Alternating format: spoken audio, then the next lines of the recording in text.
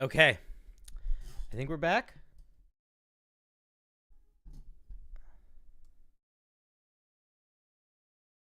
All right, are we back? Are we back? Are we back? Are we back? Are we back? Are we back? That's the question. We're back. Okay. I wonder if we're gonna have I wonder if everyone else is gonna come back. Let me get chat back up. Oh my goodness. We had such hype going for a second. We'll get it back. Don't worry.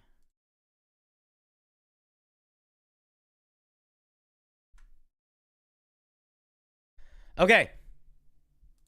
Where were we? All right, we're back. We're back. We're back. We're back. Welcome back, chat. Sorry about that. Y'all should be a little bit faster now. I hope we'll see how many end up returning. Okay, we're back. Let's give everyone a second to file back in.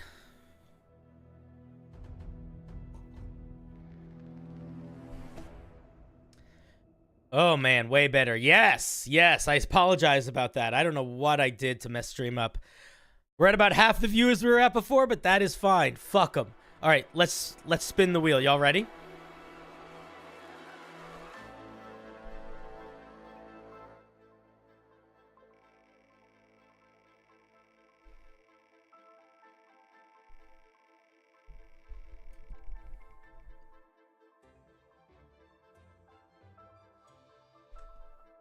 Whoa, there's something crazy happening. Is it just this one? Okay. This song was just bugging me out for a second.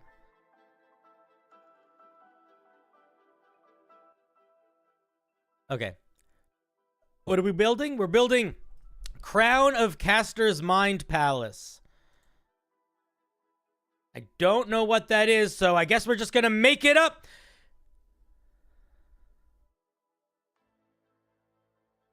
All right, let's just grab this.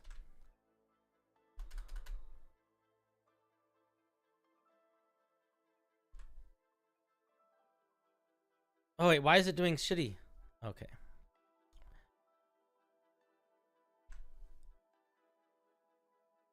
Okay. This is the Crown of Caster's Mind Palace. Is that a thing from something? Is this from some anime? Okay, well, I'll look it up, but I can't look it up until the timer starts, so we're gonna try to just figure out what it is as we go. Okay, timer's up. Nope, that's not what I needed. No, fuck. Crown of Caster's Mind Palace.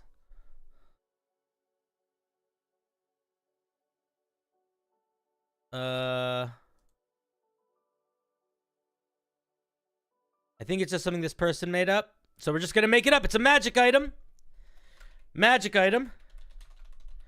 It's gonna be very rare. Let's say it gives you a plus.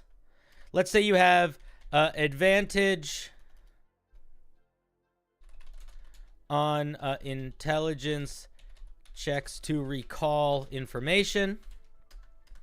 We're gonna say that you can memorize an additional, I don't know, how many spells per day? Let's say 2 spells per day. Bonus to intelligence lets you create a pocket dimension form. Okay, this is now legendary. We're making this legendary.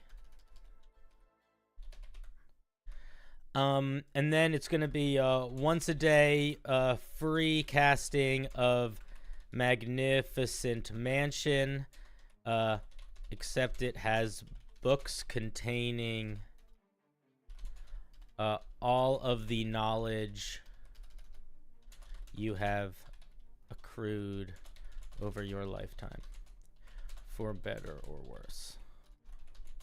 I spelled accrued wrong. Screwed. So there's a Q in there, I think.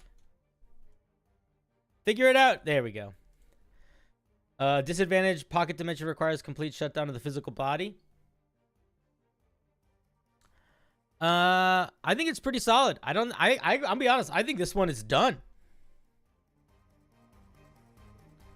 I don't know if this piece needs any more. I feel like it's good. Accrue? What word did I say? Acquired. I'm so dumb. Thank you. What else? Does it need anything else? We have 2.5 minutes. Stop the timer? You think we're done? I think we're done, right? That feels like a solid item.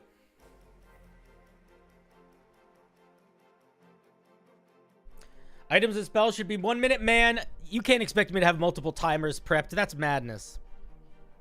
Also, some of these things are going to be like from some anime that I've never seen before. Yeah, only prepared casters.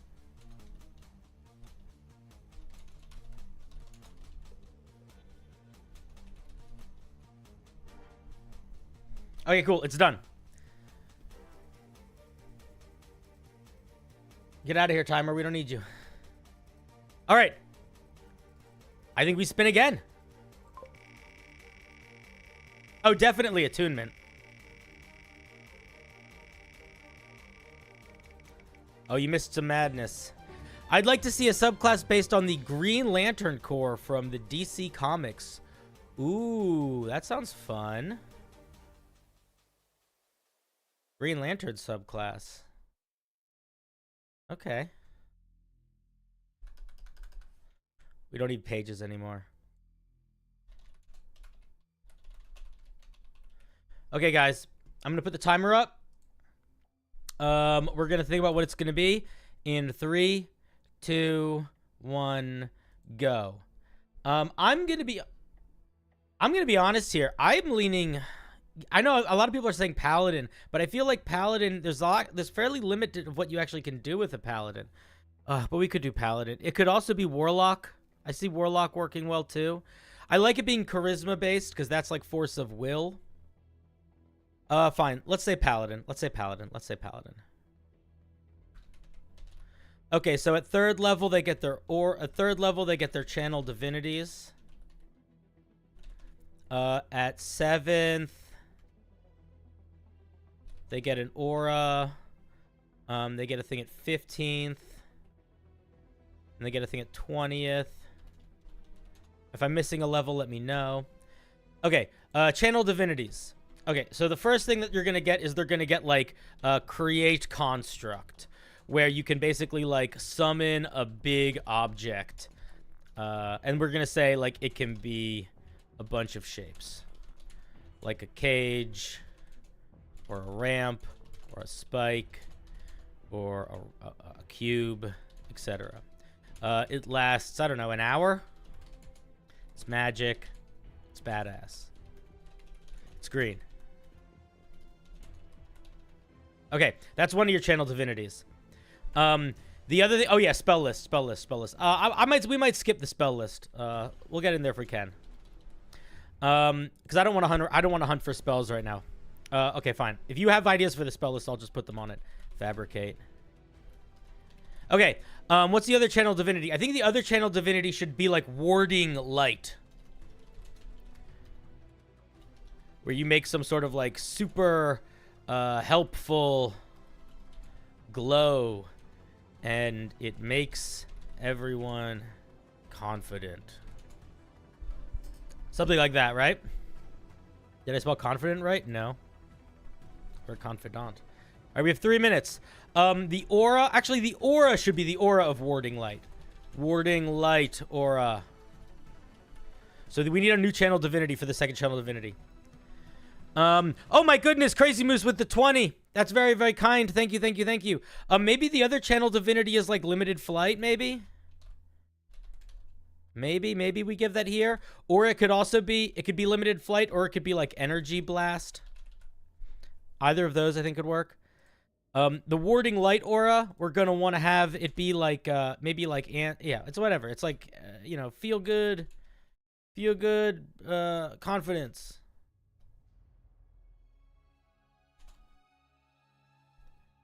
The 15th level and the 20th level are going to be where it's a little trickier. I think the 20th level is like super construct avatar mode. It's like you make lots of stuff. Or a mech. something. Crazy Moose, I love you. I appreciate it. I think it's very nice. Eldritch Blast at level 7? Eh. Okay, 15th level. Guys, we need a 15th level feature. This could be flight. Actually, this could be flight. This could be flight. It could just be flight. That would be fine. That would be fine. Okay, let's fill out. Okay, so I don't love the energy blast for the other channel divinity. We need I want this other channel divinity to be something different. You don't get sorcery points. You're a paladin. Are you thinking like it could be an energy blast? Because I guess, but like, do we want that? Like it could be like, you know, like a beam, like a, you know, like you do like a 10 by like 60 foot energy blast. That could work.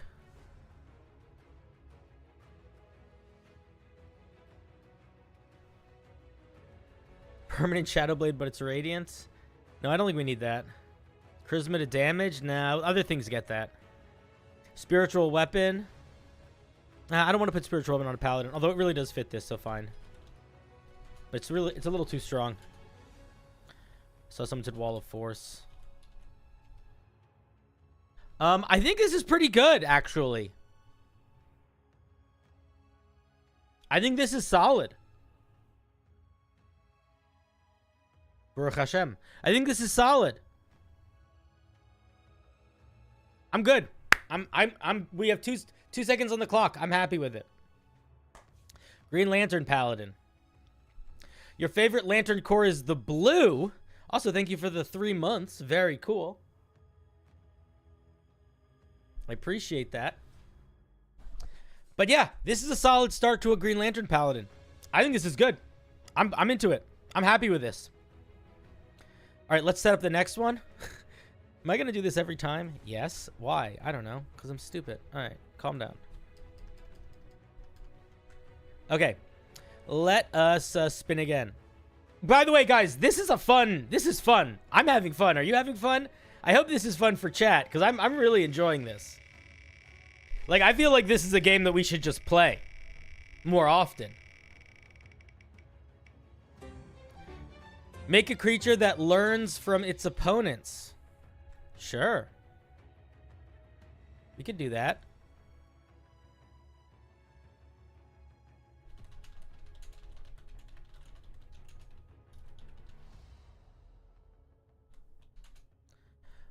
All right.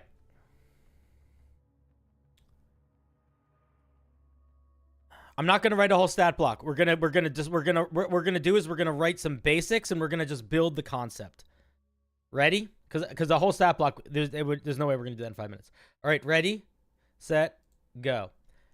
I actually have a couple ideas for this already. I'm thinking the main 2 ideas are, one is that it has a special reaction when it is hit with an attack.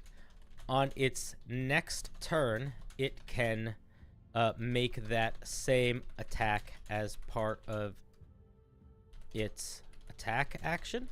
Boom, right there. That's like half of what we need. That's most of it done. Why is it getting little again? All right, just be big forever, please. It could also go with the reaction where it gets like what's the word? Reaction based a resistance, where it's like takes damage, becomes resistant to that damage. That's another thing we could do.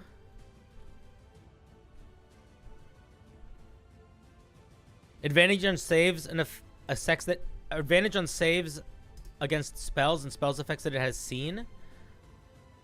We could do that. If we do that, I would take this away. Advantage on saving throws against spells and abilities it has faced before. That's not probably the best way to write it, but that's fine. Okay. Do we, what sort of, is it gonna have any sort of attacks? Like, I'm kind of thinking on the attack side, it could have sort of like, you know, it would have sort of like a basic boring attack. But maybe also like a, sort of like a grapple, what if it had like a grapple drain knowledge attack? Where it could pull a class feature from somebody. Can pull a feature. What if it can pull a like a once a resource based feature? So like it could pull action surge or second wind or rage from a creature. That would be cool. I think that it also, I feel like we'd probably want it to be medium and like, and mostly humanoid. Sort of like a, almost like a mannequin. You know, like a blank. Copy opponent's weapons. I sort of have that with the special reaction where it takes a damage type. It can do that. It can do that attack back. Disable and steal features from PC. I think that's too strong if it steals the PC player's features.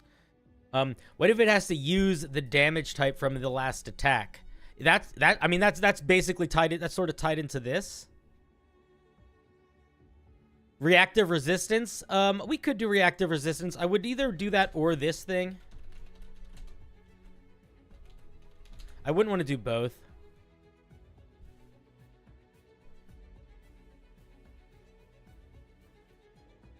I'm imagining a body horror type monster that can physically change its limbs into swords or maces or whatever. Wild shape like. I think so. Here, maybe basic boring attack. Maybe it like mimics weapon styles of nearest opponents.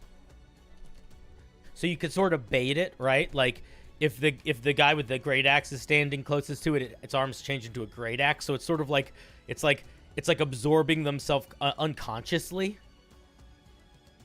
That's cool, actually. I like that. How did I just post it? I post things all the time, man. I'm a king of the castle. Oh, what if it looks like the last creature it saw? I like the idea that if it's blank, that it's like a mannequin. And then it like takes on forms. Like the idea behind this monster, I think, is it's like an aura absorption monster. So it's almost like it's not intentionally like you are what I take. It just consumes, it just like becomes what's around it. You get wild shape, but for a damage type, slashing, bludgeoning, sort of. Yeah, I don't think the monster should have control over it. I think it should just happen. Because if the monster doesn't have control over it, then you can't bait. You can like use that in combat.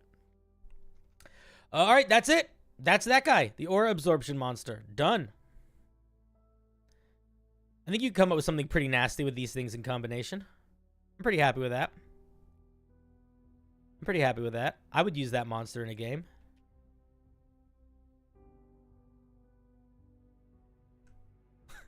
I apologize to everyone that decides that they want to take a copy of this document when I share it after stream. I apologize for the for the chaos of it. Here, wait. Let me actually do one thing before we continue. I did just post a new YouTube video today, and I do want everyone to go see it. So I don't want you to watch it right now, but I am going to put a link to it in the video description right now so that you guys know to go watch it later. I hope you're okay with me doing that. And then we'll continue.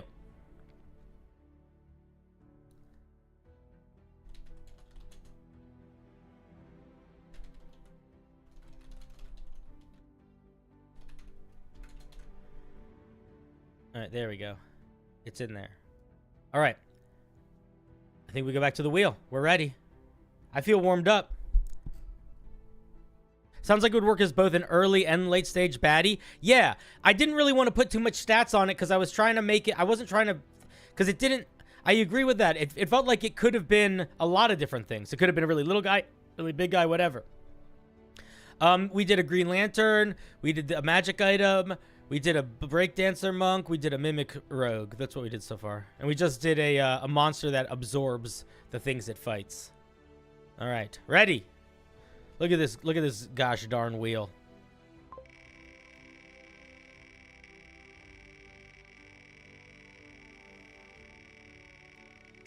It's like becoming like a magic eye. The Four Horsemen. Okay.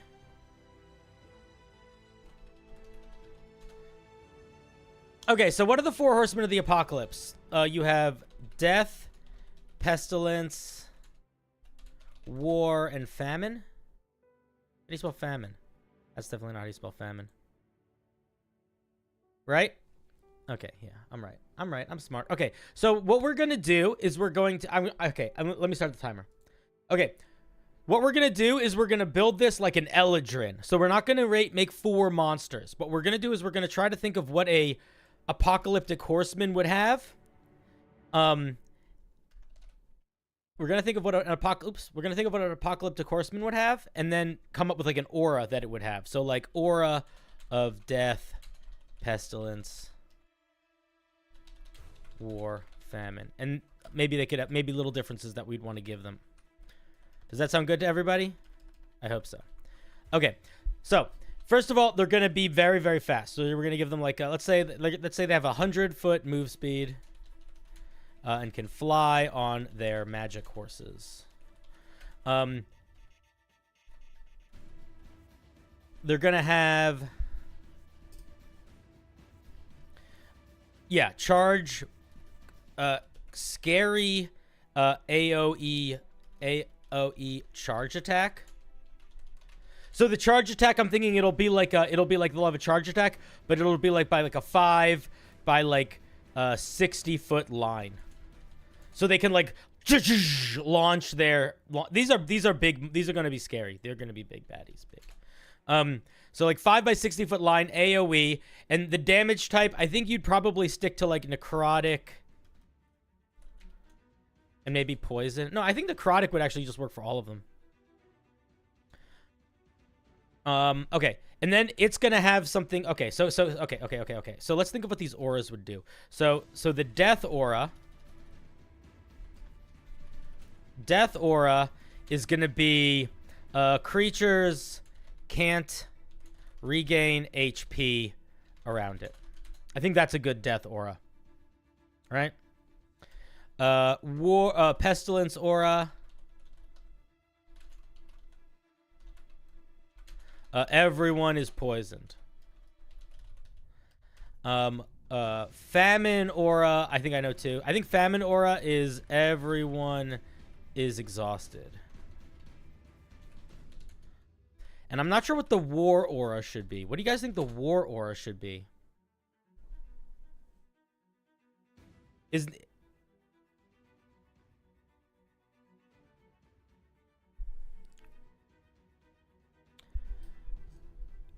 We need the war aura. Fear? What if it's like a fear, what if it's like a fear rage? Like crown, like crown of madness esque. Everyone must fight. Everyone is hostile. I think that's pretty good. These guys should also probably have some sort of crazy teleport power. Where it's like, what if it's like the horseman can always teleport to a place of extreme their thing. So like if it's like a lot of death, they could, like if there's like a battleground, into teleport to places with a lot of their vibe. So like they can always go to a place of, like, the war can always appear on the battlefield, etc. Cannot dismount or be disarmed. I think that makes sense. I do think they should have a much larger flavor aura, like miles wide. Oh, that's not a bad idea.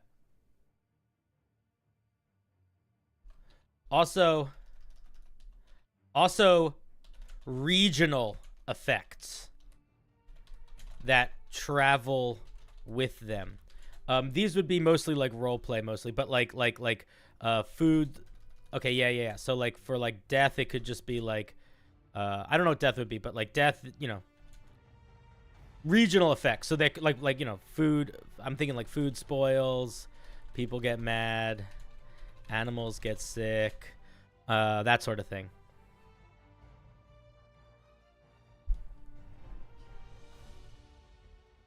Barb rage 30 seconds. Oh, only 30 seconds. I don't know what else they need that I feel like was really important. I feel like this is actually pretty solid.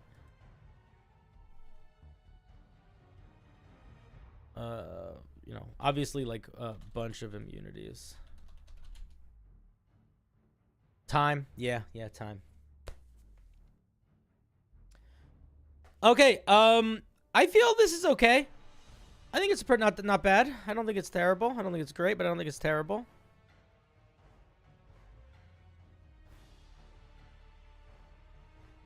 I didn't go with power word kill because I didn't want to give him spells. I didn't want to think about spells. I was just trying to think of abilities we could make up. I don't know who said the regional aura. I think is a great idea. I don't know who said that. I just sort of saw it quickly in chat. I don't know what DDO is, so probably not.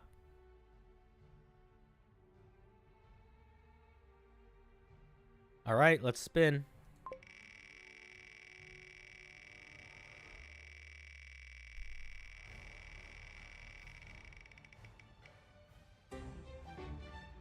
Make your beard as a legendary magic item. I don't need to. It already is.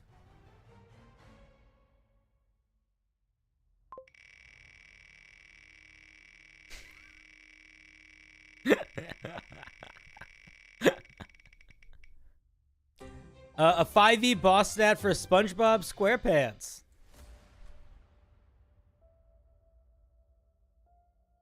Okay.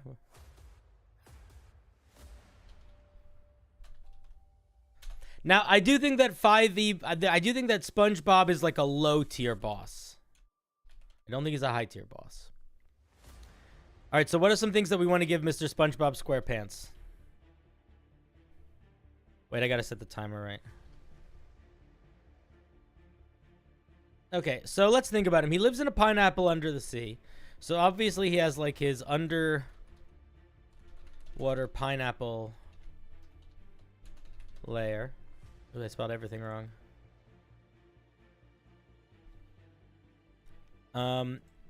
He has his henchmen, which is like he has like a giant starfish and octopus henchman. And a flail snail. All right, so what other deets do we want him to have? Cold damage heals him? Oh, yeah. Jelly net attack. Good call. Jelly net attack, for sure. It can, let's say it can grapple and throw creatures. And he has a supply of jellyfish in a sack that he can scoop out and throw as ranged weapons that might stun or sting. Spatula smash. I think this is like a thunder wave. It's like a close range AoE that can either throw creatures up in the air or knock them prone.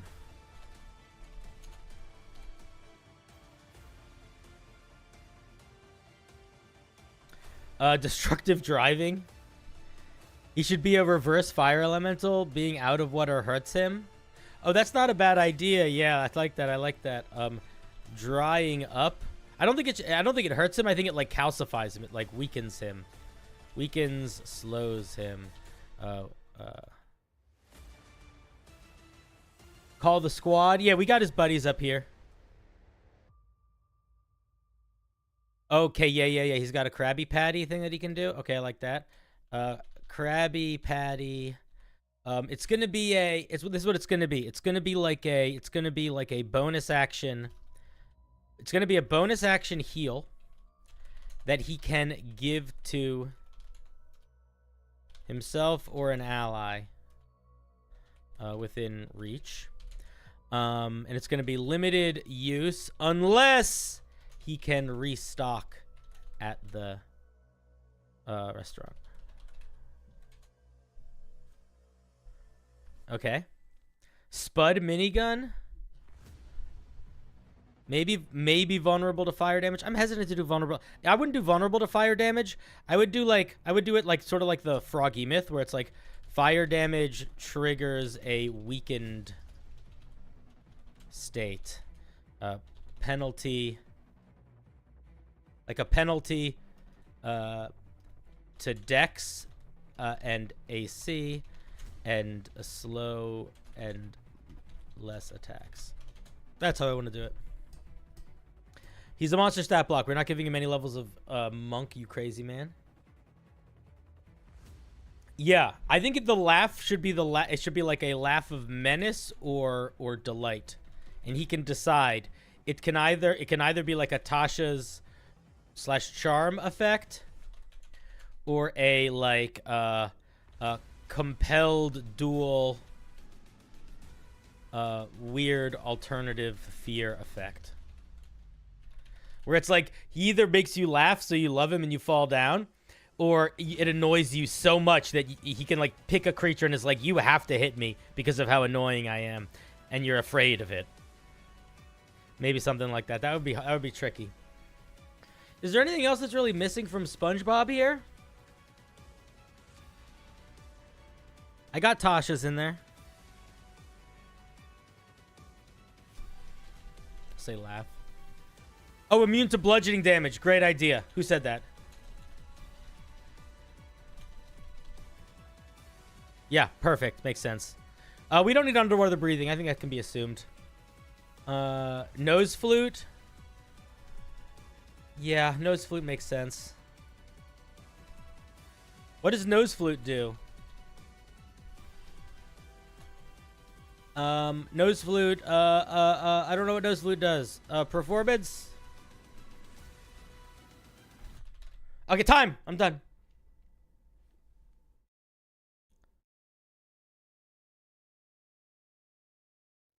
Okay.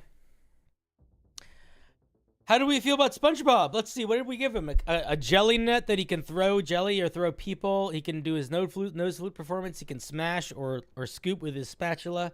Fire damage weakens him. He can do Krabby Patties to boost people, and he has a menacing laugh. I think it's pretty good.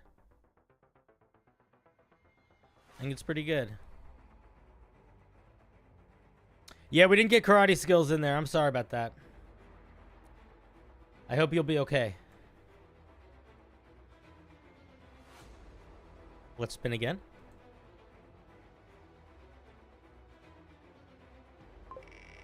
Guys, I really am enjoying this show so far. I hope you guys are too.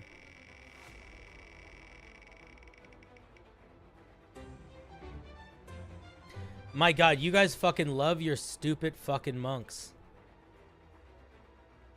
Hey, I have an idea for a monk. It's a monk. You know how you play a vampire monk? You just pick a Dampier and be a monk. No, we'll do it. I'm just kidding. Okay. Vampire monk. All right. I have some ideas already, actually.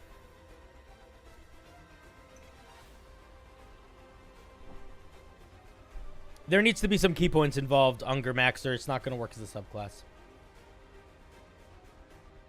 All right, ready, set, go. Okay. At 3rd level, we are going to get... thank you for the 2, Matthew Schultz. Thank you. Right! Okay, at 3rd level, we're going to get Vampire Bite. And it's going to be a special attack. It's like when you flurry of blows, you can replace any number with a bite attack. These do necrotic damage and something. I don't know what, but they're different. They got to do something different. Okay. When you use Step of the Wind, you can reduce the when you use Step of the Wind, here's what I say. When you use Step of the Wind, you can either hide as a part of the bonus action, or you can reduce the distance you can travel by. No. You can either hide or you gain a climb speed equal to your walking speed for the duration. Okay, I think that's pretty good so far. So you get a special bite. You can Step of the Wind to hide as well as move really quickly or to run along walls. You should probably get dark vision. Let's say super dark. And maybe one other thing at 3rd level. What's the other thing we should get at 3rd level?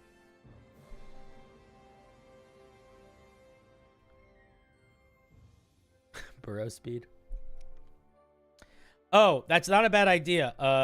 Charm person, cause fear, something. Okay, I like that. Okay, 6th level. We're moving on. All right, at 6th level, your necrotic, your vampire bite can okay. Your vampire bite can heal you. No, your vampire bite I don't know, heals or grants temp HP. I don't know. Prof bonus times per day. Natural advantage on charisma. Oh, that's not a bad idea. Maybe at 3rd level we actually give you prof in deception or persuasion, and then at 6th level you get charm person, cause fear. I think that's better. I think they need something else cool. I think that the 11th level will be mist power, where it's like or it's like the 11th level. Okay, maybe the other thing at 6th level is that, like, for a bunch of key you can polymorph into a bat or a wolf. And then the 11th level is you can become mist, I think.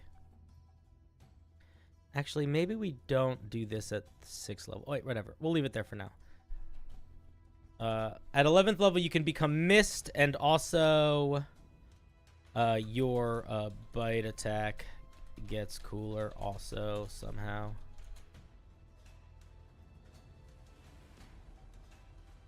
Emo Sparkle.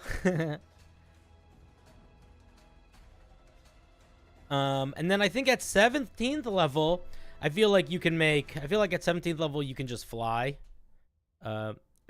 Maybe at 17th level, you can fly. Deal with it. Also, you can make thralls.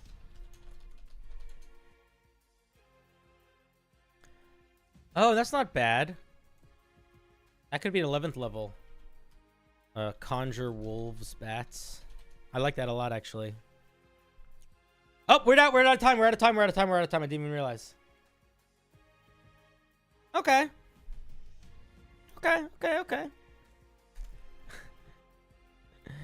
That's so funny that one person keeps trying to spam Stupid stuff.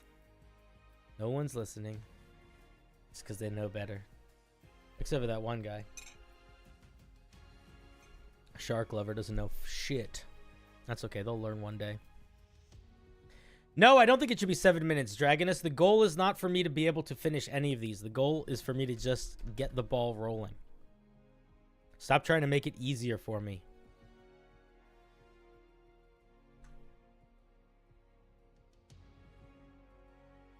Oh no, look, you got attention you didn't like. That's too bad. All right.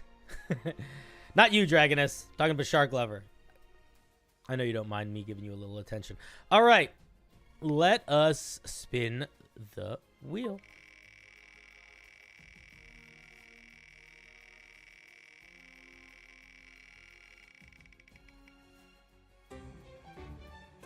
Okay, hear me out. A race based on the beach. Not the sand, not the water, the entire beach. Also involving umbrellas somehow. Okay. Okay, we can do something with this. We're going to call it Beach Vacation. The Beach Vacationer.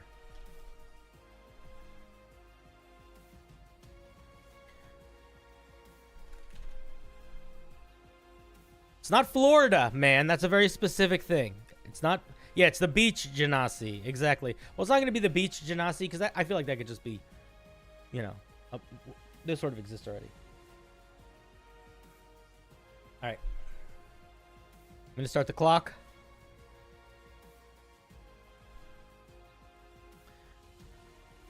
Okay, so the first thing that this guy is definitely going to get a swim speed, but slow.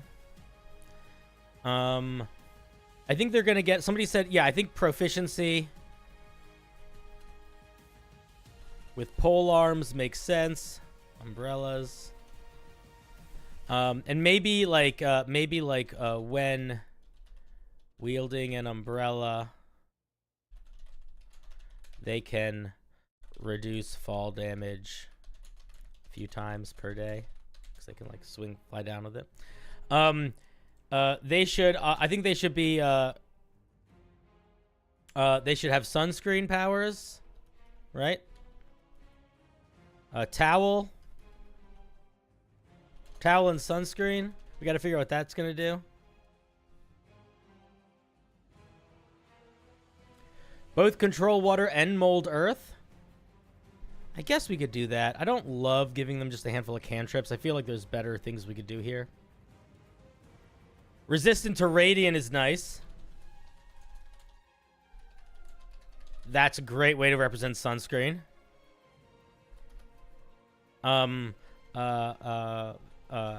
Can dry off very comfortably. We have 3 minutes left. 3.5 minutes.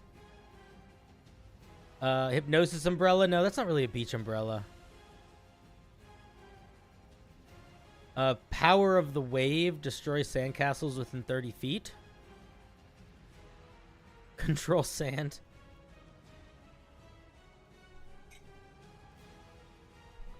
Basking sunbathing bonus. That's not a bad idea. Like special short rest feature. If you short rest basking in the sun, you get some temp HP and let's say advantage on checks against being frightened. And then that's like a once per day for an hour or something. Something like that. Or maybe it's not a short rest. Maybe it could be a short rest. It could be like a it could be like a 10-minute. It could be like a 10-minute ritual.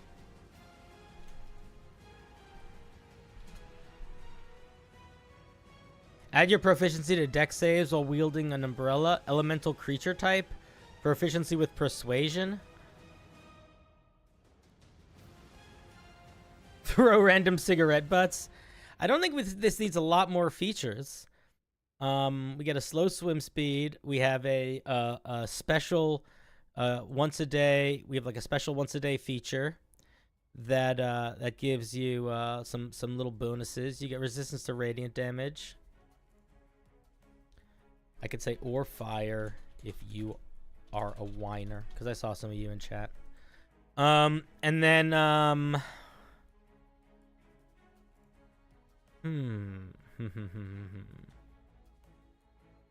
sand castle. You can build small unstable structures very quickly. They can give let's say half cover and fall apart after an hour or so. Maybe something like that. Yeah, sandcastle fortifications.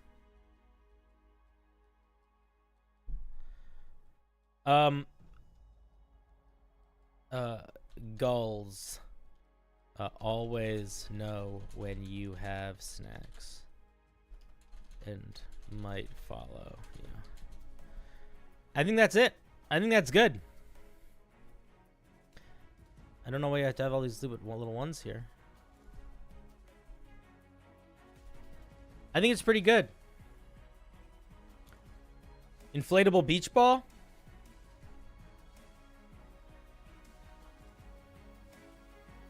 No, we're not doing beach garbage. We're going with an optimistic view of the beach.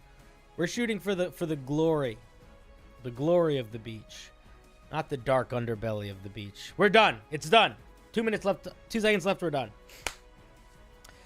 We made a beachificationer. We made a vampire monk. We made a SpongeBob. We made horseman.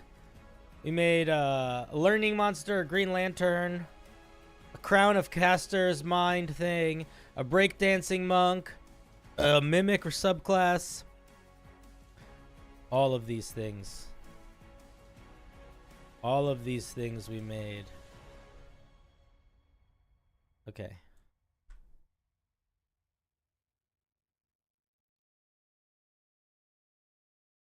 Oh man, you guys are gonna love this document so much. Yeah, you could make a beach vampire with this so far. All right. Sons of the beach are born. Son of a beach. Stupid joke.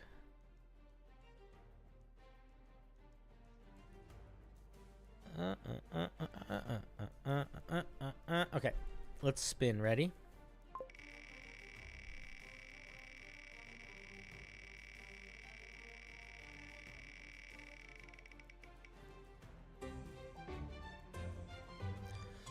A Tarrasque, sorcerer, or barbarian. Interesting.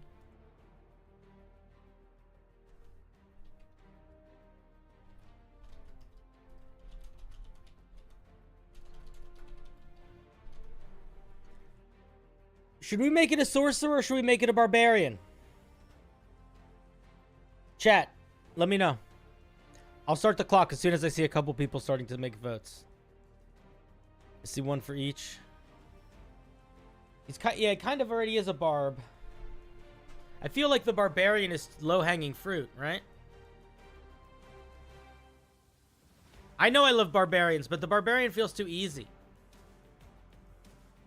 I want to do sorcerer. It seems pretty split.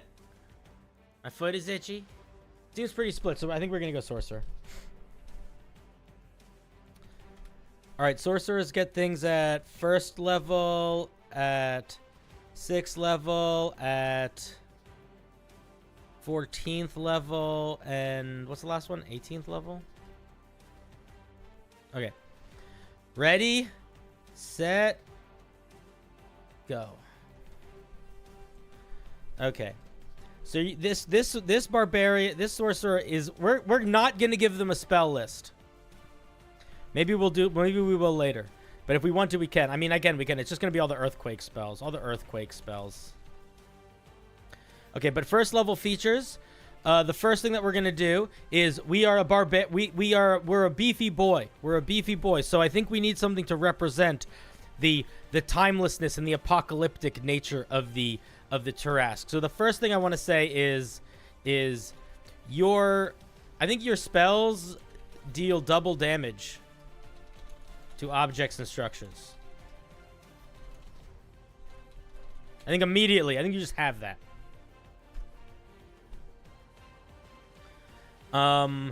A natural AC is... We could do that. We could do that. Spells based on con? No. No, I don't want to do that. That's too different. I disagree with con-based casters in general. We can talk about that another time. I think, yeah. I think we need some sort of AC buff. So I think we either do a natural AC that could be like... It could be like 13 plus charisma, which is pretty strong. It could also be like maybe a damage threshold of prof plus charisma. Something like that could also work. That might be enough for first level. Maybe one more thing. Maybe one more thing for first level. No, why would intelligence be a part of this? I don't want to do the extra hit points.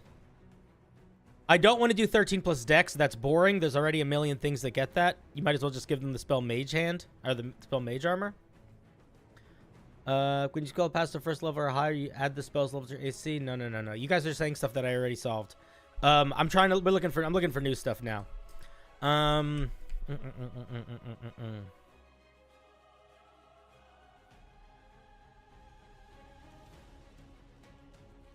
Something else at third level. Maybe like a little roar. No. Okay, we're moving on from third level. At sixth level, I think we're going to get some. We're going to get like. I think we're going to get something like source points to cast enlarge on yourself. But no concentration, and the extra damage gets applied to spells also, and something else at 6th level too. Can cast spells in melee without disadvantage. That's not a bad idea.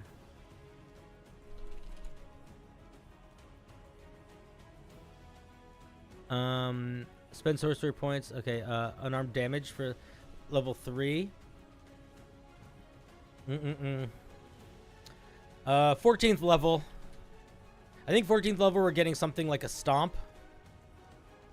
Just like a super big shockwave of destruction. Either radius or cone. Oh, that's a good idea. The reflective carapace is a good idea. Let's do that actually. I like that better.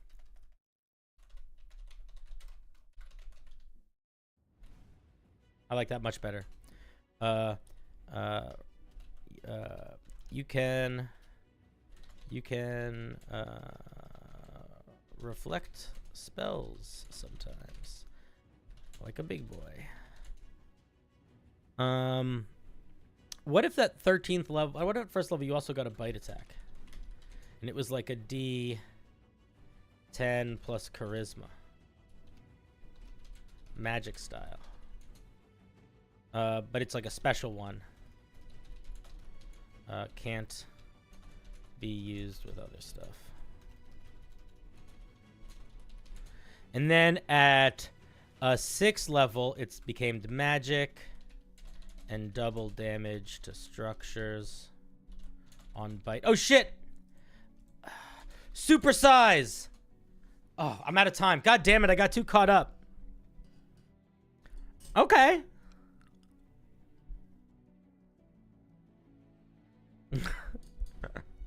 I know, I see time's up. Time's up. I know.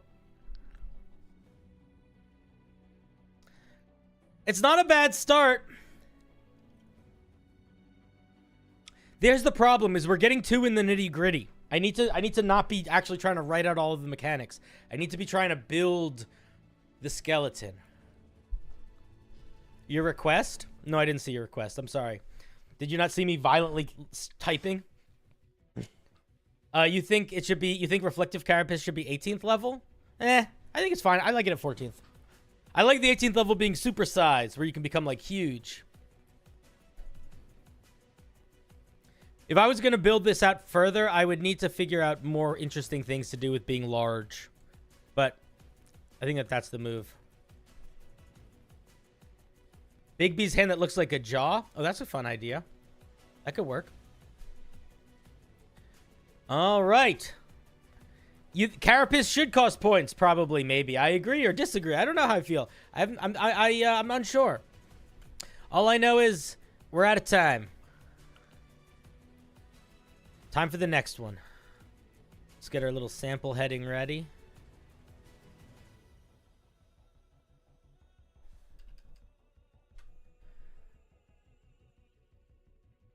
That was a weird burp. Let's spin again.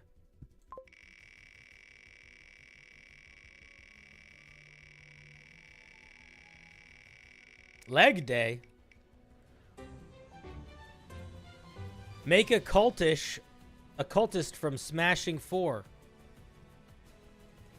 What's Smashing 4?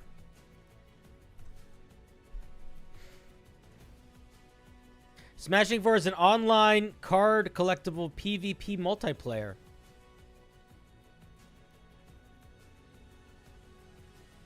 Just a bunch of little guys.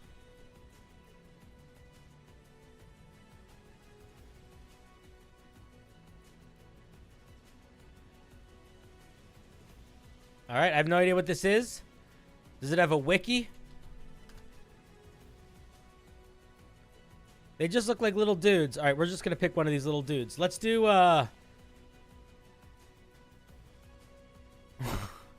These all look so stupid. All right, we'll do Mice Bandit. We'll do the Mouse Bandit. All right, we're going to make a Mouse Bandit. I'm going to set the timer. We're going to learn everything we can about this Mouse Bandit. All right, these 3 mice are not to be messed with. Mice Bandits are a common hero. They're light, fast, and deal damage. They're a damage dealer. They can ambush, and they can mark creatures. There's a bunch of numbers that don't matter. Okay, what did you want us to make? A cultist. Oh, you actually named the thing. Cultist isn't a thing that I see here.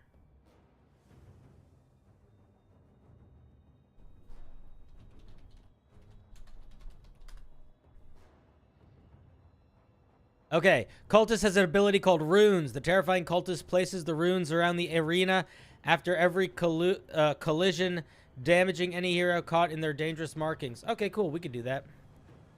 This is the cultist from Smashing whatever. What did you call it? Smashing 4. Okay, so it's basically... So you got a... So it's basically we got a monster... Monster that leaves traps. Right? That's pretty easy to do. And it's like he's a lizard guy. Okay. Lizard guy. Okay, so we're going to use a Yuan Ti. You're going to use a Yuan Ti as a base. And then we're going to give it some special moves. Special traps. And then we're going to give it a couple special traps. One is going to be a snake pit. Dex save, or you fall in a pit of snakes.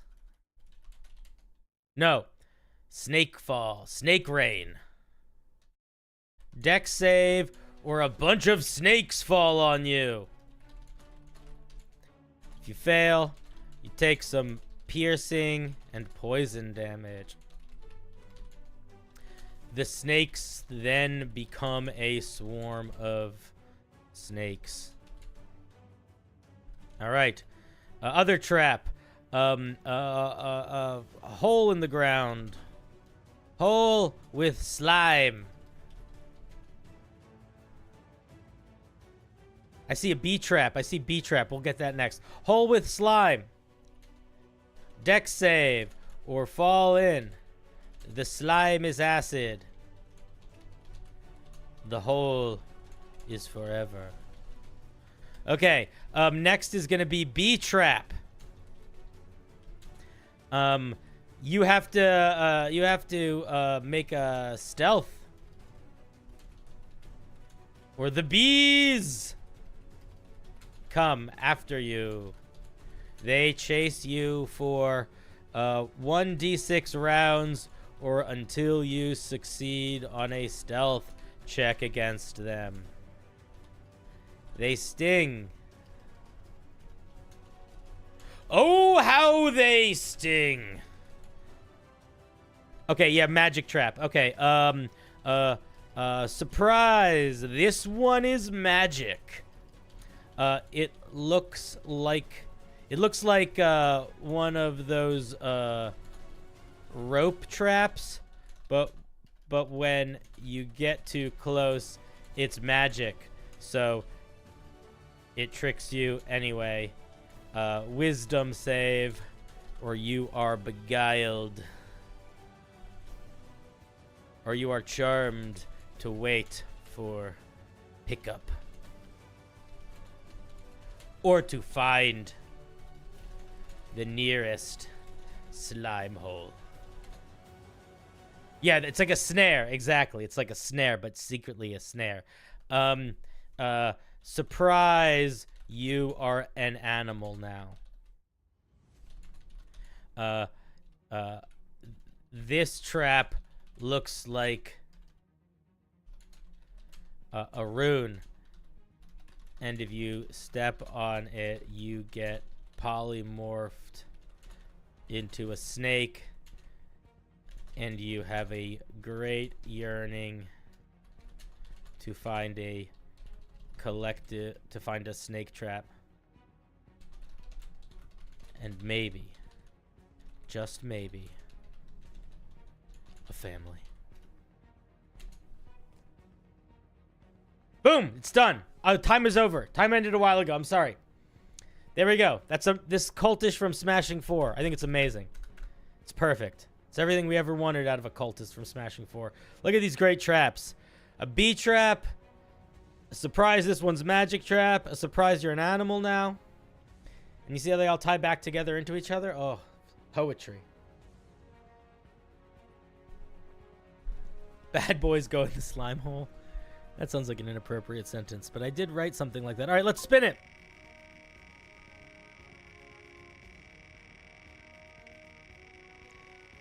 Spin away, spin doctor. Subclass idea, Blight Caller Warlock. Tap into the power of decay, poisoning foes with eldritch toxins and harnessing the energy of rot. Blight Caller. Okay, we could try to make a Blight Caller. What's your patron if you're a Blight Caller? Chat, what's your patron if you're a Blight Caller?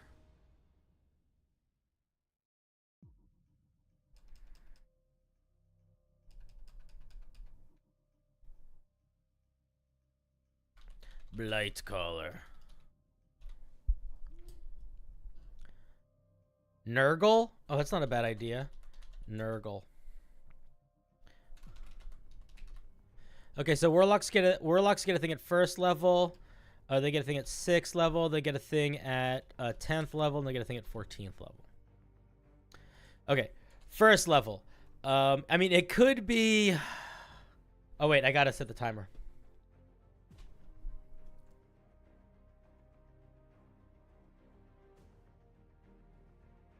We're not going to worry about the spells.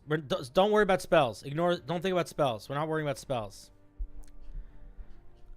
I'm thinking we start with something like, you can make your Eldritch Blast do poison damage.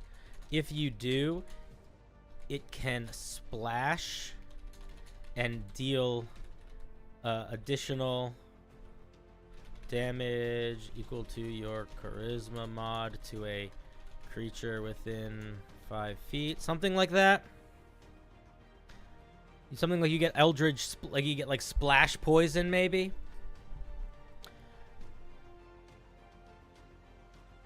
Just attack rolls when you oh, that's a good idea. That's a good idea. When you make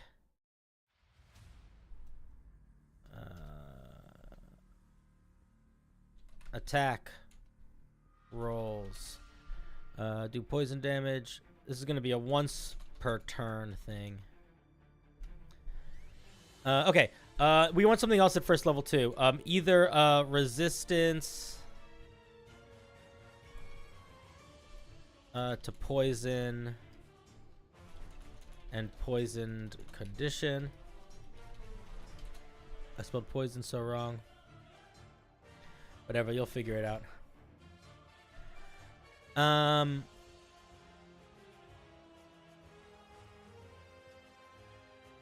Save versus poisoned. Okay, or save versus poisoned on one creature.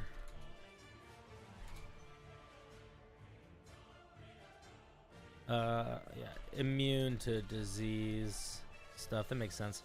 Okay, that we want one more thing at first level, I think. Maybe. I think maybe not. Okay, we won't worry about it too much. At 6th level, we're just gonna get. Actually, you know what? We're not gonna do any of this stuff. I think we'll do poison resistant stuff here. But at 6th level, we'll do immune to poisons, diseases, etc. I think we also want to do something. Maybe when a creature makes a save against poison, you can use your reaction to force a reroll. Maybe.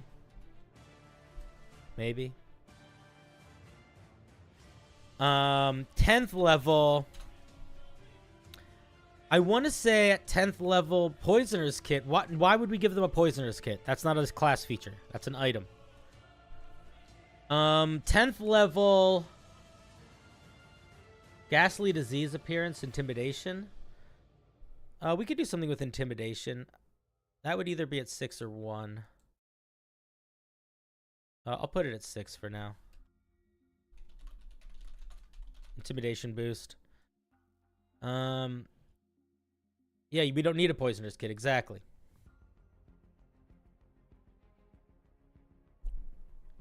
Necrotic damage should be in here. Whatever. I think we can do poison for now. It's fine. You can change it later if you want. We could say do necrotic, poison. Yeah, because the only reason why I think that this is kind of balanced is because poison damage isn't that good. Your poison damage bypasses resistance. Creatures immune to poison can be poisoned now. Maybe. Have a great night. I'm closing at work, so I'll probably miss the rest of the stream. About to get off with your break. See you later, buddy. Thank you for the 10. Very generous of you. I'm thinking 14th level is like Blight spread. Maybe you could do some sort of corpse explosion thing. Maybe this could also be 10th level. Maybe a corpse explosion. That could work. But I'm thinking this one is gonna be just like a massive radius, lots of poison damage and poisoned condition. Boom. 5 seconds left. We'll call it special poisoned. Special. Oh, I can't type more. Special effects. Okay, dude, I'm done. Done typing. All right. This one's okay. I don't feel super strongly about it, if I'm being honest.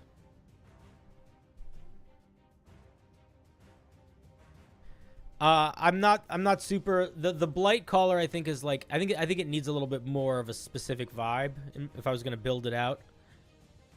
But it's all right. Thank you for watching those great shorts.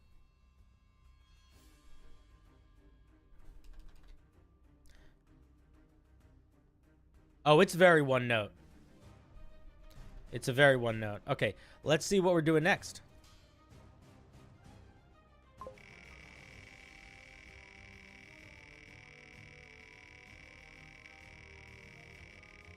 They've all been my favorite.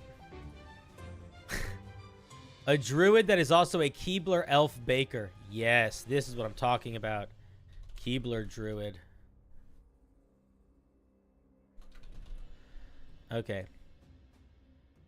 So they have a 2nd level feature, they have a 6th level feature, they have a 10th level feature, and they have a 14th level feature. Okay, so what is the Keebler elf going to be about? Let me see the timer going.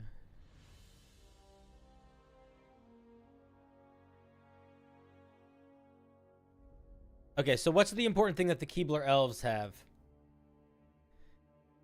They have baking, they have chocolate, they live in a tree. They have, yeah, tree magnificent mansion. Okay, so what's this? I think the 2nd level is going to be an alternative wild shape where you summon a bunch of cookies. And these cookies can be consumed to gain delicious power. Chocolate damage. I think that they have resistance to fire damage because they're bakers, and I also think that they probably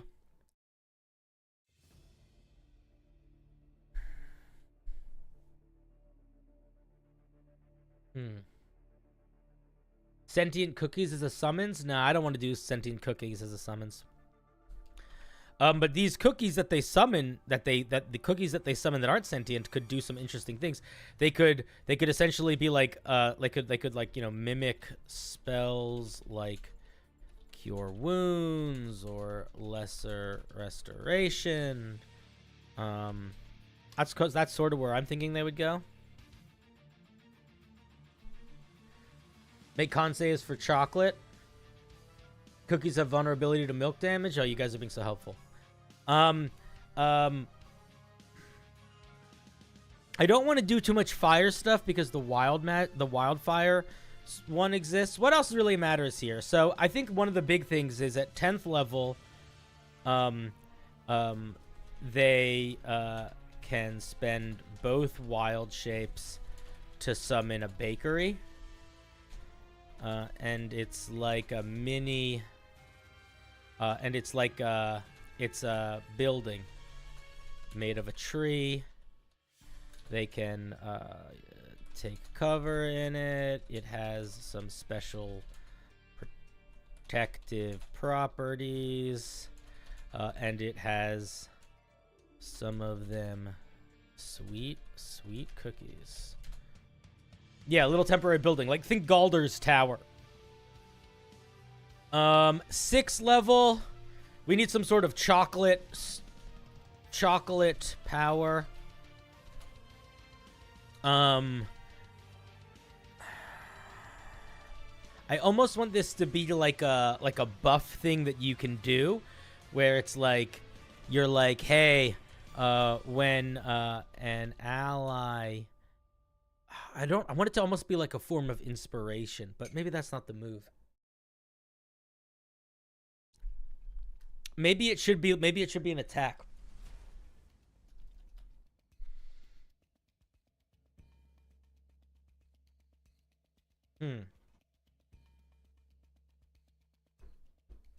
Chocolate Sugar Rush, Haste. These are all spells. You can add the spells if you want, for sure. I'm thinking it's some sort of like cone blast of chocolate that you can do once per long rest. No. We'll do prof bonus times per day.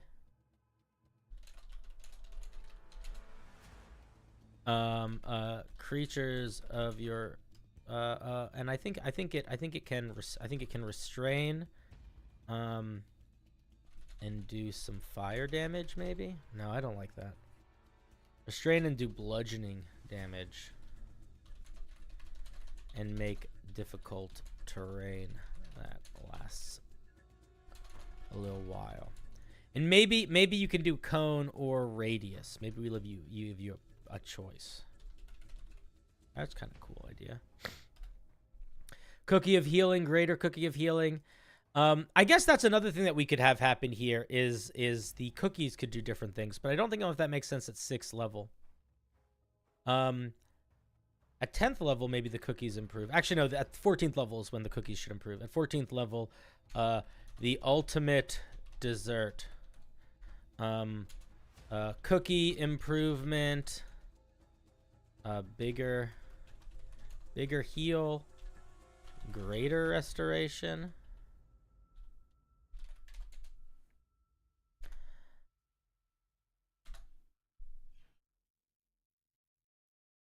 Oh, a chocolate chip swarm blast also makes sense. Maybe a chocolate chip swarm summon. And then I think the 14th level needs something else. Oh, we're out of time. God damn it. Time's up. All right. There you go. There's a little bit of a Keebler Baker. You know what you could have done? You know what we could have done for the cookies? It could have been you get the spell Magic Stone, but you don't throw stones. You throw Magic Rock, but you don't throw rocks. You throw cookies. That could also work.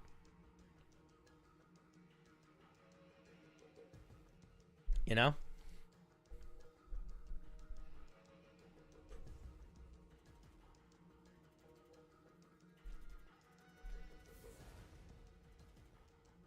Yeah, this is Homebrew Review. No, it hasn't started.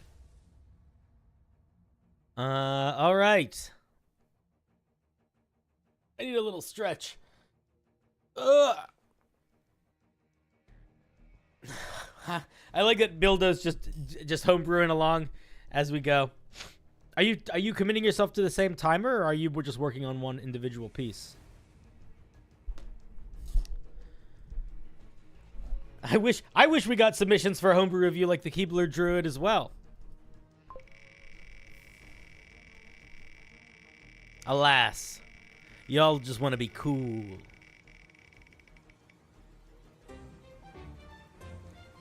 Aang from Avatar: The Last Airbender, but as a rogue. I'm going to be honest, I disagree with this on a fundamental level, but I will respect that it is the prompt. So it's really going to be an Airbender as a rogue. Because we're not going to do Avatar. That's nonsense. Okay, so again, rogues get things at 3, not 3. Oops, fuck it. They get things at 3, 9, 13, 17.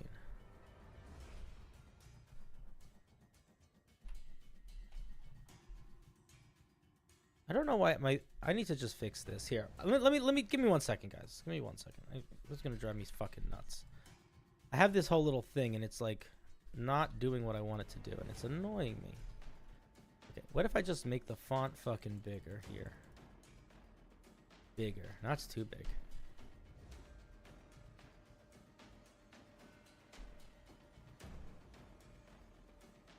Okay, there we go. There we go. That's the new file heading. Okay.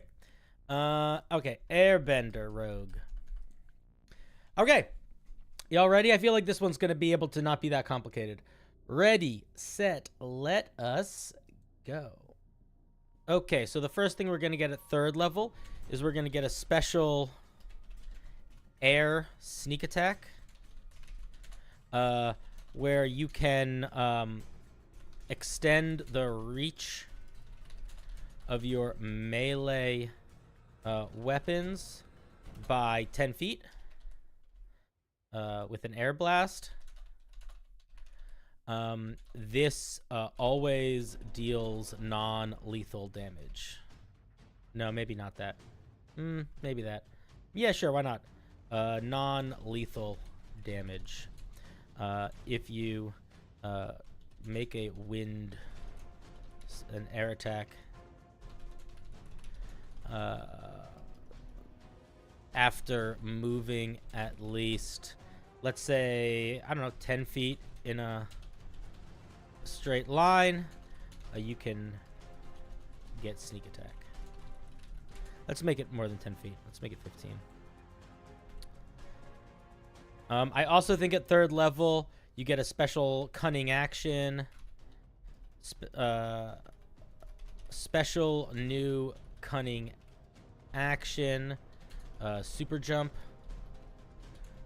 You can jump, let's say, I don't know, 3 or 4 times your jump distance. That's a new special cunning action that we get. And then I also think we get whatever the gust cantrip is, the wind cantrip. What is it called? Gust? Okay. And then, yeah, I think that acts all pretty good, actually. Okay, at 9th level, I think we do permanent featherfall.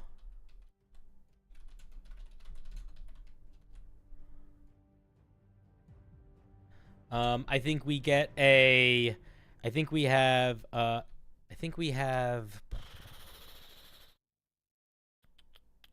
yeah, movement speed bonus makes sense here. Movement speed bonus, movement bonus for sure. I think we also go with like a higher, like more wind, like gust of wind or gust of wind spell. Whatever the leveled one is.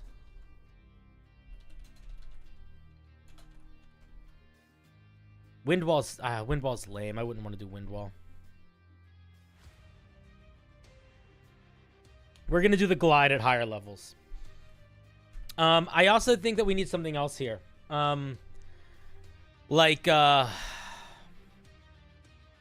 Maybe advantage on initiative.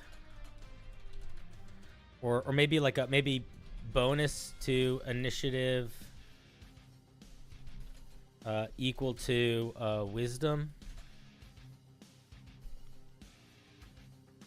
Wonderwall. Yeah, let's give it Wonderwall. I don't like this song. This song's too dugga dugga. Okay. I did the movement speed. You just stopped paying attention.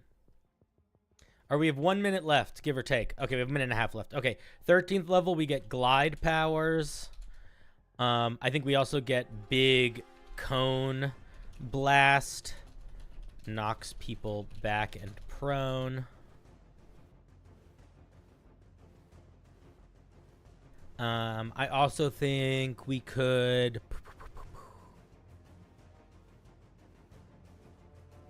maybe fly cunning action. Maybe. Not so sure about that one. That's okay. You can be dumb. Or maybe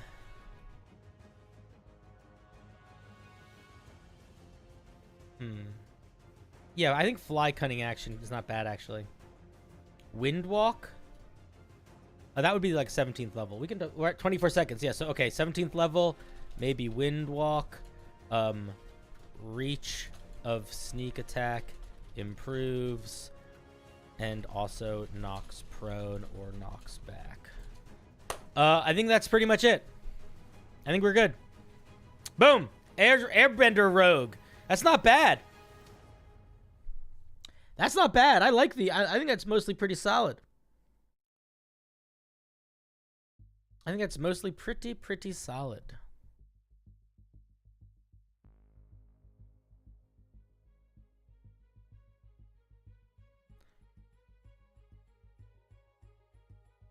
This is a rogue monk? Yeah, it is a rogue monk. That's true. I can't help it. It is what it is, you know? Chat made it, not me.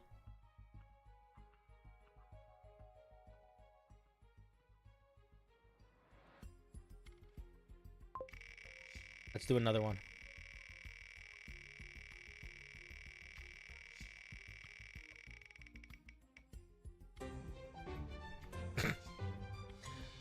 The Lego Lego minifigure rogue. All right.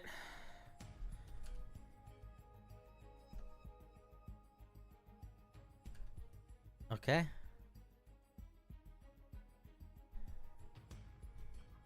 Let me just do this again. I don't know if we're going to do more of these tonight or not, but we'll see how many more we do. I want to just keep that going. Okay, 9, 13, 17. Lego man. Yeah, the non-lethal thing I think is solid.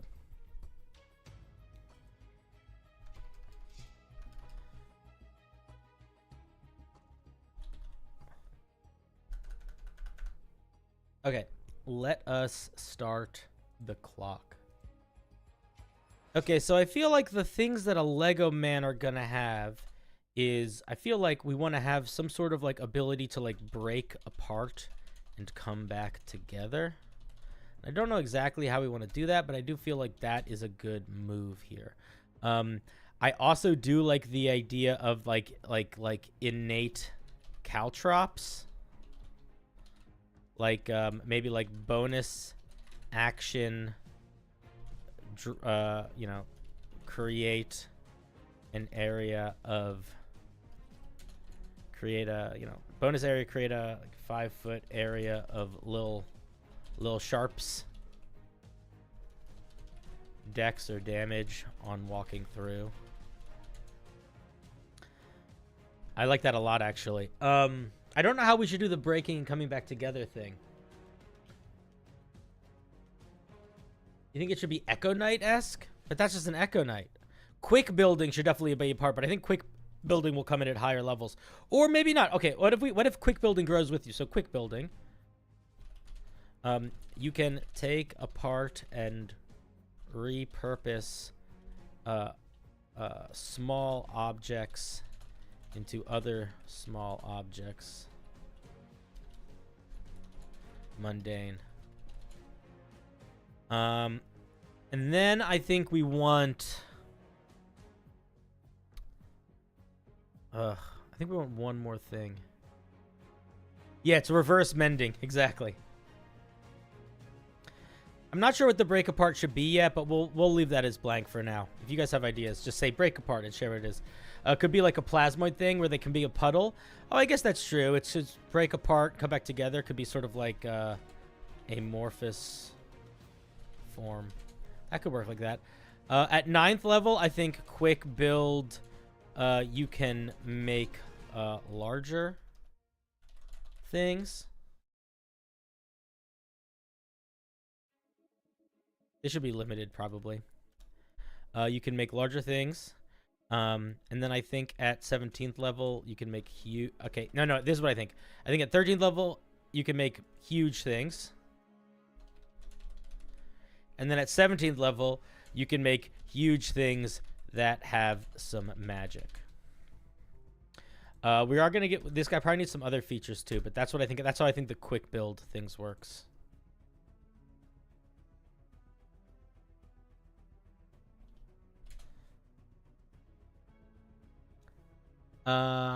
Give a hand, literally loan an ally in hand. Oh, that's kind of fun. Detachable assistance. You can remove body parts and give them to allies to help with certain skill checks. Dealt with certain skill checks, or see from somewhere else, etc. I like that a lot. That's really funny. We have a minute and a half left. Break apart is like feign death is a cunning action. That's not a bad idea. Feign death. Performance hide. Yeah, well, I'll just... You guys can figure that out later if you decide you want to work with it. Okay, we need 13. We need another 13. We need another 17. I'm thinking the 13 could be like... I actually don't know.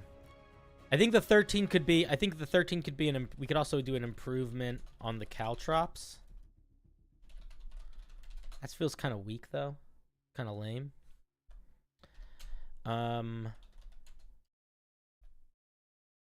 Creation spell at 13. 13 get creation spell. Maybe that works. Maybe that works. Creation spell.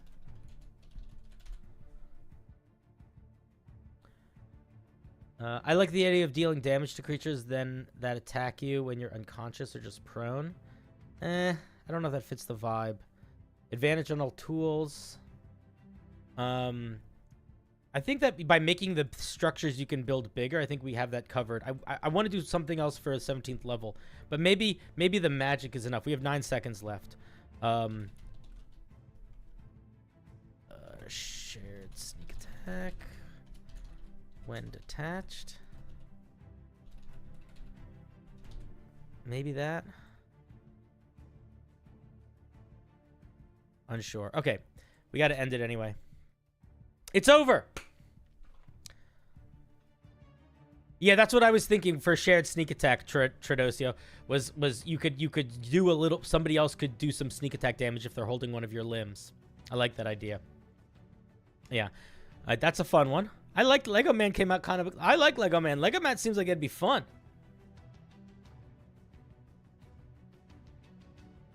I like how Lego Man turned out. I'm feeling good about Lego Man.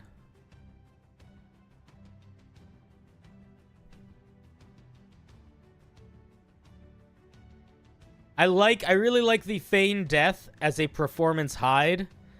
I really like the taking off parts of your body and giving them to people. That's really fun.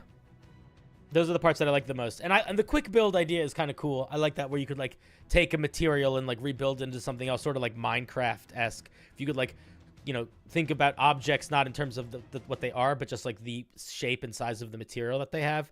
So it's like, oh, a wagon is like 4 squares by 6 squares, so I could use 4 squares by 6 squares of material. I think that's interesting. I like that idea. Goofy character. Guys, I want to see you guys making more goofy stuff. I love that you're suggesting them to me, but oh man, I would love to see more homebrew that you guys write that leans into the goofy.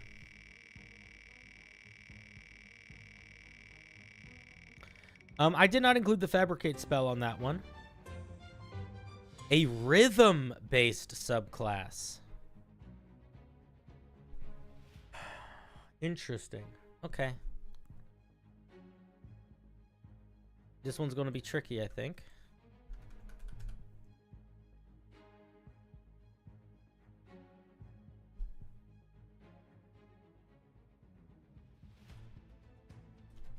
All right. I mean, it's probably a bard, right? Yeah, I'm thinking bard. Bards get a thing at 6.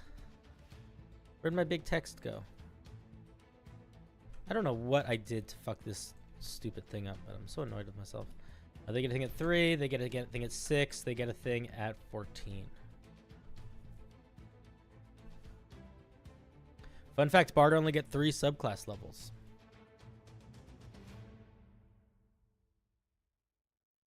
Okay, ready?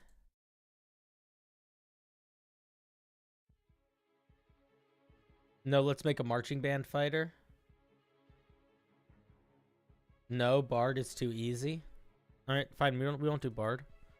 You can do something else. Fighter. I see a couple fighters. All right, we'll do fighter. So fighters get a thing at 3. They get a thing at 7. They get a thing at 10. They get a thing at 15. Did I miss any? I don't think I did. Let me just double check. Ematsu. 3, 7, 10, 15. Oh, they get a thing at 18 too. Okay. All right, here we go. We're going to do a rhythm fighter subclass. Ready, set, go. Okay, so the question is this going to be a rhythm fighter where it's like it uses rhythm, where it's like the more you do a repetitive thing, the stronger it gets? Or is it a rhythm subclass like we're going to be playing the drums? I feel like we do marching band. That's what I want to do.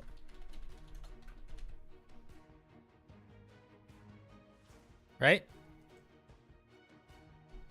So you get prof with rhythm instrument. of your choice. You can wield it. And what about this? What if it's like, what about this? No. Okay. You get a bass drum that you can wear on your back. You're a one-man band fighter.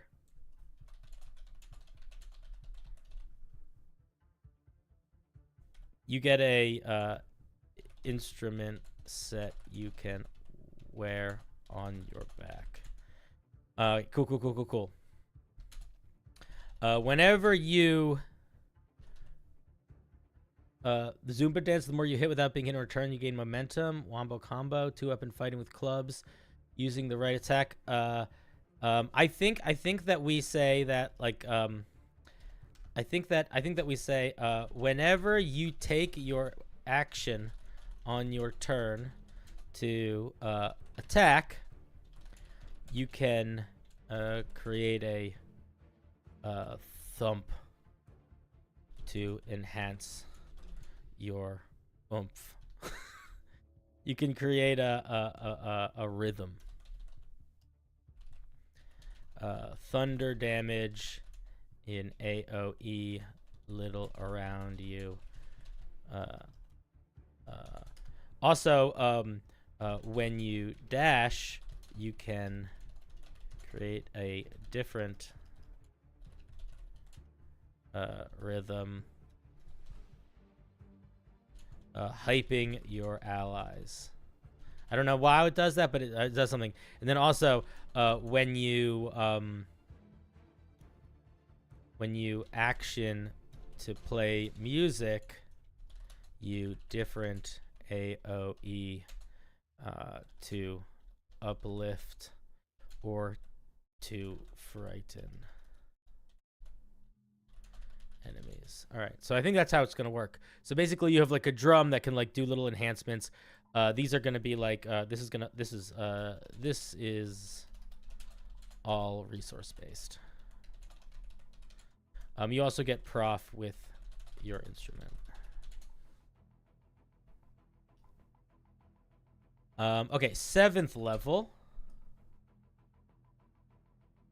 I think at 7th level, you are going to...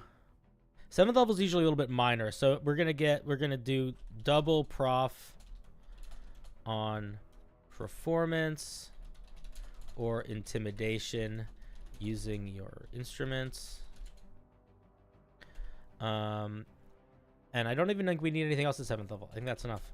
I think at 10th level, the AoE or damage / buff from your walking instruments increases. Not both. Okay, I think at 15th level, you get some of your rhythm resource back when you start a fight, if you don't have any. Okay, and I think for 18th level, we do something like bring in the band. And it's like a super buff or a big AoE control type ability to enhance or debuff. Oh, no. I don't even like control type ability to make everyone dance. Maybe. We had a couple dance things come on. Thunderwave could also fit in here somewhere for sure. Maybe the AoE is Thunderwave. Maybe you get Thunderwave. All right, we're out of time anyway. Rhythm subclass for a fighter. One-man band fighter.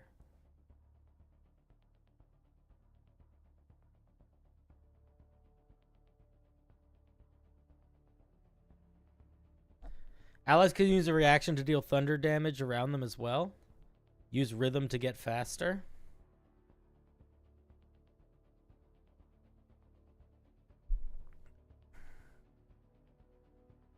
Why people just, some of you are so strange.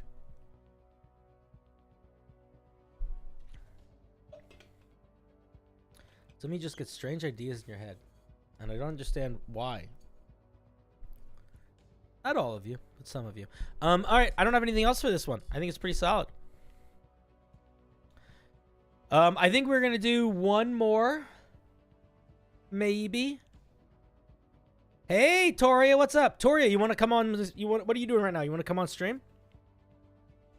No pressure, but if you want to, you're more than welcome to. All right, we're gonna do one more speed brew, and then I have to pee really badly, and then we are going to transition into reviewing homebrew, and that'll be what we're doing next. We'll be looking at some of your homebrew next, after I'm done speed brewing one more piece, and I will share this piece in the Discord. A warlock whose patron is their parent or their child. Let's do warlock whose patron is their parent.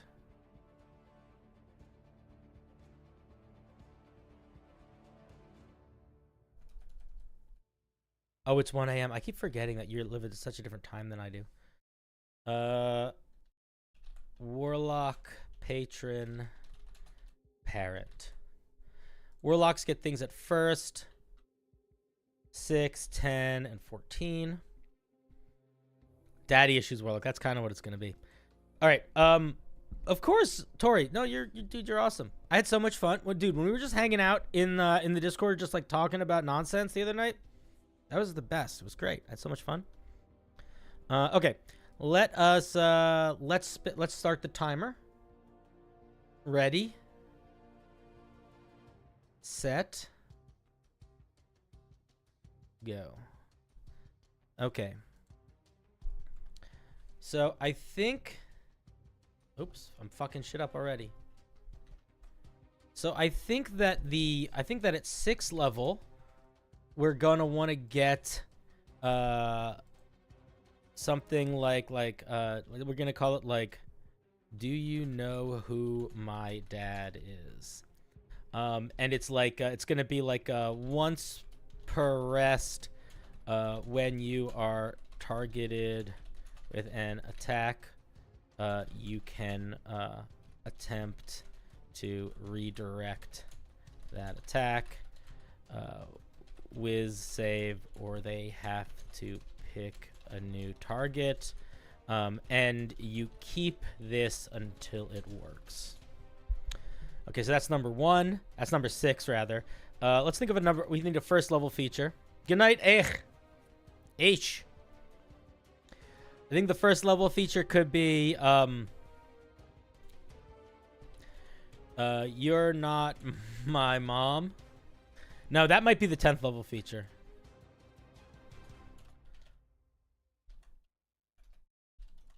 You're not my mom. And I think the 10th and the first level feature could be like we'll call it privilege.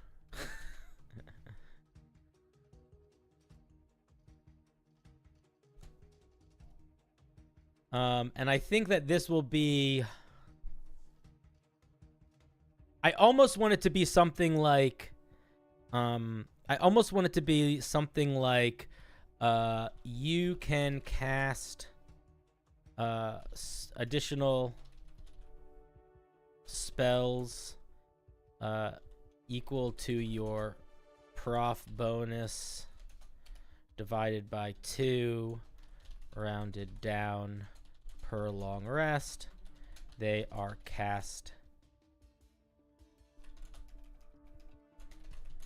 at their lowest level. So like you could get a couple free castings a day basically of like base level spells.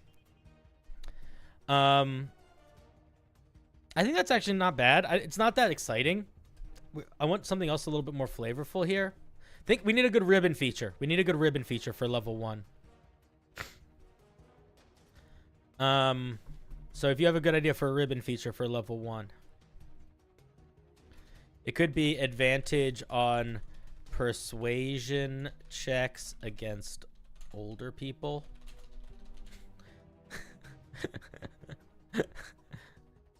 It's kind of a dumb idea, but that could work. I think You're Not My Mom is also a good one. I think that this is gonna be. I think You're Not My Mom is gonna be like. I think that this is going to be either like resistance or immunity to charm, frighten, abilities that make you act against your will. Something like that. You know what I mean? Oh yeah, You're Not My Real Mom. Thank you. Thank you. Thank you. Thank you. Thank you. Thank you. And then we need a big 14th level. It could be like, what if it's called like I'm Running Away?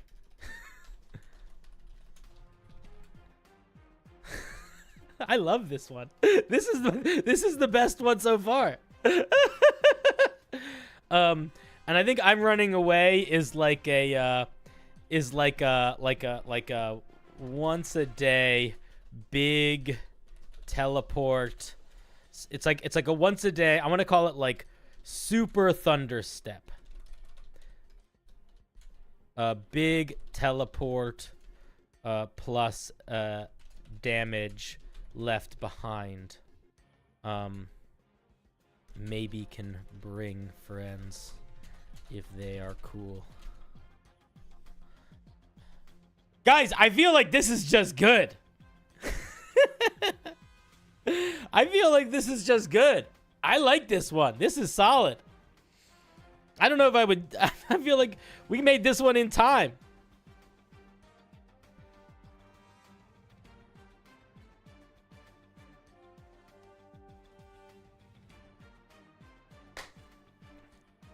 Yeah, this is great. All right, I'm gonna be really honest with you guys. I need to pee really badly, so we are going to take a pause for the briefest of moments. I will play some fun pump up music that I know you guys will love, and then I'm gonna go pee, and then we'll keep going, and maybe we'll flip a coin to see if we do this a little bit more. Maybe we'll do a vote with chat to see if we do this more or we start doing homebrew review. Okay, so I'm gonna go pee. I will be back in a moment. Then we'll see what people want to do. This was really fun, right? Like, this is a fun stream. Don't you guys want to do this more? I want to do this more. And I'll just keep the list that you guys sent me. And I can keep the list that you guys sent me, and you guys can keep posting stuff to it or whatever. We'll figure it out. But anyway, I need to go pee. I'll be right back here. Enjoy some music that's pretty good. This is my favorite opening song. BRB.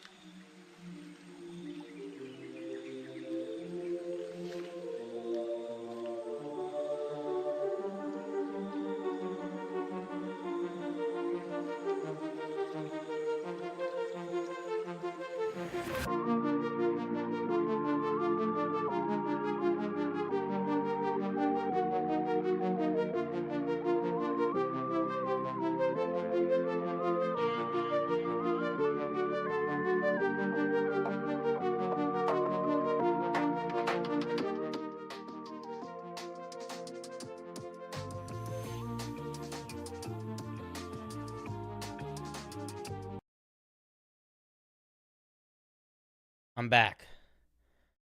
Did you miss me? Okay.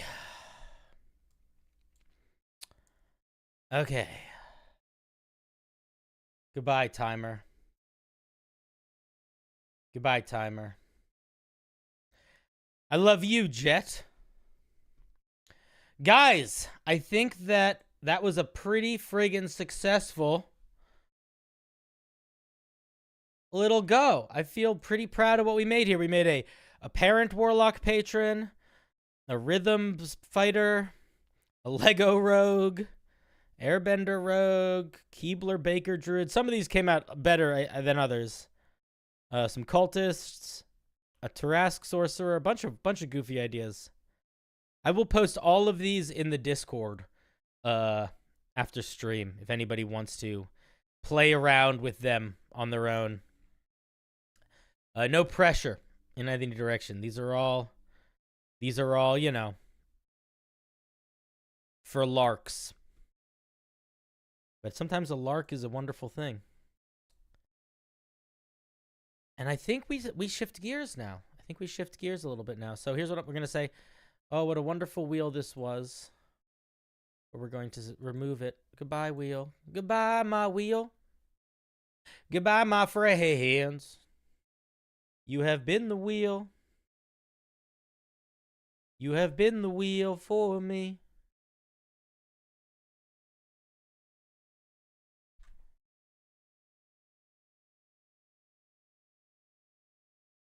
And we're switching wheels. We've switched wheels. And we're going to switch music, too. We're going to go a little less intense. Just a little. I hope that that's okay with you guys.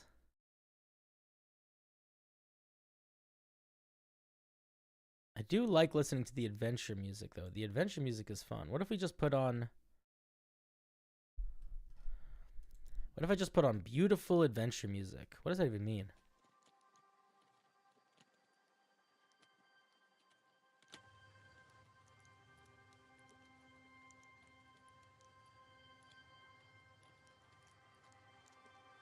All right, I'm down for this.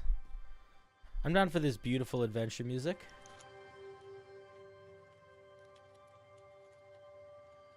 Can we review your CinderBlocksally beard? No.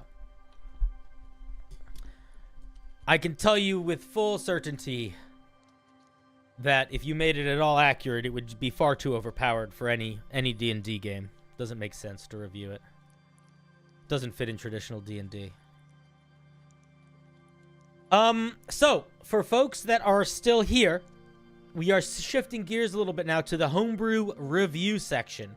This is where I spin a wheel and I look at homebrew that you sent me to review. If you would like me to review your homebrew, there's a submission link in the Discord for next week.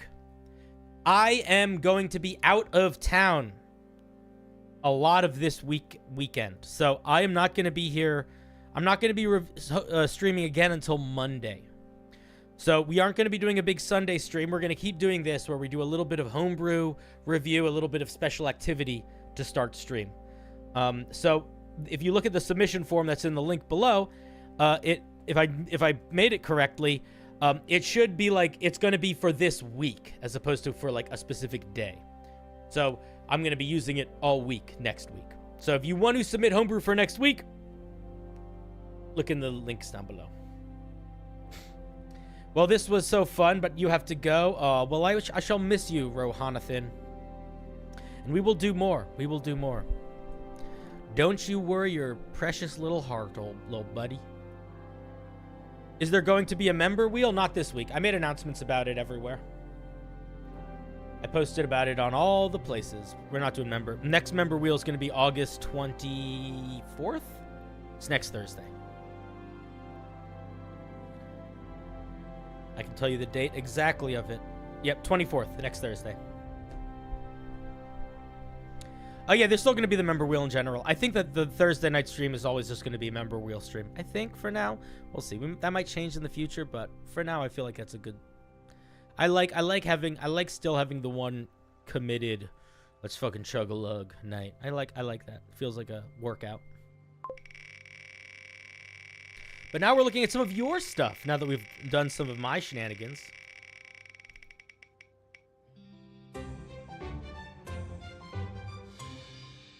Oh. Casual train wreck. Casual train wreck.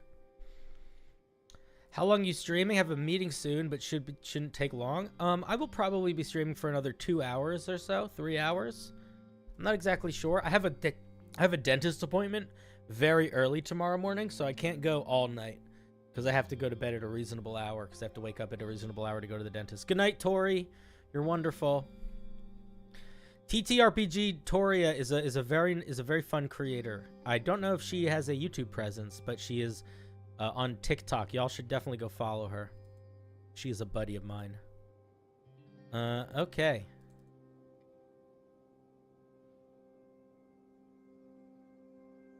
I'm gonna get her on stream at some point.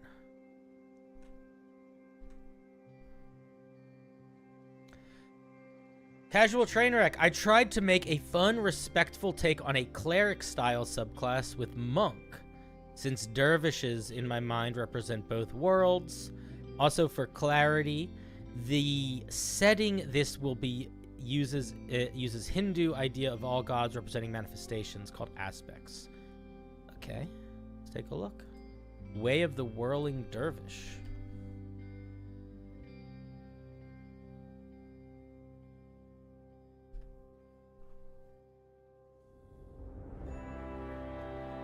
Oh, let's see what we're working with here. Oh, look at you. You're using the template I gave you. Oh, I'm so proud. Why does it have a full spell list? Oh, is it a caster? Oh, interesting. Strange. All right.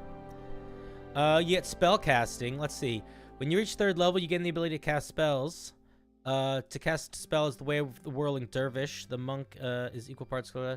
If the spell requires a component, okay. If the spell has a somatic requirement, you must spend 10 feet times the spell's level in movement as part of the action, or bonus action used to cast the spell in question. A minimum of 0 feet for cantrips. This is deduced from the total movement speed for the turn, does not affect the movement granted by abilities or other players. I don't exactly know what you mean by that last part. I'm curious if what I'm curious of is, do you have to move, or do you just sacrifice the movement? Because I feel like what you want to do is sacrifice the movement, because if you're doing a Whirling Dervish, you're spinning. You get Thaumaturgy and 2 other cantrips from the cleric spell list. I'm gonna be honest here. I don't know if the move here is to do a spell list. It is to do spell slots in the same way that the Eldritch Knight and the Arcane Trickster does. I'm not sure, and I'll tell you why. It's actually entirely because of this mechanic of you have to sacrifice movement for spells. They don't have to do that, and that is a pretty big deal. I would argue it might be enough of a big deal that it might be worth thinking of a different system for spell resources that aren't spell slots. Like, maybe you just have access to certain spells a certain number of times per day. Because this does make it noticeably weaker in terms of how it casts spells compared to Eldritch Knight and Arcane Trickster, because they have the same spell casting list, but they don't have to do any movement based things. So I would play around with that. I also think that it might help this feel less like a cleric monk and more like a Whirling Dervish monk if it's not using spell slots, because it sort of pulls it in a different vibe. Maybe. Let's see what else we get at things. Now, the other thing that I'll say is that most third spellcaster or whatever they are, their subclass features are a lot weaker because of the fact that they are a caster. Let's see what we're getting. We get Vestments of Purity. You gain proficiency in the performance and religion skills. You also gain special robes that you wear. Okay, that's cool. And then you get, do they do anything? Not really, but that's fine. And then you get Whirling Fury. Your time in religious contemplation has taught you how to become a better warrior as well. As a bonus action, when using Flurry of Blows, you can instead spend 1 key point and your movement to target each creature of your choice within 5 feet of you and make an unarmed attack against it. It deals 2 rolls of your martial arts die, plus dexterity modifier, bludgeoning damage. You can only take 1 attack against each target. You cannot move the turn you use Whirling Flurry before or after. You can perform this special usage of Flurry of Blows a number of times equal to your proficiency bonus. I think that this is not... I think this is fine. You don't need to clarify that you're only making 1 attack against each target. Oh, I see. Okay, so here's the one thing that I'll say. This is actually not fine. And I'll tell you why. I was misreading what it did. Because this is a feature that already a monk gets. The Way of the Drunken Master gets this. And it's like their 17th level feature. Or something like that. It's like... Yeah. It's their 17th level feature. Am I thinking of the right thing? They can attack... When you slow rose, you can make up to 3 additional attacks. Provided each one hits a different target. Yeah. So yours is actually better than the 17th level feature of the Way of the Drunken Master. So if I were you, I would probably not have this. What you could do is you could sort of do what we did with the breakdancing monk, where you have it do everybody in an AO has to make everybody in a 5-foot radius makes a dex save, and then they take a little bit of damage. You could do something like that. But in this current state, a little too strong. Intervention of aspects. You can call on aspect of the architect to intervene on your behalf when your need is great. Imploring an aspect's aid requires you to use your action. Describe the assistance you seek and roll a number of d6s equal to 1/3 of your monk level. Don't do that. Don't make people divide by a third. If you roll a number equal to or lower than your monk level, your deity intervenes. The DM chooses the nature of the intervention. The effect of any cleric's... Did you make this stronger than divine intervention?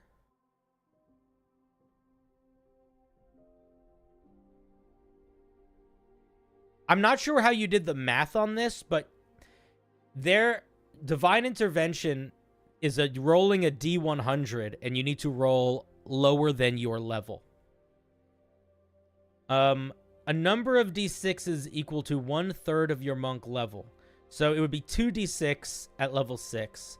And if the number you rolled is equal to or lower than your monk level. So I'm going to say that this is a lot stronger than divine intervention mathematically, because it feels like there's a lot higher than a 10% chance of this succeeding, unless I'm not doing math right.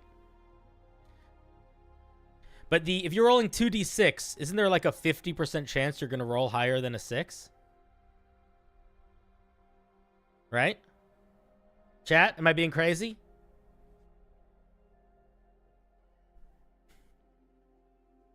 I don't think I'm being crazy. I still wish he had done your home. Yeah, well, Monkey Man, you'll have to get me next time. You'll have to get me next time. Yeah, this is just way too strong. This is just way too strong. This is like significantly stronger than the... not only are you getting this like 4 levels before a cleric gets it, but it's a lot stronger than the clerics. So again, just too strong.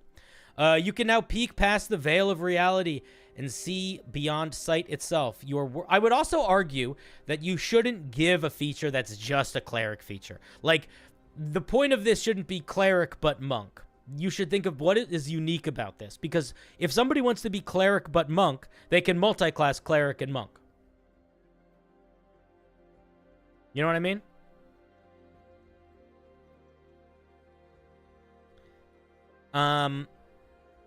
I would encourage you to think outside of the box and pull less directly from the cleric. Contemplate creation. You can now peek past the veil of reality and see beyond sight itself. You're whirling, unlocking answers to old secrets. That sentence is a little bit jank. You can cast augury and legend lore once each per long rest without expending a spell slot. I think that's cool, and I'm going to be honest. I don't think this class should have spell slots at all.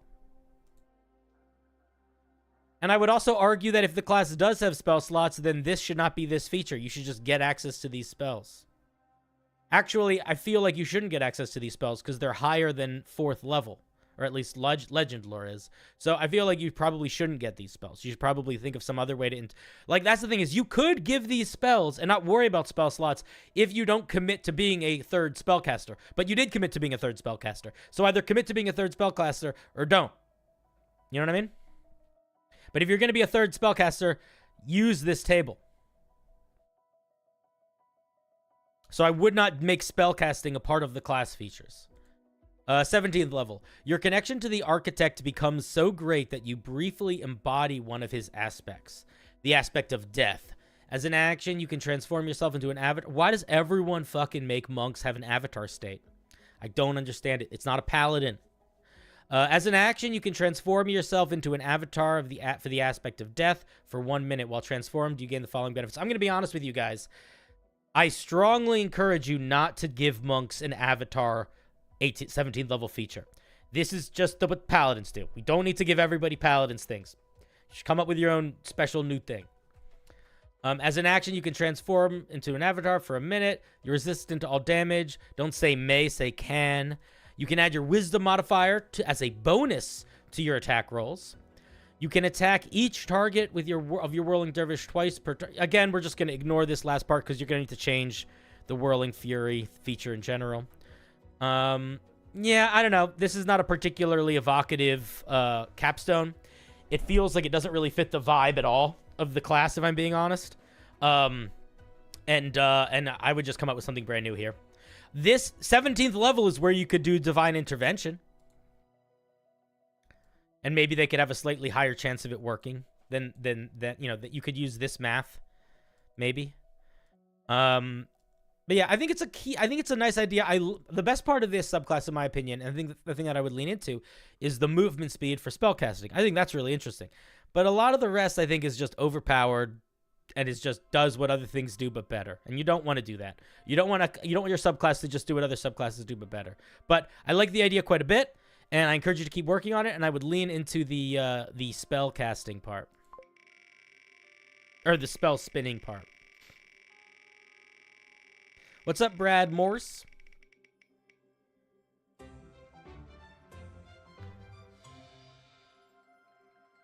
Moe emoji.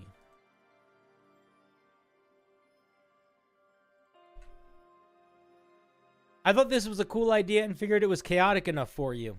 I don't love chaotic ideas. I'm not sure where you get that idea.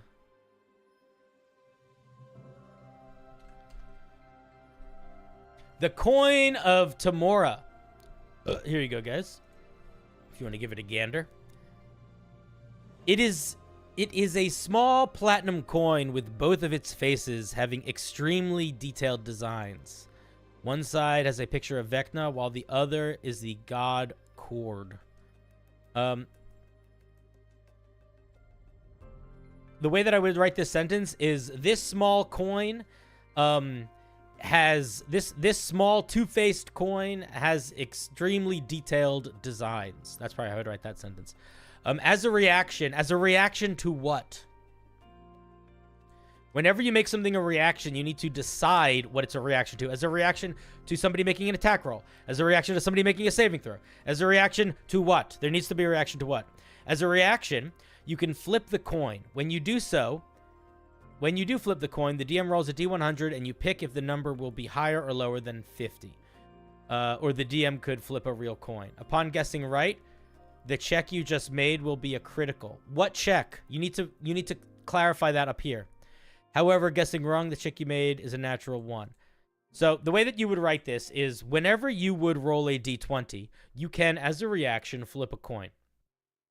If you succeed on the flip, the roll is counted as a natural 20. If you fail, the roll is counted as a natural 1. I have used items like this in the past. This is something that I've seen pretty often in D&D games.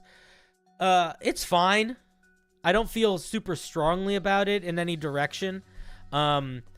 Like, it's, you know, it's like, do your players like high risk, high reward? If they do, they will like this more. If they don't, they will not. And that's kind of, it's kind of everything about that one. Let me change the music up a little bit here. I don't have a lot more to say about it other than that. Like, it's pretty straightforward, you know? I think it's a neat idea. I don't think it's something that I would use in my game super often. But I do think it's a neat idea. Oh, this music's way sadder than I wanted it to be. Give me 1 second.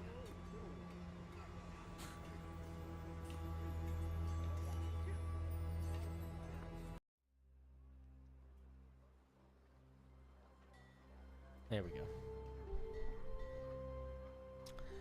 All right. Yeah, it's a neat idea. If your players like risk reward, they'll enjoy it. I think the question you have to ask yourself is, are you going to have more fun in your game if your player is going to be able to decide to just make something probably a nat 20 or a nat 1?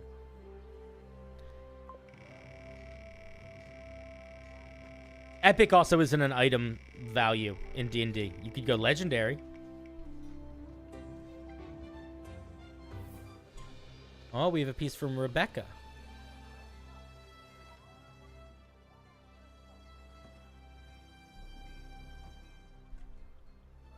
Hello, Cinder. If you're nasty, Mr. Sally. I don't know if I'm nasty. There's a good chance I'm playing Baldur's Gate and not watching. Love you. XX says apparently you hate this. I do. That's okay. I accept. What are we working with today? We have a Mary Sue. Interesting. Interesting. Let's see what this does. The Mary Sue.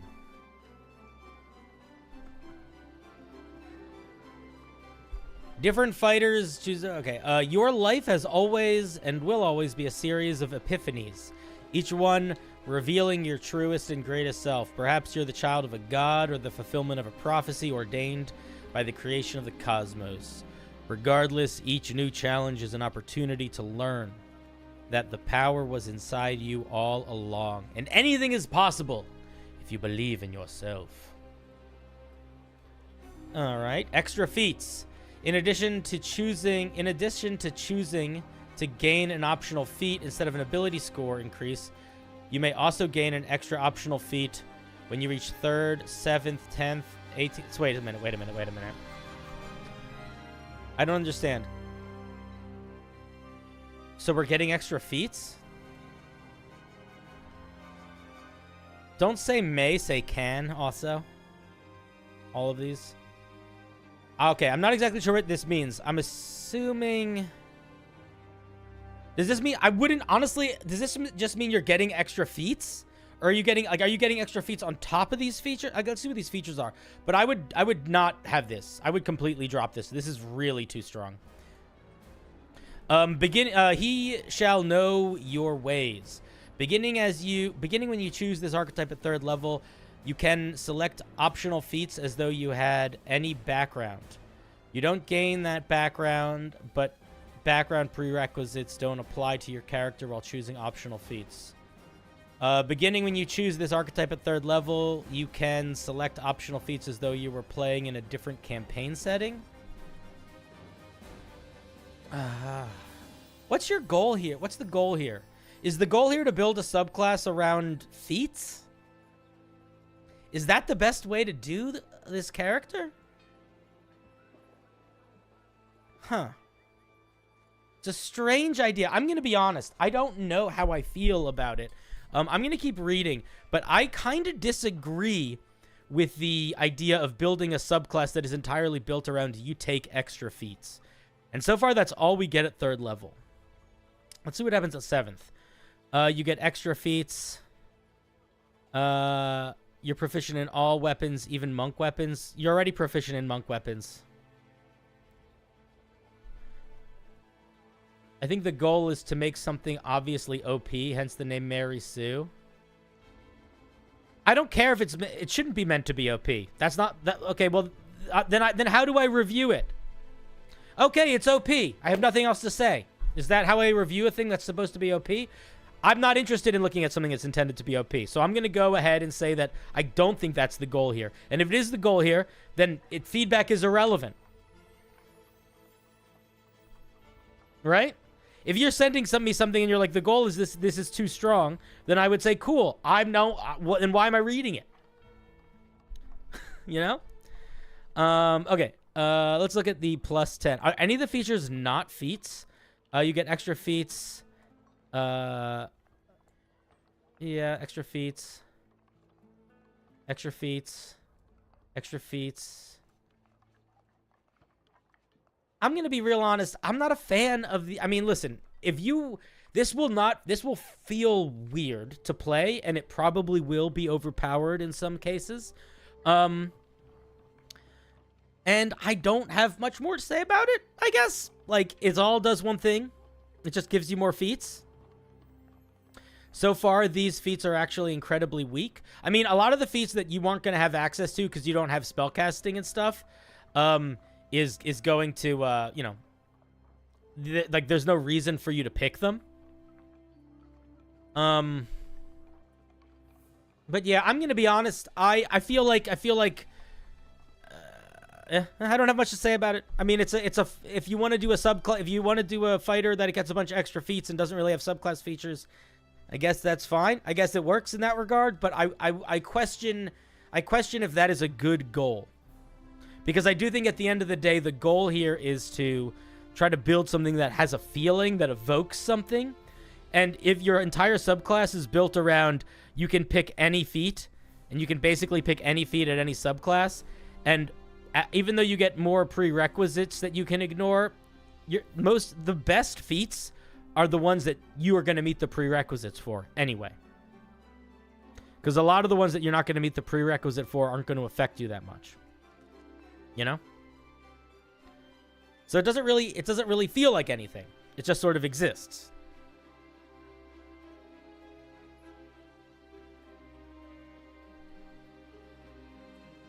I see we also get the ability to attune to any items at level 18. That's just the thing that the Thief Rogue gets. Yeah, I don't know. I don't have a lot to say about it. I was kind of hopeful that there would be some more, like, playful mechanics around you being, like, the hero. Or, like, you know, whatever. Have some, like, superstar moves. I think getting a lot of feats it doesn't feel like anything in particular. And I don't really have anything to say about it other than that. Yeah, I'm not going to read every single thing because they're all basically the same thing. They all basically say you get feats that have different... You can access feats with different prerequisites. But, like, again, it is... So I'm sure the racial things are in there somewhere. But it's at 7th level, actually. But I don't really have much more to say about it. I do think that, in general, if you're making homebrew... you should always have a goal in mind that is to evoke a thing. And I think that if you build something, even if the goal here is to evoke being a Mary Sue, I would say if you took out calling this a Mary Sue, you could call it almost anything. Why is the music so intense all of a sudden? What is happening with my music? Everybody calm down.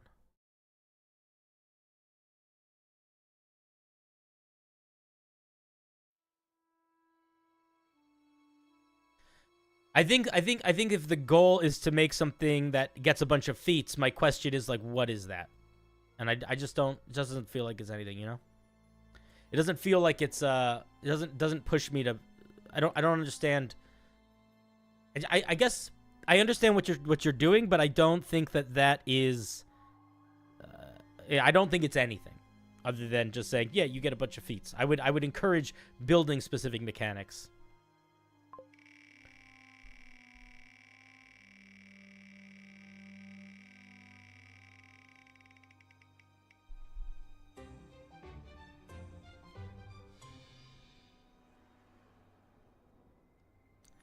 Vander is next.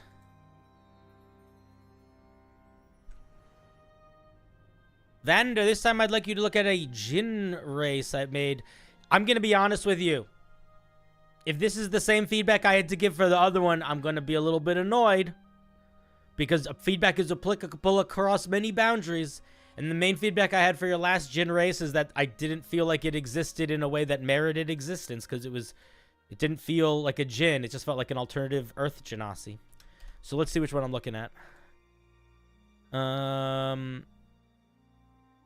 The Dijon race.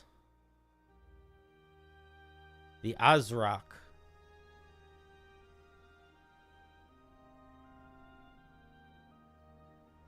Mary Sue is often very bland character because they don't have a clear identity besides being good at stuff. It fits the vibe, sort of, but I don't want to play as that character. Yeah, that's kind of what I mean. It's like you have to, when you're making a homebrew, it has to be evocative. Like it has to be something that people are excited to play. I feel like if it's just a gimmick, but it's not actually exciting or unique to play, I don't know. There's not enough meat on that bone for me. Okay, let's see what you get. They're beings of pure magic. Bop, bop, bop, bop, bop. Bop, bop, bop, bop, bop. They have a walking speed. You hover at a speed of 30 feet.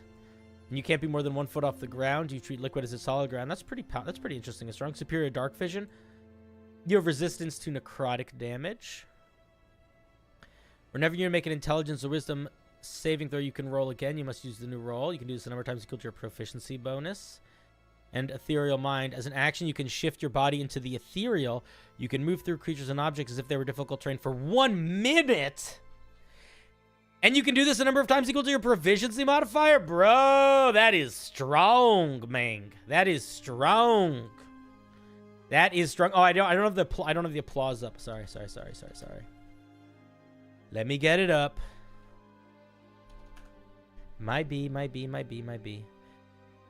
Applause. Let's do it for everybody whose piece I already looked at. Let's do a little group applause. Emergency applause. Thank you, folks. So, giving them a hover speed that is only 1 foot off the ground is still pretty strong. It's not crazy strong, but it is still pretty strong. The thing about a hover speed is it almost makes you immune to being knocked prone. That's the one thing that I would point out here, and I don't know if that's intentional. Because the difference between a fly speed and a hover speed is that a fly speed, if you get knocked prone, you fall. A hover speed, if you get knocked prone, you just fall sideways, but you stay floating in the air. So this, I don't know if that's intentional or not, but this hover speed makes you essentially immune to being knocked prone, which is pretty strong. That on top of being able to become ethereal for a minute multiple times a day is a lot too much. I think you need to pick your poison here. And I think that if you really like the ethereal thing can't last more than a round. Like, you could become ethereal until the start of your next turn, but no longer than that. A minute is really long. So it feels sort of like you're like a magic ghost, which is kind of neat. I'm not really sure where the I would probably also get rid of the necrotic damage resistance. It feels a little out of left field. Also, I'm going to be honest. I'm not sure why we're getting superior dark vision and not just dark vision. I don't know why it needs to be superior. This does not feel like an underdark creature of any sort. It just feels like a magic creature. So I feel like superior dark vision feels a little out of place. But those are my main thoughts. Just, it's an interesting idea. The main sort of interesting thing is ethereal mind, in my opinion, and it's just way too strong in its current form. Oh, Link. I'm sorry. You mean Zelda? There you go. Boop. Boop. Click. Spin. Applause.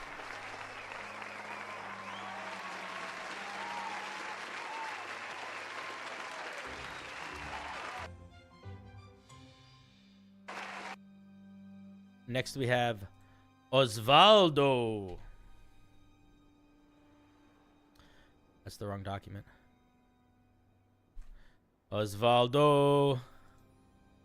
I just met a guy named Osvaldo, and suddenly I see how beautiful a name can be. Osvaldo. Say it loud and there's music playing. Say it soft and it's almost like praying. Osvaldo. Alright. The idea behind this is a charismatic martial and mainly a simpler version of what I will eventually turn into its own class. Curious. And curious. Oh, we made a fighter like this earlier. We made a marching band fighter. It wasn't exactly like this. Martial stat archetype, the battle dancer. A stage is different for everyone. It is your place of comfort. The place you strive in. You strive in? I think you mean thrive in. A spotlight shines upon you in that place, and the bar of expectations reaches the roof, waiting for you to soar over it. That sentence makes no sense. My life takes place upon a stage as a war rages around me. I'm forced to fight against monsters far more powerful than I.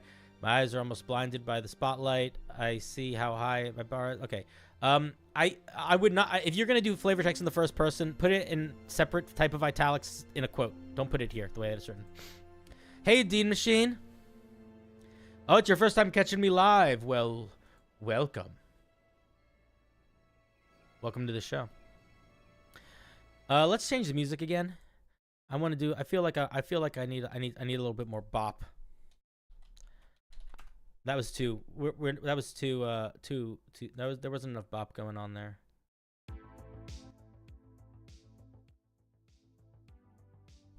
Yeah, this is what I want.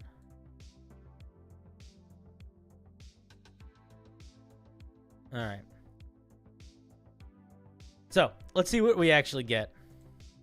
This is welcome after a stressful move. Oh, man, I'm sorry you had a stressful move. Connor, welcome to the show. Did he do the Twilight Princess link? I did not. There were 300 submissions, so I did... I don't know how many I did. This many. I did this many.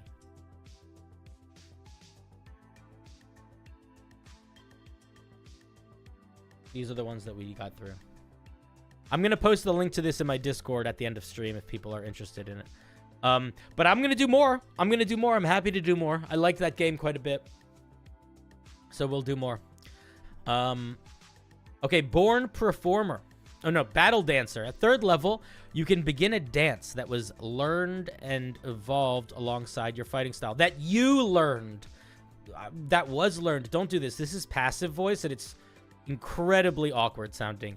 Just say, you can begin a dance that you learned alongside your fighting style, period.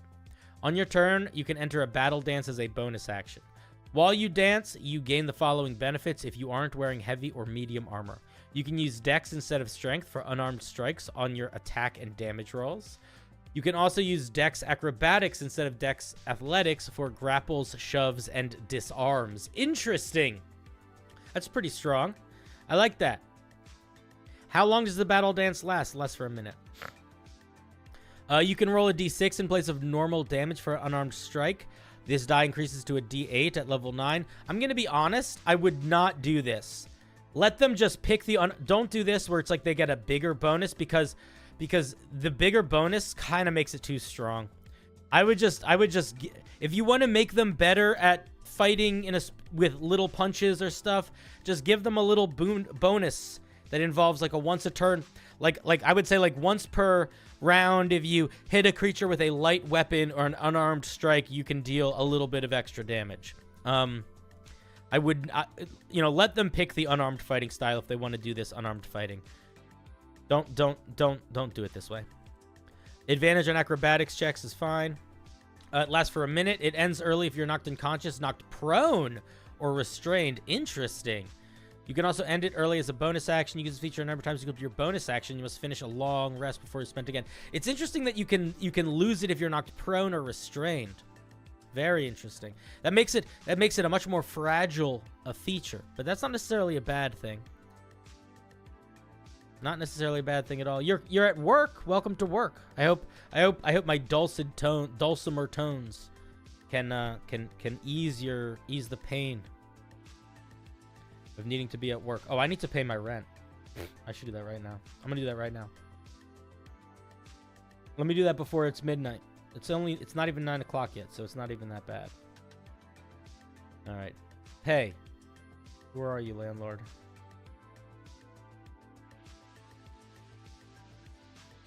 All right. I'm so stupid.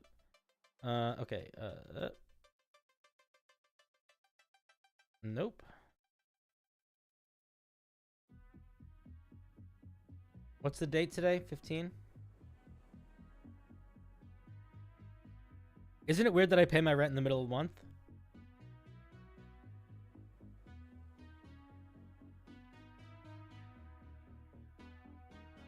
All right. There we go. Private.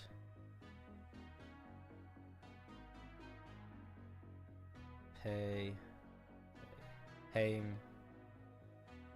Paying and paid. Boom. Done. Yeah, live rent paying. Pretty exciting stuff. Pretty exciting stuff. Not a little bit stupid.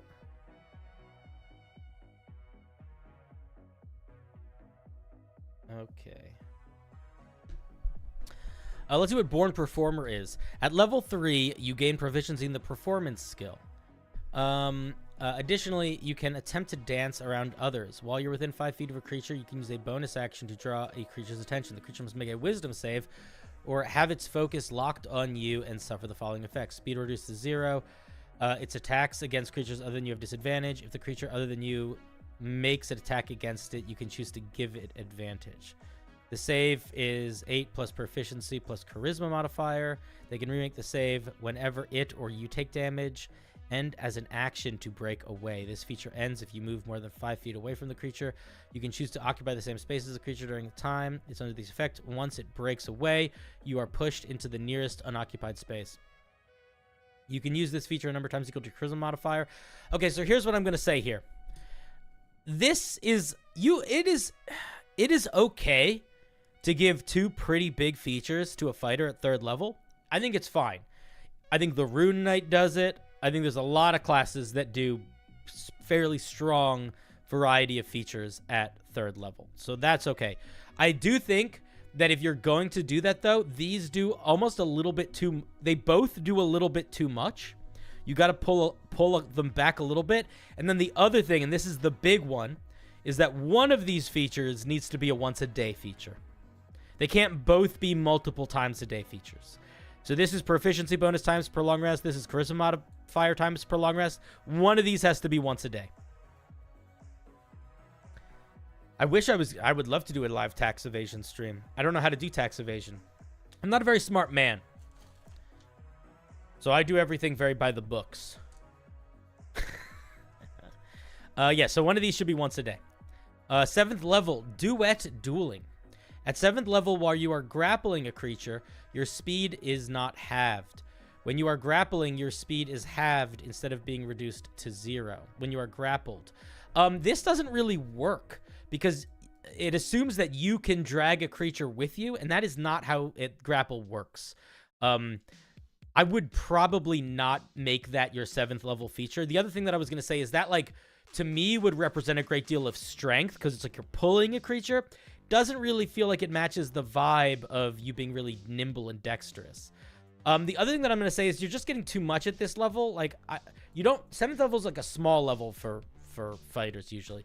Additionally, when you are grappled, when you grapple a creature and the target and targeted by an attack that isn't from the creature in the grapple, you use your action to try to move out of the way of that attack. Make a dex acrobatics check contested by their other check. If you succeed, the creature you're grappled with becomes the target of the attack. You can use this feature a number of times. Yeah, again, you're doing this thing where it's like you're just giving too many features. This is another one. It's like you can't have every single feature be its own resource. If you want to do that, if you want to have every single feature on a resource, then the way that you do that is you have one resource pool and every single feature pulls from that same resource pool. So you would have like battle dance maneuvers, and then you could expend them to do certain things. I also feel like, in a weird sort of way, I'm not like... Yeah, I would just drop this whole first part of it entirely, if I'm being honest. This doesn't feel like This doesn't feel like a fancy dancer feature. This feels like a strongman feature. All eyes on me at 10th level. Your ability to hold a crowd is giving you a new stage to act upon. You have a bonus to your armor class equal to your charisma modifier. You gain advantage on performance checks. We're doing a lot of double dipping here, where we're getting a lot of stuff with performance and a lot of stuff with acrobatics. I don't think we need to keep double dipping on those features. If we're already getting like performance checks stuff, I think we don't need to do it more. I don't know. Feels like a little bit too much of this. Feels a little too one note.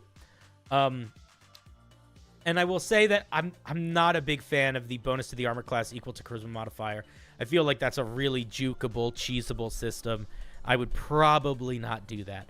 I might allow you to like wheel, like maybe this could be something that would happen during your battle dance at some point, but not just all the time on. Oh, it is during your battle dance. I'm so dumb. I'm so dumb. Ignore me. Yeah, so if you want to make the battle dance this strong, I would say the most you should be able to do your battle dance should probably be twice a day. It should be looked at the same way as, like, the Blade Singer. I think the grapple thing is supposed to be a dance, like It Takes Two to Tango kind of thing. Yes, I agree that it's supposed to be a dance, but I fully disagree with the you can move when a creature has you grappled. I just don't think that makes sense. Because that essentially makes, like, there's a lot of reasons why I think that doesn't make sense. If you're grappled by, let's say you're grappled by a purple worm, your movement speed is 0. Does that mean you can still move, have your movement speed back and pull the whole purple worm with you? I don't know. I'm not buying that flavor. If you're trying to sell that, I think that you need to focus more in on that, and there's a lot of features here that probably need to get trimmed down because it just sort of feels like it's a lot of stuff getting thrown into a subclass. So it's too much. Starting at 15th level, you know how to add a little flair to your moves on your turn. During a battle dance, when you begin your attack action, you can forgo all extra attacks to use a finisher style move with your unarmed strike. Your unarmed strikes automatically count as critical hits, and you get to roll additional damage die equal to the number of attacks you make during your attack action. You can use this feature once before you finish a long rest.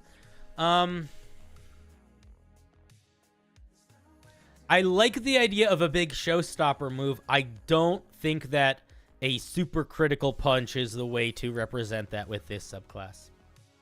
That doesn't feel dancery to me.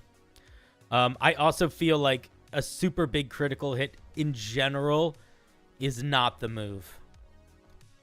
I think that there's very, very few circumstances where something becomes an automatic critical hit in D&D. I think that you do acknowledge that this is very strong because you make it a once per long rest, but realistically, you need to be making a lot more of these features once per long rest. Blade Singing is also proficiency bonus times per day. All right, but then I would also point out that Blade Singing doesn't also get Born Performer, which is also incredibly strong. Like, Blade Singing, that's all they get, is Blade Singing. Okay. Showstopper. Oh, we read Showstopper. Perfected art style. Wait a minute. Are you guys arguing because there's disagreement in the chat? Let me check, because I love when somebody claims something and then they're wrong. It makes me so excited. There's nothing I love more than somebody proclaiming something. Nope, it's proficiency bonus times. They were right. But oh, isn't it fun when they're wrong? I fucking love it when they're wrong. Okay. At 18th level, you gain the following benefits during your battle dance. When you're subjected to an effect that would restrain or knock you prone, you can use your reaction to prevent yourself from being restrained or knocked prone. You got more dexterity stuff. Check for duetting duel. Is that what is that? Oh, that's this feature. I don't even remember what this feature does because there's too many little things going on. You can immediately make an unarmed strike against the creature. When you make a saving throw, you can choose to add your charisma modifier to the roll. This just feels a little too one note. I think this whole subclass, I think you have a lot of really interesting ideas here, but they all are too much doing just the same thing and too much of that. I don't think the battle dance needs to constantly increase in power. I think it kind of can just be. I don't think it needs to keep getting better and better and better. It's already quite strong. And I wish that we had a couple features that didn't feel like they were so intrinsically tied to just that one core loop of you are grappling and unarmed fighting. I wish there was a little bit more diversity in what the features were that were going on here. I think this is a really neat idea, and I think a lot of the stuff that you're doing here works quite well, but I think it is too much, and I think that some of it doesn't sell the lore of it in a way that I feel like it fits or makes sense. I do hope you keep working on it, and you said you were planning on making this a whole class, and maybe that's probably honestly why it has too much going on, is because you're trying to figure out how to put a bunch of different things into a fighter subclass, and in its current state, it's just doing too much, just putting too much in. But a lot of the features, most of the features are pretty neat. I want to suggest not. The thing is, if you do want to make this its own class, you want to make sure that this doesn't feel like a blade singer. You want to make sure that this doesn't feel like a monk. You really want this to feel like it is its own unique thing. So that is another thing that I would strongly encourage you to do, is like spend some time and think about, like, where does this sit in the game in a way that it makes sense being a class and not being a subclass of a fighter, or being a subclass of a monk, or any of those sorts of things. Because in its current place, honestly, it kind of feels like it could also be a monk just as easily as it's a fighter, and it would not feel like anything weird was happening at all. In fact, I feel like a lot of the features that we get are kind of almost feel like they're intended to make us feel like a little bit like a monk. It's an interesting subclass, though. Thank you very much for sharing. Little round of applause. Thank you, thank you, thank you.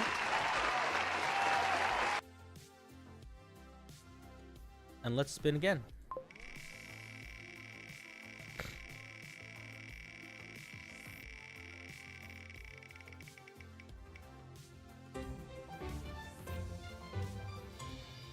Iris.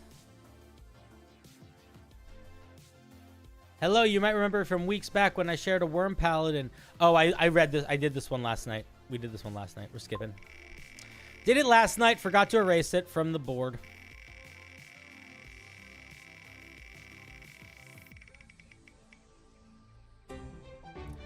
Nick from RSM. I don't know what RSM is, but welcome, Nick.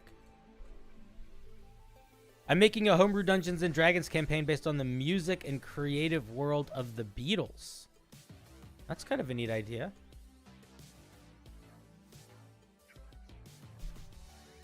The Meanies.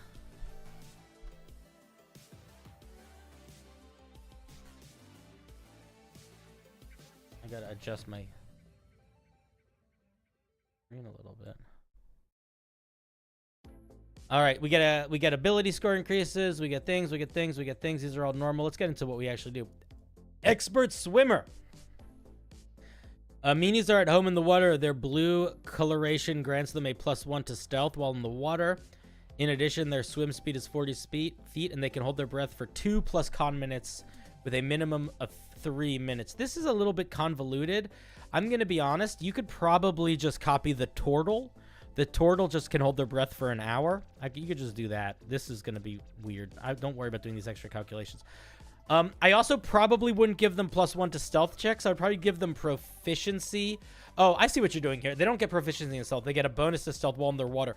I would just give them advantage on stealth when they're in the water. Just make it a little stronger. Tone deaf. Meanies hate music. All performance checks are made at disadvantage. Don't say taken at. Say made at. I'm going to be honest. I would probably drop that feature unless you're like going to do something else to make them really strong, because they do not feel particularly strong, and most races shy away from doing negative features anymore. When won't take yes for an answer. They are used to communicating in subtle tones in their speech. They are able to pick up certain cues more easily. They gain proficiency in insight, not 2 insight. So here's what I'll say. I'm not super sure. I'm not super sure what the meanies are. What I get from this is that they are underwater and they don't like music and they're obnoxious. or they're good at reading people. I think that you need to, what I would do if I were you is I would spend a little bit more time and think about what else can I give these guys to make them feel like the vibe that I want them to feel like, where if I don't know what they are in the Beatles, I kind of have a little bit more of a sense of what they are. And if they are just that simple, then I think you need to come up with another feature to help embody that more, because they don't have quite enough going on right now. They need something else. They need something else. So I have no idea what that should be, because I don't really know what the meanies are. But I think the good way to think about it is, if I was playing a game using these with someone that has never seen the meanies or know what they are in reference to the Beatles, what could I give them that would make people understand their vibe or their culture? So, like, for example, if you look at, like, a furbolg, I know they're from the Yellow Submarine movie. I haven't seen the Yellow Submarine movie. If you know, like, a furbolg is like a super naturey forest guy. And the way that is incorporated into it is features like they can be understood by plants and animals. So I don't need to know a great deal about them to know that. Here, I'll show you what I'm talking about. Furbolg is a good example of this.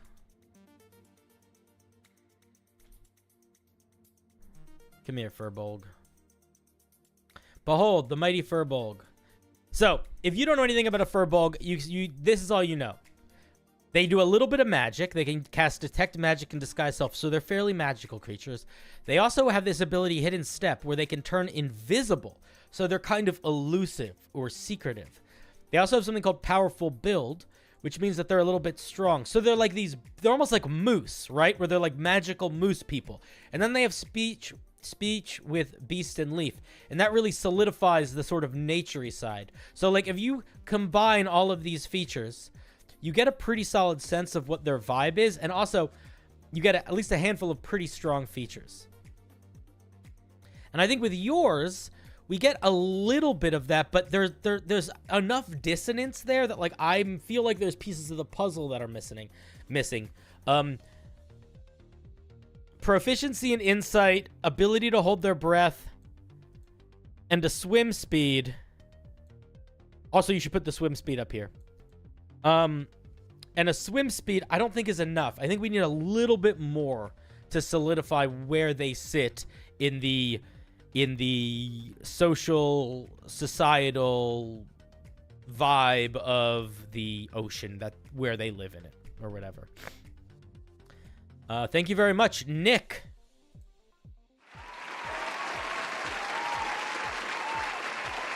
One thing that I think is pretty important whenever you are homebrewing, if you're making something that is from a specific piece of media, you have to make sure that it can answer the question of what that thing is pretty holistically, separate from that piece of media, in a way that it is exciting and evocative, and people are going to, like, be like, ooh, I can engage with this.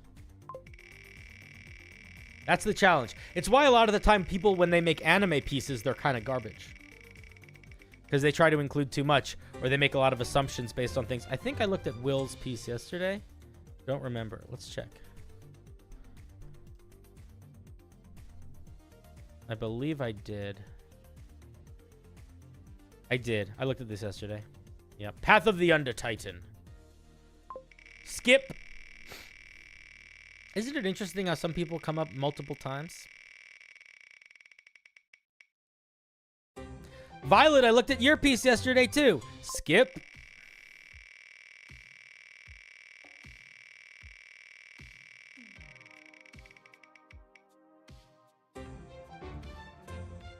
Ytterbium. Isn't it impressive that I remember whose pieces I looked at, though? I'm impressed with that. Hello, Cinder. I wanted to make a subclass that mainly uses weapons with the reach property. This is my first draft for it. By the way, the names for the subclass itself and its features are more or less placeholders, so any suggestions regarding those? All right, chat. You heard them. If you have ideas for the names of the features, post them. Oh, why is it so big?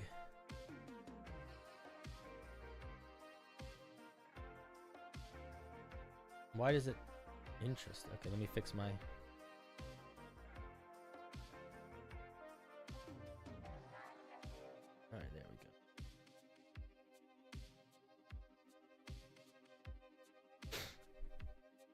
I'm always impressive. You're too kind. All right. This is the Arcane Polearm Fighter. At third, this is the first. They're gonna have weapon bond. So I will say there is a feature called bonded weapon that the Eldritch Knight gets also. So we definitely want a different name for this. You learn a ritual that creates a magical bond with yourself and your weapon. You perform ritual over an hour. Is this just the bonded weapon feature? Don't do that. So this is just what the Eldritch Knight gets. It's literally the Eldritch Knight's feature. So don't do that. Come up with a new feature. You can't come up with a new feature. You don't have a... Then the question you have to ask yourself is why are you making the subclass? Arcane Strike. At 3rd level, you learn to unleash special magical effects with your bonded weapon. When you gain this feature, you will learn 2 Arcane Strike options of your choice. I need to check something else. Is this just an Arcane Archer?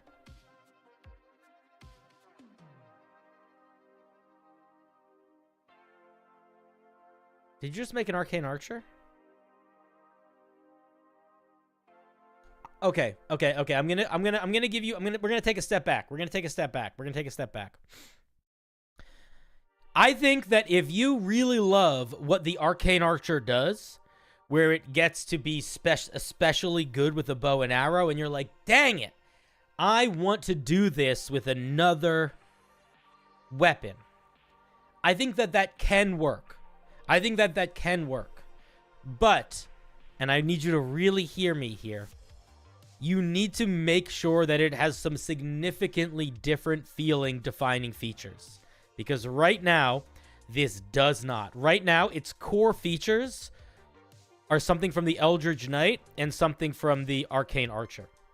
And if you're writing homebrew, especially if you're writing homebrew that you want somebody else to like look at, you need to come up with some unique features. Let's quickly look at what some of these are. Banishing Strike, Blinding Strike, Crippling Strike. This stuns a creature. I would not give them a stun. That's really a lot. This one does damage, and they can't regain hit points. And you regain hit points. That's kind of new and strong. This deals extra elemental damage. All creatures have to make a dex save in the area or take more damage. Ensnaring Strike, Exploding Strike. Nightmarish Strike. Psychic Strike. Don't you have another one that does psychic damage? I think that honestly, I feel like you need to pull a little bit more from the arc. I like that you make some of the strikes do different things, but I'm going to say 2 things. We're getting too many options, I think. And then the other thing is some of these effects are like really strong in a way that I think that you need to tone back some of them and you need to tone back some of the damage. Like, I don't think it makes sense that all the ones that do damage also do AoE damage. I don't like that. I also feel like some of these kind of just feel like Battlemaster moves, but better. Like, this is just, you know, a lot of the, like any of the AoE stuff, I think you got to not make AoE. I think you could give them a special move that is an AoE move, but, like, that's what it does. But most of these kind of feel like they kind of feel too strong. Or if they don't feel too strong, they feel a little too all over the place.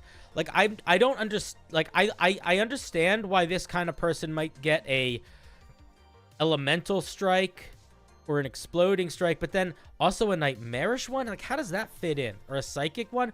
Like, I think this needs a little bit more flavor, and that might help you with the direction a bit, because they do feel a little all over the place. And the ones that I'm looking at that I feel like are a little too strong are all the AoE things, and then the Bane not so much, but the stun is a lot. Yeah, that's sort of how I feel about that. And the banish is also the banish is a lot too. All right, 7th level is exactly the same as Arcane Archer. 10th level is exactly the same as Arcane Archer. 15th level, you can create a magical barrier using your bonded weapon as a bonus action. For the purposes of combat, the weapon is now considered a shield. If your bonded weapon has a reach property, it grants you a +3 bonus to your AC. Just let it do the +2, man. +2 is enough. Getting +2 while two-hand wielding a pole arm is plenty strong. While using this feature, you have disadvantage on all attack rolls made using your bonded weapon. It lasts until you lose physical contact with them or until you're incapacitated. I probably wouldn't have it last that long. And I probably wouldn't give you disadvantage on all attack rolls. I might actually treat it more like the shield spell, where you can use a reaction to, like, gain a buff. Or just let it be that you can just wield your barrier, your polearm counts as a shield, and you just have a +2 to your AC when you're two-handed wielding a polearm. I think that might be okay. I don't think that's overpowered that much. It's like kind of basic, but I don't think it's that hectic. 18th level, telekinetic weapon. You can use your bonus action to release your bonded weapon and have it fly within 5 feet of you. While the weapon is within 5 feet of you, you can use your action or bonus action to move the weapon. So basically you get like, your weapon becomes like spiritual weapon. I think that's okay. Here's what I'll say. It's really different feeling. It's like kind of out of left field.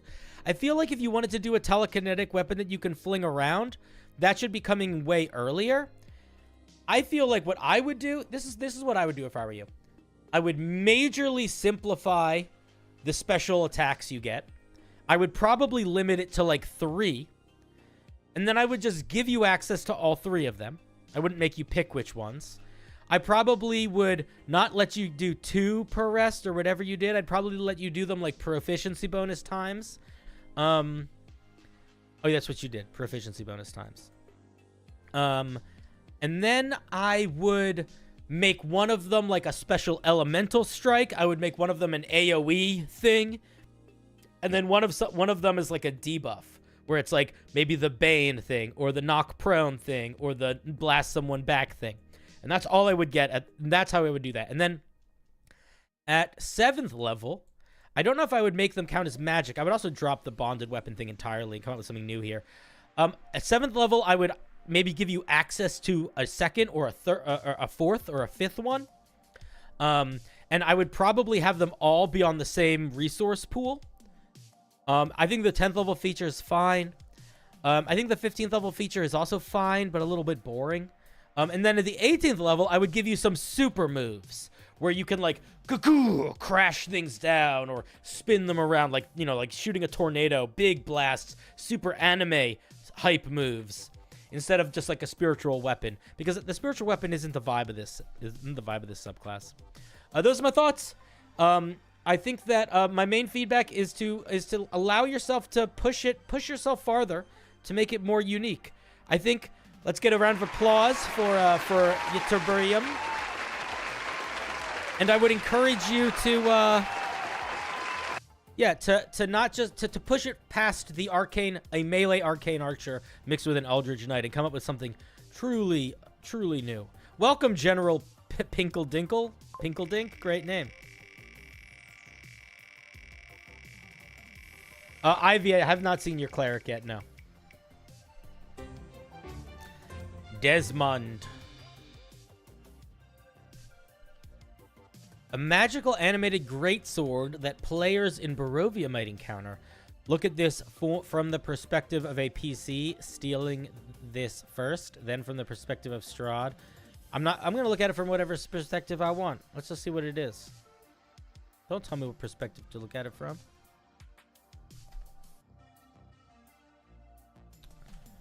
Strahd's Enslaved Blade. You gain +1 to attack and damage rolls with this weapon. Very rare. It has 1 charge and regains that charge at sunset. While within 60 feet of this weapon, you can use its 1 charge as a bonus action and say, "Serve me," which immediately animates it in an adjacent unoccupied space. Animates what, the weapon? Does it not animate wherever it is standing, or does it like disappear and reappear where you are? I would clarify that.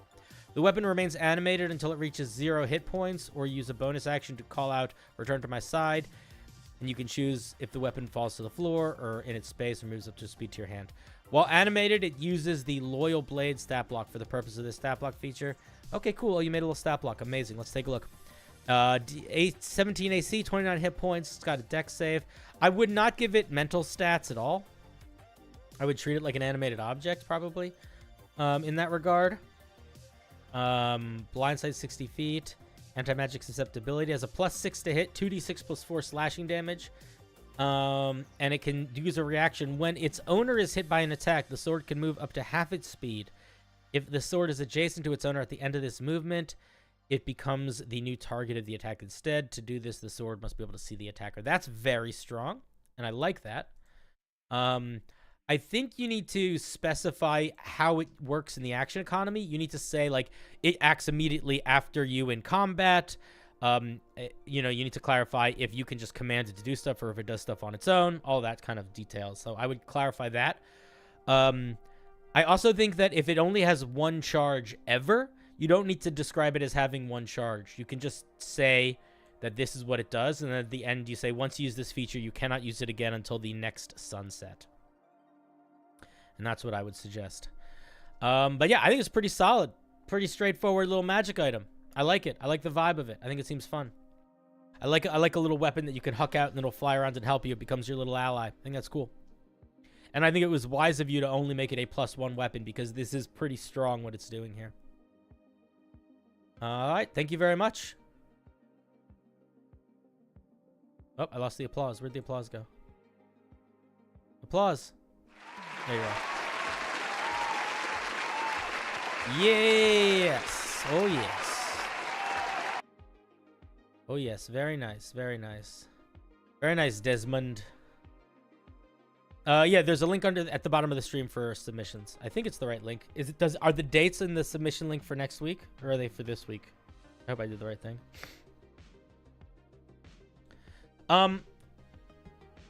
Excuse me.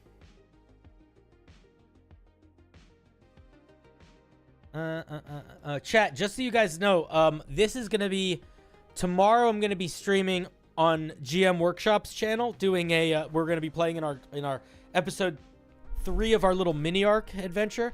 But I'm not gonna be streaming on Thursday. I'm gonna be out of town from Thursday to Sunday. So our next stream after this one will be Monday, and Monday will probably be call-in show / homebrew review. And or Baldur's Gate / homebrew review. I'm not exactly sure yet. I'm going to see if people are around to do Baldur's Gate. But it'll be something interactive plus homebrew review. And then throughout the week, we'll do more stuff. We'll either have some... We'll do more speed brewing or maybe some slow brewing. The one thing that I was thinking might be fun to do also is, like, not a speed brew, where, like, you guys vote on stuff and then we, like, build things. First time checking out live stream. Heckin' excited. Well, welcome. We are doing some homebrew review. You missed the speed brew, which was for the first 2 hours. Now we're doing the mellow brew. So for the first 2 hours, I was brewing. Now I am reviewing homebrew that you guys sent me. And if you want me to review your homebrew, the submission link for next week is in the form below. And basically every night that I stream, I usually do the second half of the night is homebrew review. That's the new system that we're doing, because I like it more. At least until I get back to a normal schedule, one of the two. I don't have the emoji keyboard activated on my phone, so I'm just going to say the word clap a bunch. That's fine. This is Glassinix. This is my first homebrew race lineage that I've ever made. Cool. The concept for which is people to be able to play a parasitic plant that can take over corpses and uses hosts. I'm going to be honest, somebody in our Discord made this before, almost exactly, and it was really good. And the key was they went out of their way to make it simple. Simplicity is the most important thing if you're trying to make a weird race that, like, takes over bodies. So let's see how simple you get.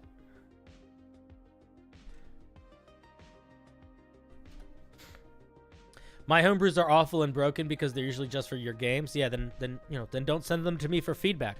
If you don't care about making them balanced or usable outside of your games, then that's fine, as long as your friends are having fun. Necrosites are often wrongly associated with or mistaken for the undead. but they are actually a form of parasitic plant life whose hosts happen to be the recently dead. Without their host to shield themselves, they have approximate appearance of tiny white and red fuzzy hedgehog with light red tendrils. Cool, cool, cool. That sounds gross and fun. They get some ability score increases. They will die if they're not in a corpse. Alignments doesn't mean anything. Size is a waste of time. 25, 30. Creature type. Your type is plant. Interesting. Interesting. Toxic cleanse. You feed on various toxins, bacteria, and fungi attacking your host's corpse. You have advantage on saving those against being poisoned, and you have resistance to poison damage, and you're immune to infections and diseases. Okay. Bloom and Blade. Why are we getting so many options here? Oh, we're not. Okay, good. You have a single exterior tentacle situated somewhere on your host, the location of which can be changed at will. As an action, you can sprout an appendage from the end of the tentacle, either a sharp curved blade or a large flowering bulb. This appendage lasts for 6 hours at most before reverting back to a harmless tendril and can be ended early if your host dies or as a bonus action. I would not say ended early. That sounds weird. I would probably say it can be retracted early. You can only sprout an appendage once, needing to wait a long rest until this feature again. Don't say that. Say, once you use this feature, you cannot use it again until you complete a long rest. That's how you say that. Now I'm wondering if he was talking about your parasite race or some other one.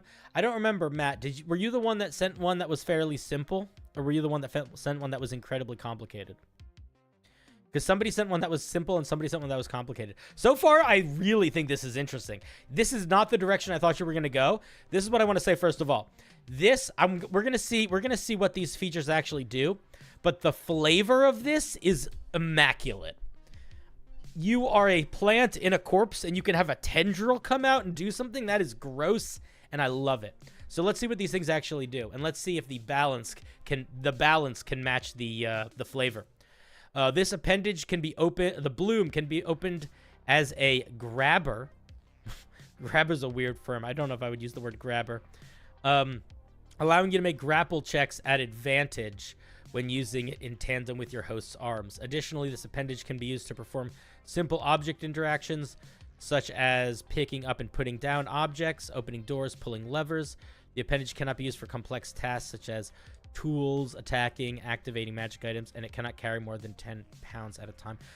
I'm curious, I guess it doesn't have any extended reach. So basically, the only thing the bloom gives you is that it essentially gives you another arm for the purposes of interacting with things, other than fighting, and it gives you advantage on grapple checks. Okay, that's very balanced. I almost want to suggest you could allow it to have more reach when it's not doing grapple-related things. Like, I feel like it could have a 10-foot reach when it's not doing grapple-related things, and that would be very reasonable. Maybe even more, depending on how powerful the other features are. Blade. This appendage can be used as a natural... Drop some dice. This appendage can be used as a natural weapon against unsuspecting creatures, allowing you to make a melee attack against a target within 5 feet of you. Not yourself, just saying 5 feet of you as an action. So you need to change how you're writing your sentences. So here's what you would say. This appendage can be used as a natural weapon against unsuspecting creatures. And then put a period here. And then say as an action. Or I wouldn't even say as an action. I would say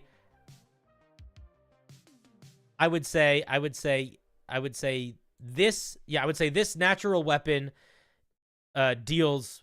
I would say this natural weapon uses your dexterity modifier to hit and deal damage. It deals 1d4 slashing damage. At 10th level, it deals 2d4 slashing damage. That's how I would write that.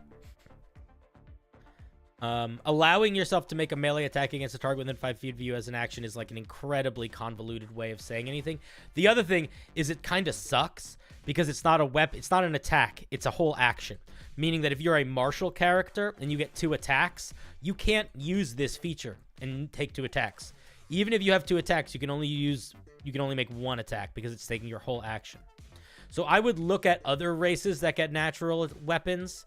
Like, who gets a natural weapon? Tabaxi, right? So look at the way that they write their natural strikes. So you would write it like you have a tendril that you can make unarmed strikes with. When you hit with it, it deals 1d4 plus your dexterity modifier, slashing damage, blah, blah, blah, blah, blah. Just write it like that. will make your life easier and the lives of your friends. Parasite. Do not make death saving throws. I would say, so don't write it like this. Say, if your host drops to 0 hit points or below, you do not make death saving throws, period. Instead, your true form is revealed. Your size changes to tiny. Your hit points are set to 1d4. Don't make them 1d4. Just make them 1. If you're gonna make them anything, you got to make it. You don't make you roll every time you come out. And you must find a recently deceased small or medium-sized humanoid corpse to inhabit within the next 3 hours, or begin making death saving throws. To fully acclimate to your new host, you must heal at least half your maximum hit points. Take a long rest. While acclimating to your new host, you can adjust certain features, body proportions. Okay, I'm not going to read the rest of this. This all sounds like flavor. So a couple things that are pretty important here. If you want to do this thing where you basically get a free extra life because you die and then you just become a little guy, we need to know what your stats are when you're a little guy. And we need to know, do you still have access to your class features? Like, do you lose, like, where do you, like, if I was going to do this, honestly, what I would probably do is I would probably say, in this form, your strength is 1, your dexterity is 1, your constitution is 1, your mental stats stay the same, and you probably, and I would say you lose all other class features with your action. You can only use your action to basically to dash, to do basic actions, dash, disengage, hide, etc., or to take on a new creature. But when in this form, you basically, I don't think you should be able to do anything. Those would be my suggestion. Hello, Milk Boy. I think it's a pretty neat idea. The only thing, I don't love this mechanic. I don't love this mechanic. I understand what you're going for here, and I think that vibe is nice, but I don't love the you drop to 0 hit points and then you pop out again. I feel like it's going to, I don't know. I feel like it's going to be less fun than you think it's going to be. I think it's going to lead to a thing where it's going to be annoying to deal with more than it's going to be exciting or fun to deal with. And maybe that's what you want, but I don't think that should necessarily be a good goal. Because it essentially means that whenever your character drops to 0 hit points, you can't do anything for 3 in-game hours minimum, so long as, and you still need a proper corpse you can take over. So if you don't have one, then it's even longer. Or rather, excuse me, it's not 3 hours. You have 3 hours to live, which is like whatever. I don't know. That can give or take, but you only have you have to return to at least half your maximum hit points. It's like, how do you do that? I don't know. So, like, for example, another reason why I don't like this is it is now easier for you to take over a creature more quickly if you're level 1 than it is if you're level 10. Because your maximum hit points at level 1 are going to be, like, between 6 and 15. It's not that hard to get to half of 6 or 15. That's one healing spell. But let's say you're level 10 and you've got, like, 80 hit points. It's going to take you 40 hit points to get to max hit points. There's no way you're going to be doing that unless somebody is spending all their spell slots on you or you're taking a rest. And then it's like sort of like, okay, you just can't do anything until you take a rest. It's like you basically become incapable in a way that I don't think is... I just don't think it'll be fun. So I would change that. This is actually more of a debuff since you simply can't be healed when you get to... Oh, no, that's what I'm saying. It is... That's what I'm saying. I don't love how this mechanic works. I would probably change it. But I do think it's a very interesting subclass, and I love the flavor of this weird tendril that you can grow out of yourself. I think that's fantastic. Don't you get back to full health when you take a long rest? Sure. But what about if you're in the middle of a dungeon and you get dropped to 0 hit points where normally somebody could heal you and then you could take a short rest? Or somebody can just heal you and bring you back. Now, you are basically stuck in your useless parasite form unless the group is willing to sacrifice a good deal of spell slots to get you back and or a short rest. And you might not even have enough hit die to get to half hit points. And it's just, there's a lot of circumstances that are going to lead to you essentially being incapable of doing anything until you long rest, which I don't think is a good idea. Like, I just don't think it'll be fun in game. But I love the flavor, and I hope you keep working on it. Let's do a round of applause. Thank you for sharing.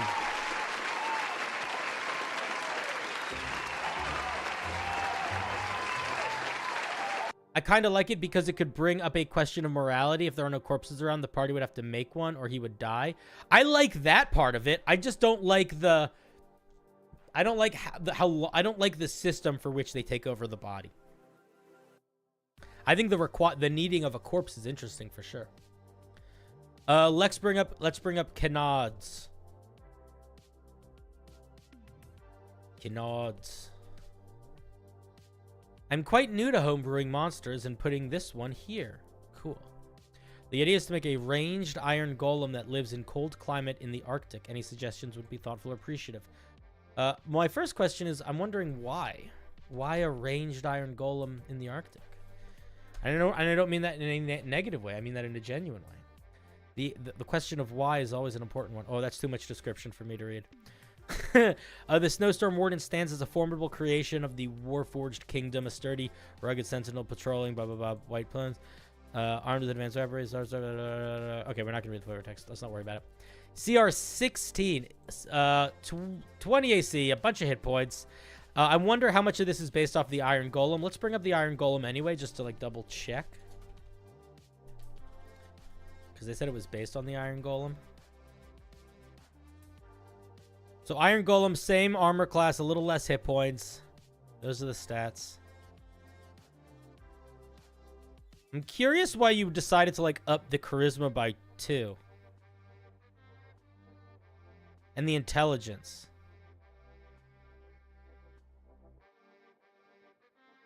What's the logic there? And lowered the strength and raised the con? Curious.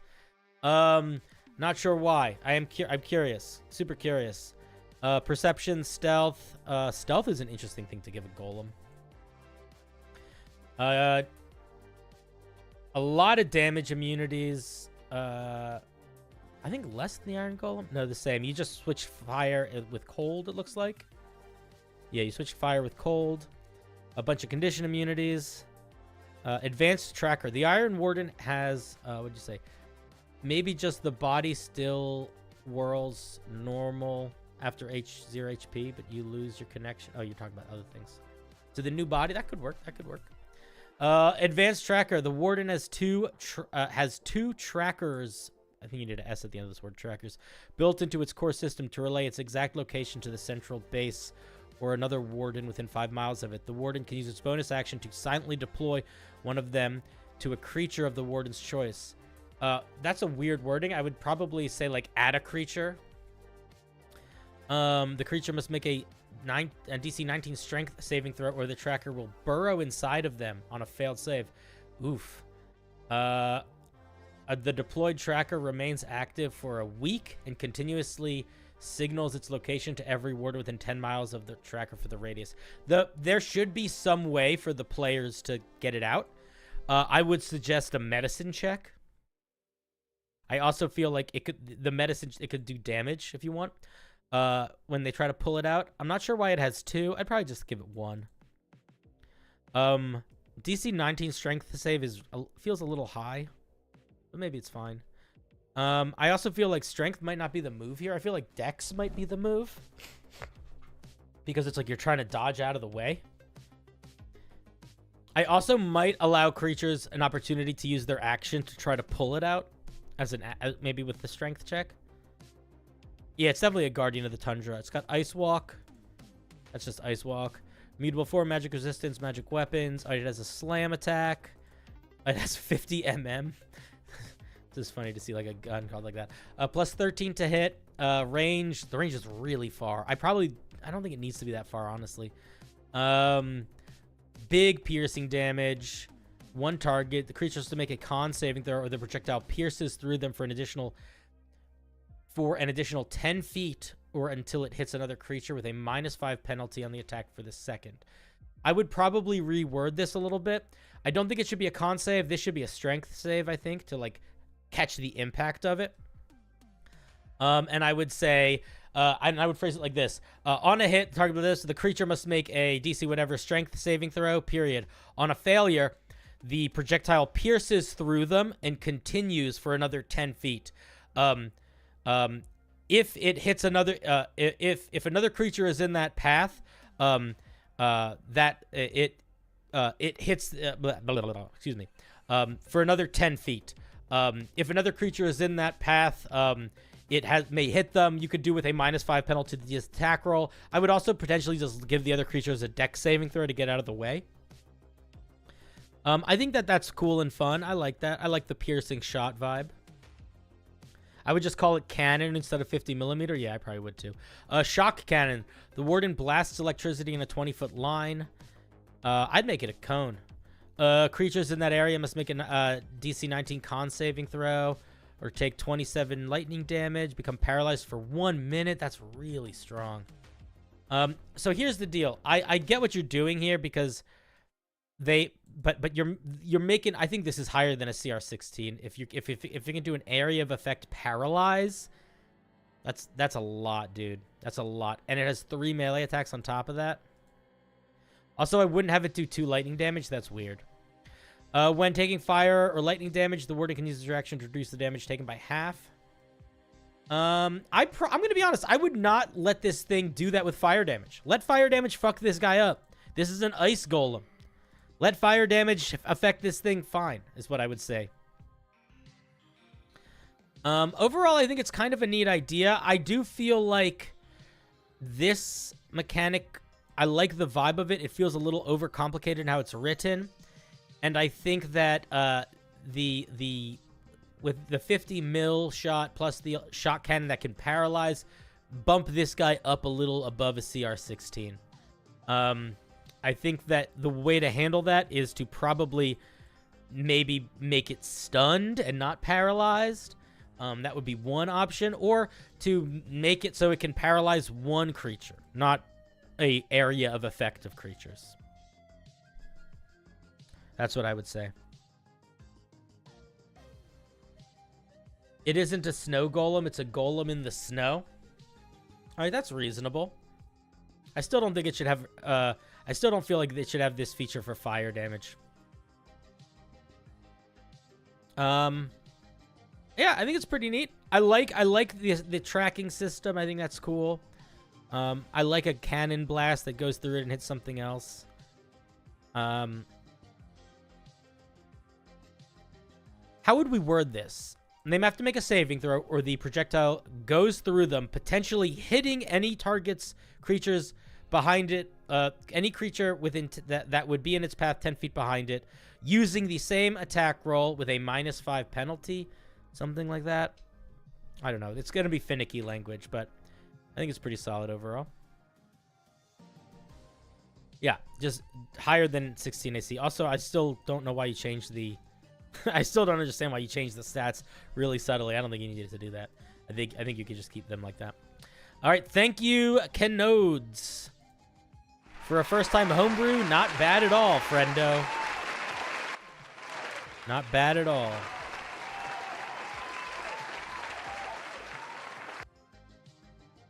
All right.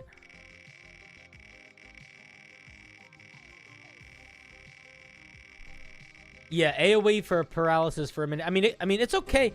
It's okay to do an ability that could potentially TPK. I just think it was a lot on top of everything else that the guy had going for it. I just felt like it was a little too much compared to the other Iron Golem. Jaxie. I was talking to an acquaintance about beholders, and he mentioned having fought a beholder lich as a random encounter. The main BBEG in my campaign is a necromancer, and he uses a lot of beholder zombies.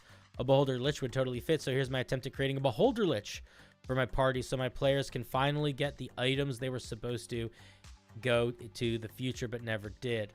I didn't find one already, so I plan on posting this in D&D Wiki. All right, let's take a look. Oh, man, you didn't give me... I can't access it, so sorry. No permission to access. Thank you, Jax. Thank you, and goodbye.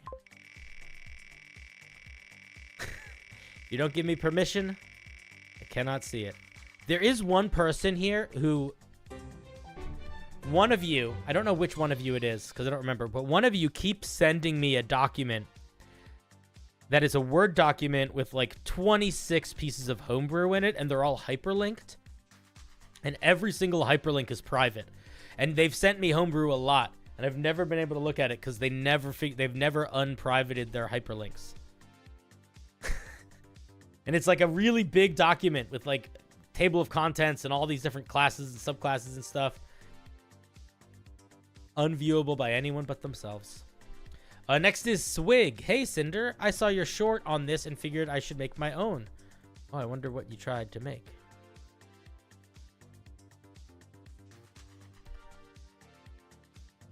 A intellect destroyer. The intellect destroyer fighter. Oh, thank you, Matthew Schultz, for the Canadian golem. $2 Canadian. I'll take it. I appreciate it. You're so kind. Thank you, thank you. You're keeping the lights on. The intellect destroyer fighter gains through their abilities. This is the wrong word. This is the wrong form of the word there. From the dangerous mind flayers of the realm, using their practices as offensive maneuvers. All right, let's take a look. 3rd level, physic disruption. I think it means psychic disruption. There's no H in the word psychic. Or if there is, it's in a different place. Hey, Mara. You had a D&D session a few hours ago, but you're here now? Well, welcome. I hope it was a good session. Big oof energy right there with the private links. Yeah, yeah. At 3rd level, you learn to harness your power momentarily to momentarily disrupt your enemy's thoughts. Whenever you hit a creature with a melee weapon attack, you can use your reaction to force the target to make an intelligence saving throw. On a failed save, the target takes psychic damage equal to 1d8 and has disadvantage on its next attack roll or ability check. You can use this feature a number of times equal to your intelligence modifier. Pretty straightforward. I'm going to be honest, this is not that different than the Psy Knight. So this is what I think you're going to have to be thinking about. Is like, if you're... Just to give you a sense of things. The Psy Warrior at 3rd level gets telekinetic movement and psionic strike and protective field. So you can already deal like a little bit of extra damage. It's force damage, I think, here, not psychic damage. So it's a little different, but it's pretty similar. And it's stronger, like much stronger. So I think this needs more at 3rd level. I think what I would do if I were you is I need you to think a little bit about what the Mind Flayers do. So Mind Flayers do a lot of stuff, but most of it is essentially what the Psy Knight does. So the question you need to ask yourself is, what does the Mind Flayer get that the Psy Knight does not? 1 is they get like a hive mind kind of thing. 2 is they do a lot of like mind control type stuff. Like, you are mine, you know? So I would lean into that sort of stuff. The other thing that they do is they have lots of tentacles. They got tentacle face brain sucking where they steal people's intelligence and their minds. So I would lean into those things if I were you in how I was building this out. Intellect slave. At 7th level, you can manipulate the mind of a target of your choice, forcing them to heed your will. As an action, you can select someone, say a creature, within 15 feet of you and force them to make an intelligence saving throw. On a failed save, the target becomes a temporary ally. You can move them up to there. Wrong use of the word there again. Movement speed. And you can use your bonus action to make them attack someone. Again, so I would say you can use your bonus action to force them to make an attack or perform a skill check. I would just say you can use your bonus action to make them attack or take an action, or take an alternative action.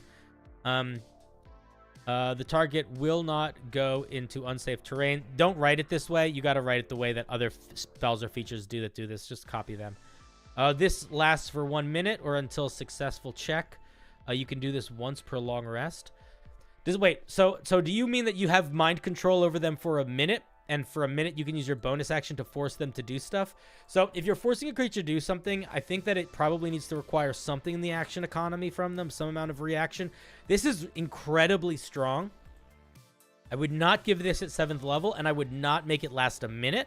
But I think the idea of you being able to use your action to dominate a creature's mind and then pull them around the battlefield and attack other creatures is pretty cool. So I'm a fan of that. But I do think that it's a little too strong in its current iteration. It also, everything is on an intelligence saving throw by 10th level, and that sucks. Don't do that. Give us some unique things that aren't all intelligence saving throws. Your intellect prowess has begun to manifest physically. As an action, you create a 30-foot cone, and every creature of your choice in the sphere. You just called it a cone, and now you're calling it a sphere, so which is it?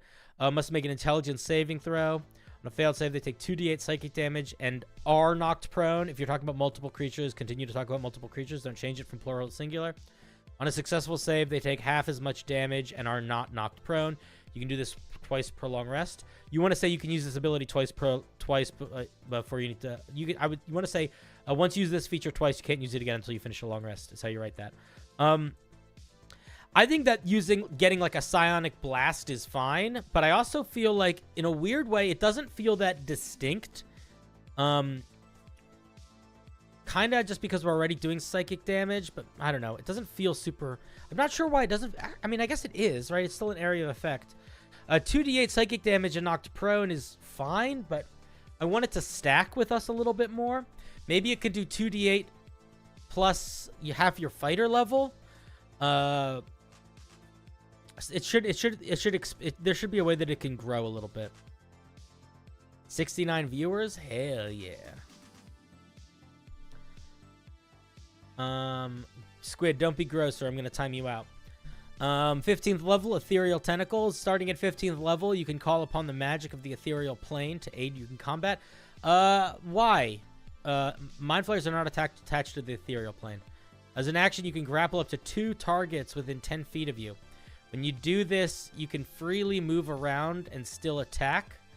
The 2 targets stat grappled, doesn't mean stay grappled for 1 minute or until a successful roll. Does that mean how far away can you go? Put this 20 feet away. I would put this higher up.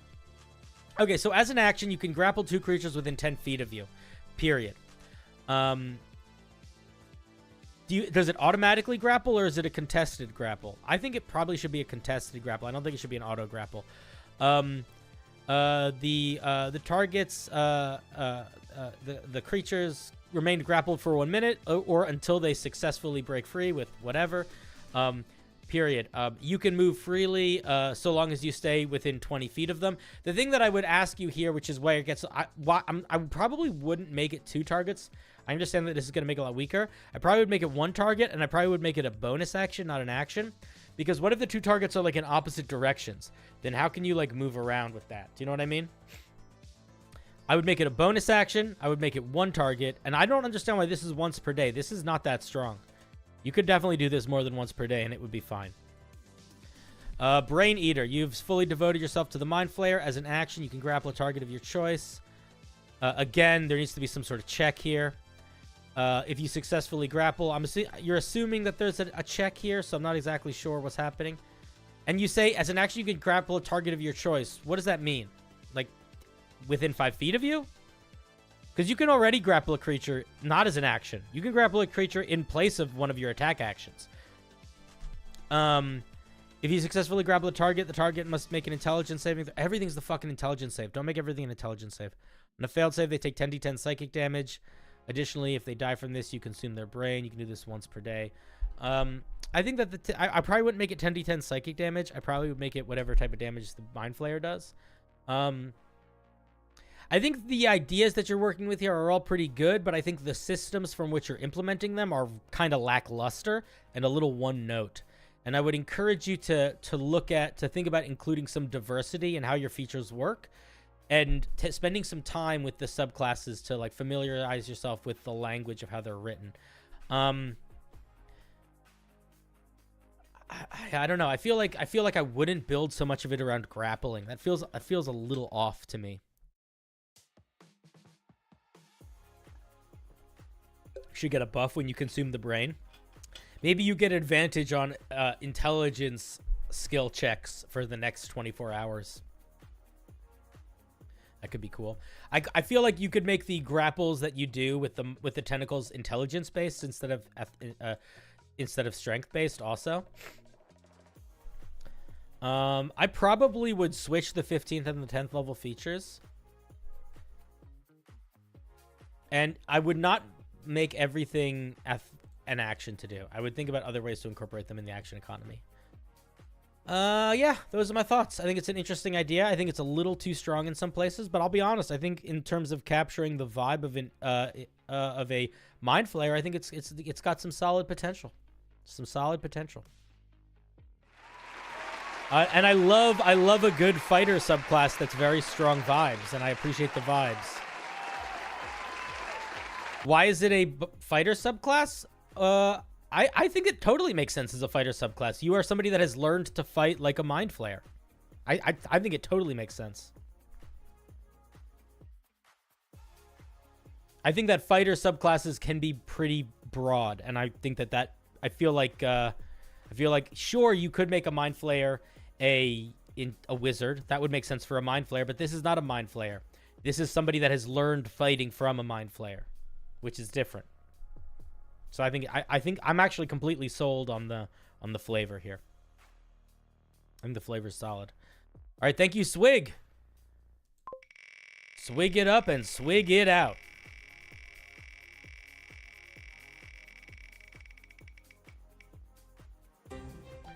Sabertooth. It's like Sabertooth, but more delicious. Fighters are like toast. It all depends on the flavor added, and there are a lot. Yeah, I agree. Fighters, I love fighter subclasses. I like making fighter subclasses. I like reading fighter subclasses. Let me rephrase that. I like reading fighter subclasses that have a very strong and specific vibe and flavor. Like that one that we just read, the Intellect Devourer one. I think that was a great fighter subclass from a flavor perspective. I don't like reading fighters when they don't have a strong flavor because they just feel like fighter but better, and that's the most boring thing in the world to read. Okay, Sabertooth. I haven't even played a single game yet, but I've already made 3 PCs, 2 high-level NPCs, and almost a dozen homebrews. The symptoms are coming strong. This is the first piece I came up with when I caught the bug. It's a dangerous game, making too much homebrew before you play. But I guess worth it. A hummingbird Aarakocra. All right, so ability scores are kind of whatever. They don't mean anything anymore. Fly speed is 20. Fly speed is 60. No, lower the fly speed, man. So this is a great example of why you got to play D&D before you start making homebrew. They lowered the fly speed of the Aarakocra because 50 was too high. So having a fly speed of 60 is a no-go. That means that as a dash, you could be moving 120 feet fly speed, level 1. That's just too much. You have double proficiency on performance and persuasion checks and disadvantage on stealth. Expertise in performance and persuasion. Honestly, getting any expertise from a racial thing is too strong, in my opinion. Dash and disengage is a bonus action. God damn, this is just advantage on stealth checks, dexterity. This is just like you're better than a rogue before you're better than a rogue at level 1. This is like, hey, do you want to be a rogue but way better without having to be a rogue? I don't know, man. I think you got to cut a lot of this back immediately. This means that as a bonus action, you could go 120 feet every fucking turn. That's madness. The energy required to maintain your mobility, you lose 2 HP for each movement action that uses your flight ability, including dash. You also receive this penalty if you're hovering and start your turn hovering. This also doesn't really work for D&D. So I'm going to be really honest with you here. If you're trying to do some great design, the best place to start is what is evocative and new.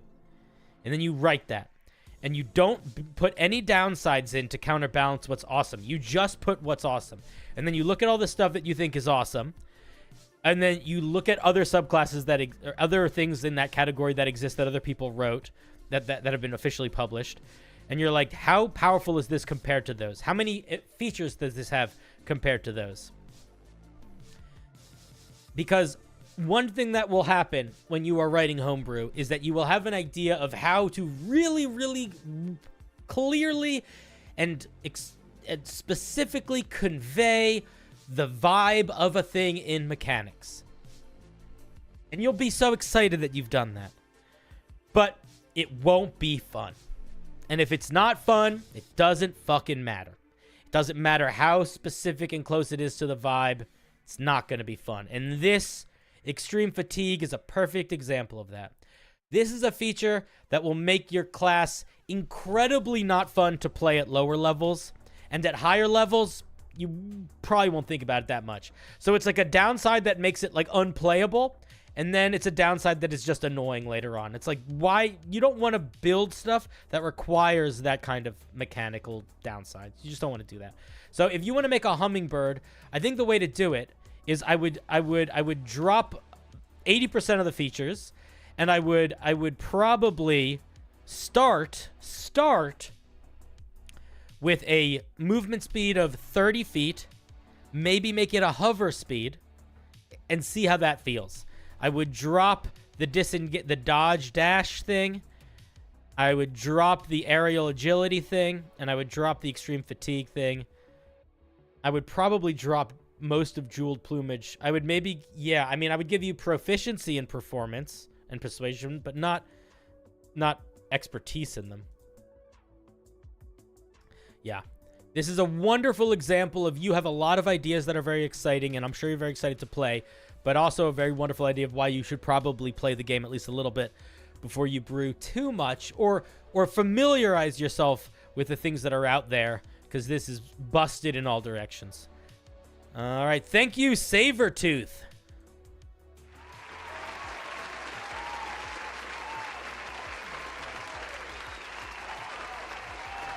Thank you, Sabertooth. You cannot dash twice. You can't use a bonus action to dash and then your action to dash. Like, a rogue can't do that with their cunning action. They can't double dash. I don't think they can. If they can, I apologize, but I'm 99% sure they can't. Hey, Micah Cole, what's up? Yeah, man, I'm at 60. No, I'm not. I'm not at 60K yet. I'm close, but I don't think I actually hit there. I don't think I hit it yet, did I?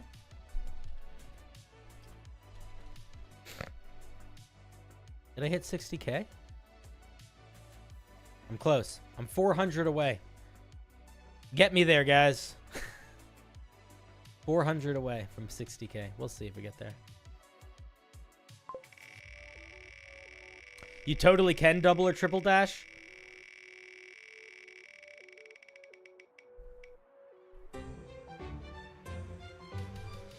I guess I don't know if I play with that. I don't know if I've played with that. Can you dash? Can you cunning action dash and then action dash on the same turn? Okay, can you dash twice? Okay, let's see. A rogue using cunning action and a monk using step of the wind can use dash on twice on the turn. All right, there you go. I did not know that. It wouldn't double your movement twice, though. It would just double your initial movement. So if you had a movement speed of 60 feet and you dashed as a bonus action, that would make your movement 120 feet. And then if you dashed again, it would make your movement speed 180 feet. So it wouldn't double, then double again. But that is good to know. I did not know that. Very interesting. All right, next is Quasar. Isn't it always just one notch away? No comments. No comments. Exciting. They have nothing to tell us. This is a soul binder. Oh, it's an artificer. Hey guys, let's play the game. Let's play the game before we read it. This is the game we're gonna play. $10. $10 says the feature is either not. The feature is. Okay, if you're going to make an artificer in D&D, $10 says the feature is going to be way too long to explain and is going to basically lead to just you cast spells into things. $10. You gain glass blowing tools, false life, inflict wounds, blindness, deafness, gentle repose, fear, animated. Oh, it's like you're like you're a necromancer, artificer. I like that. Oh my god, look how look how fucking long this feature is. Come on now. If you need this feature, if you need your feature to be this long, you make me real question if the feature is Buddy. I'm not gonna read all this. I'm just telling you this right now. This is. I'm telling you that this is too much for an artificer. It's too much for anything. If I see a 5th level feature and it has this much going on, oh, it's all not that much. I just thought the 9th level was not bolded, so it got confusing. Oh, there is a lot going on. Okay, Jesus Christ. The feature has a backstory? Yeah. Okay, Trap Essence. Starting at 3rd level, you gain the ability to trap the soul of a dead creature as an action. Don't say may, you son of a gun. You can bind the soul of a creature that was killed no longer than 10 minutes ago into an inanimate object. The creature to which the soul belonged must have a challenge rating no greater than your artificer level divided by 2, rounded down to a minimum of 1, and cannot be a celestial. I would not make it... this is going to be a lot of me naysaying, but this is what happens when I bump into artificers, is that I have to do a lot of naysaying. I would not make this power scale on the power level of the creature. I would just let you take a soul from a creature. It doesn't matter what it is. I probably would make the minimum CR of the creature, maybe CR1 or CR1/2, so that you couldn't do the thing where you just have a bag of rats and you're just punching all the rats. You can only bind one soul of dead creature at a time. If you have created a vessel to seal the soul, don't describe a vessel. Don't describe the vessel before you describe the vessel. You can create one of these vessels over a period of an hour. With a set of artisan's tools you're proficient in. During this time, you must remain focused, undisturbed, to hold the artisan tools. Oh my god. The vessel takes the form of a tiny handheld object with a form affiliated to the tools. The vessel has 10 hit points and armor class equal to your spell save DC. You can have a maximum number of vessels equal to your intelligence modifier at a time. This is so much work to get to the point of you can hold a number of souls at a time equal to your intelligence modifier. This is my first question. And this is the thing and it's always fucking artificers. Artificers take 3 paragraphs to get to a simple idea. Do you know how you could also say this? At 3rd level, as an action, you can bind the soul of a creature that was killed no more than 10 minutes ago to an inanimate object. You can have a number of souls bound to you equal to your intelligence modifier. That's all you need. You don't need all this extra work. You can use a soul-infused vessel as your arcane focus. Every time you bind a soul to the vessel, it also gains a number of spirit charges.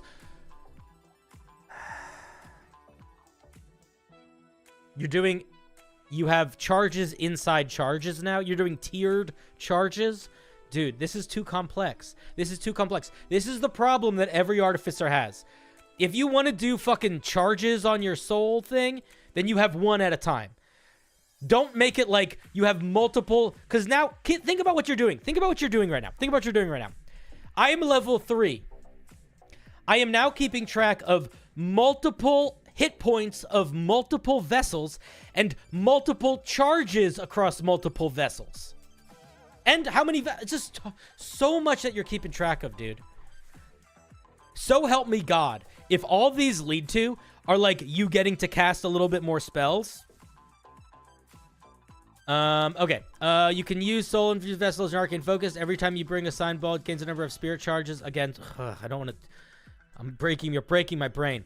If the soul is resurrected by any means while bound, the soul leaves the vessel and it loses all charges. You can dismiss the vessel as a bonus action, losing any charges of it as a result and reducing the vessel to ash. If you are on a different plane of existence from the vessel, is automatically dismissed.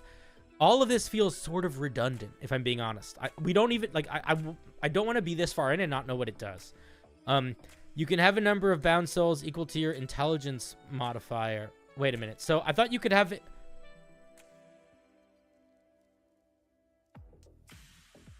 So you have vessels. You have spirit charges. And you have bound souls, and those are different? You're killing me. You are killing me. Let's see what these do. You can use your trapped souls to empower yourself and your allies. While holding the vessel containing a soul, you can use an action to grant yourself one of the following creatures' boons at expensive charges listed. A charge you take insight from the dead. You gain proficiency in up to 3 skills that the bound target had for the next hour. Okay, that's very strong. You gain temporary hit points equal to the number of charges consumed multiplied by 5. How long do they last? You can only have a number of temporary hit points from this boon equal to your level times 2. You're making us do so much fucking math. These temporary hit points last until the end of your next long rest. The end of your next long rest? I guess they just last until they're gone. I think that's reasonable. Weapon of Life, 3 charges. You gain the ability to summon weapons made of souls. The weapon's form is to your choice, but it must be a melee weapon. Will always weigh nothing, have the light and finesse properties, cannot be taller than the creature from which it was made.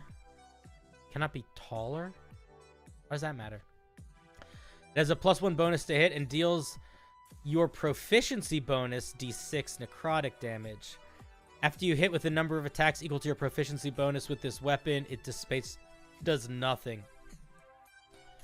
Okay. Let's actually talk about what this subclass does. Because I'm going to be honest, we're not going to read any more than this, because this is the feedback that I have for you is feedback that I want to say for anybody that's making an artificer. So what does this thing actually do? Let's boil away all the bullshit. You can hold a number of charges, and you can expend those charges to do one of 3 things. One of the things is you gain proficiency in 3 skills for an hour. One of those things is you gain temporary hit points. One of those things is you get a magic +1 weapon that deals proficiency bonus d6s of dice. Ignoring everything else, those 3 things feel so dissonant from each other. So, like, aside from all of these convoluted mechanics, which, by the way, and I am not saying this to disparage you as a writer, because I appreciate what you're trying to do, but I am also trying to help you help yourself. Why are you going, like, what joy will needing to use these mechanics bring to the player? What joy will the player get out of these mechanics? That's a great question that I think you need to be asking yourself. Because this feels very convoluted, and I feel like you have a mission, a goal in mind of like a vibe maybe, but you are losing the forest for the trees because this part is not going to be fun. And not only is this part not going to be fun, there is nothing tying these features together that makes them feel like they should be part of the same subclass. Like, there isn't a vibe here. It's all over the place. It's you're better at skills. You're better at defense. You get a badass weapon. We need a direction. We need a direction. This needs a direction. And if you want it to be a little bit all over the place, you can do that, but it still needs to feel like it has a direction. So, like, for example, if we look at the artillerist, okay? The artillerist gets the Eldritch Cannon. Now, if you look at the Eldritch Cannon, yeah, there's a lot of words explaining the Eldritch Cannon, but not that many. Just this much. And then what they do. And they can do 3 different things. 2 of them attack, and 1 of them does temporary hit points. So you might be saying to yourself that they sit in different spaces, but I would argue that they don't, because they all sort of fit that goal of what the goal of this thing is. Because the vibe of this thing is that you have a little turret that runs around with you, and it can shoot stuff. It can shoot danger stuff or good stuff. And so all of that fits the vibe. How do any of these connect to the vibe of you having a vessel that has souls in it that have charges? So, like, aside from, like this is the question you need to ask yourself when you're building something. At a certain point, you have to step back and you have to say, why am I doing this? And you have to say, okay, this is what I want this thing to feel like. Are all of these things working towards that goal? Oh, I can link it. I'm sorry. I don't know if I did. Because right now, this is not working towards any goal. And this whole part at the beginning is just confusing. So we're going to stop this review here because I think it's just going to probably get more confusing as we go. And I think right now, the main feedback I have for you is that you need to simplify. And you need to be much more intentional about the steps you're taking towards accomplishing the goal of joy and the goal of fun. That's my feedback.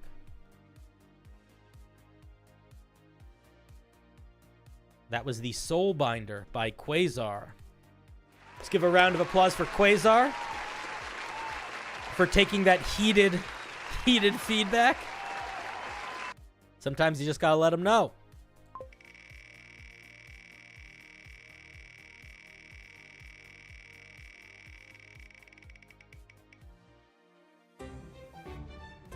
Next we have Raymond.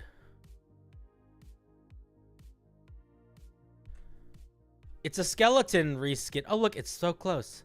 It's a skeleton reskin for a very foresty campaign. I wanted to homebrew more plants, and I thought something that looked like a skeleton but had a completely natural origin would feel very natural and have the lore of the Forest's Awakening. Strange. Curious. Let's take a look. The Pseudo-skeleton. Yeah, the 5-minute brew stuff was for the first 2 hours. Sorry, Anna, Queen of Hell. We'll do more 5-minute brewing later because people really, really enjoyed it. So I will do it next time. But yes, I was doing the 5-minute brewing from 6 p.m. to 8 p.m. Let's see. How is it different than a normal skeleton? Let's see what it gets immediately. So it is a plant. It's not undead. It's vulnerable to piercing damage and immune to poison damage. I don't understand. It shouldn't be immune to grappled. Get rid of this. That doesn't make sense to me. Why is it immune to grappled? False appearance, when it is inactive, is indistinguishable from overgrown pile of bones. I think that's cool. The pseudo-skeleton resembles a skeleton-only appearance. It is not undead. Okay. Improvised ammunition. This creature is made out of spare parts, and in such is more than willing to spare a few bones for the necessary ranged attack. This causes 1 point of damage to itself. I would drop this feature. This is worded weirdly. I don't think it fits. Just drop it. It makes 2 attacks, either bash or improvised ammunition. 1d6 plus 1 for the attack. 1d4 plus 1 for the improvised one. Okay, so here's what I'm going to suggest.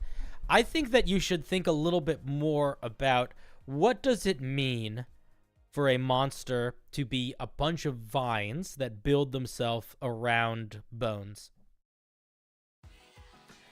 What else should it get? It's like an ooze not getting grappled. I disagree, because what you've described is a skeleton held together by vines, and I can grab that real easily, and I'm just a man in the world sometimes. So I would drop the grappled condition. I genuinely don't think it fits. Because it's not an ooze. It's a plant. Vines aren't made of liquid, you know? Even like the most viney of creatures you can grapple. So what I was going to say is, how can we make this more distinct as a plant that is held together by bones? So I love the idea of it takes bones out of itself and throws them. I don't think you need to give it a penalty for that. I probably, and also the AC is a little too high, I think. I think the AC, but I would, maybe you could have the AC go down every time it throws an attack. That would be kind of interesting. I like that more, actually, than it doing 1 damage to itself.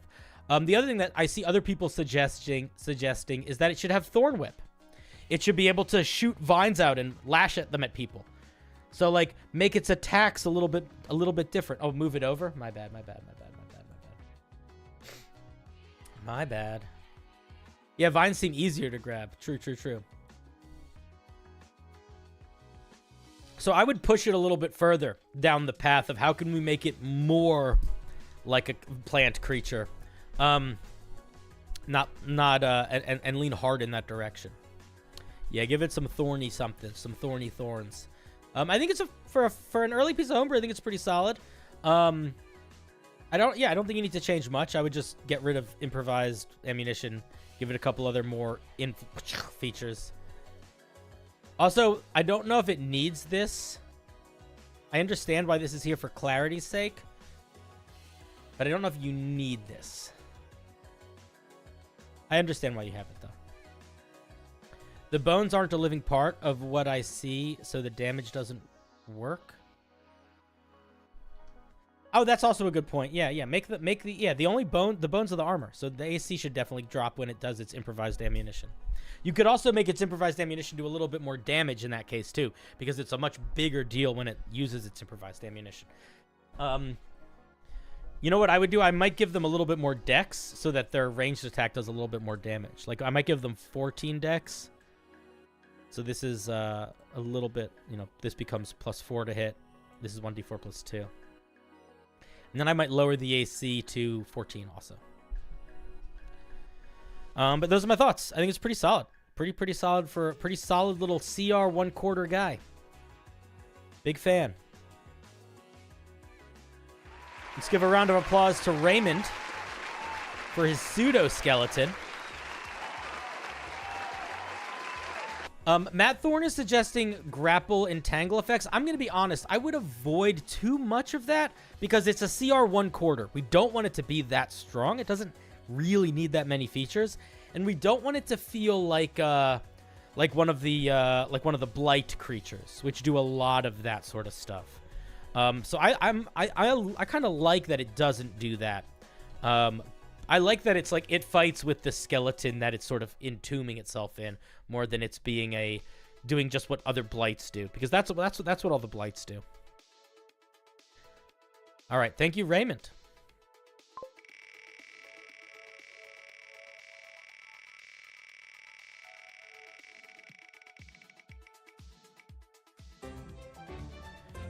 Garu the Kobold.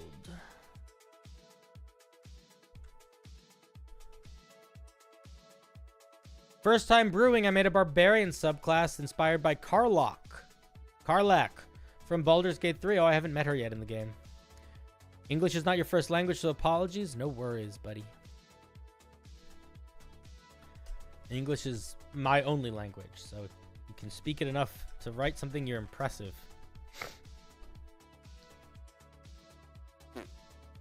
Okay, Path of Demonic Wrath. Let's see what we're working with here. Did I post it in chat? I think I did. Again.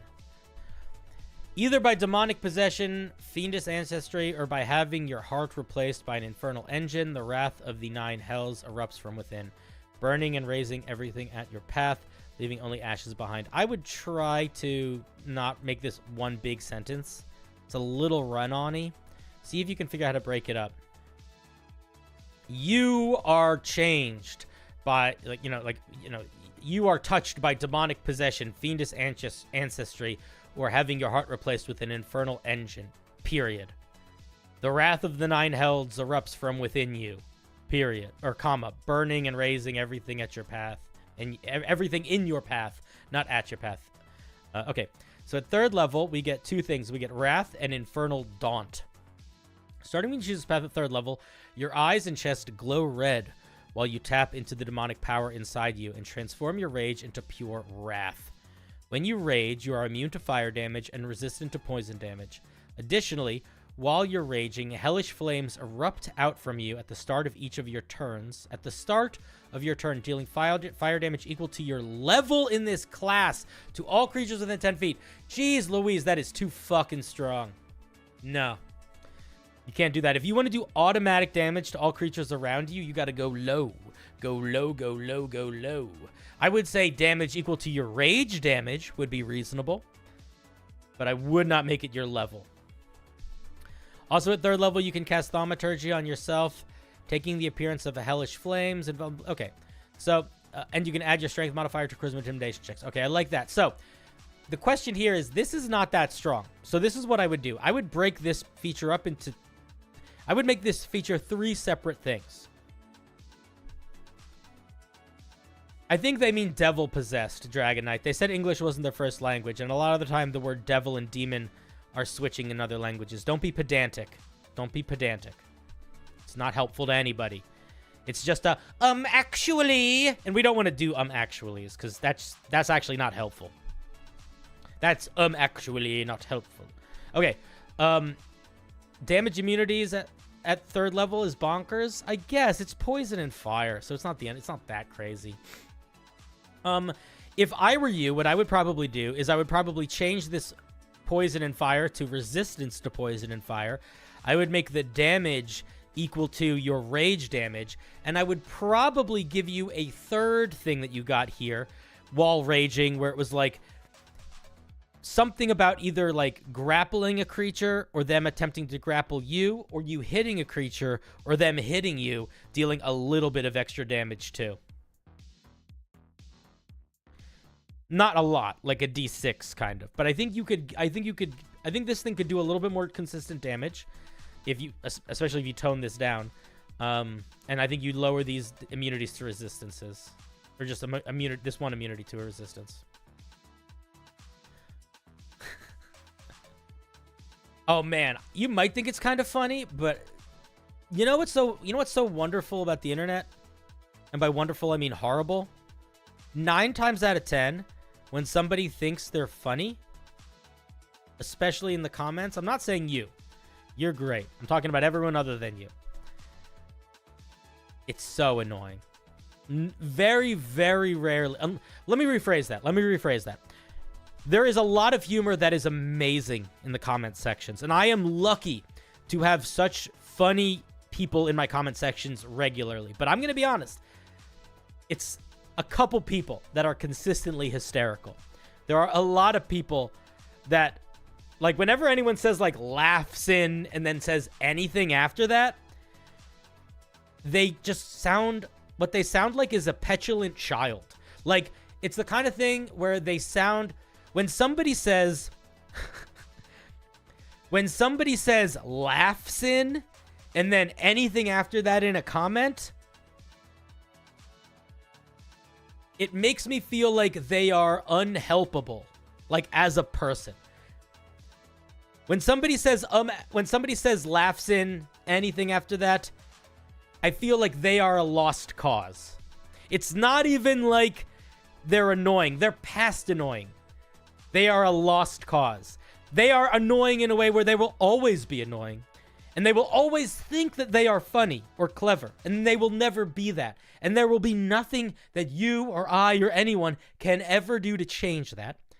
And they will have a very large sense of self that will only grow larger. And as it grows larger, so will the distance that they have with reality. Until at some point in their lives,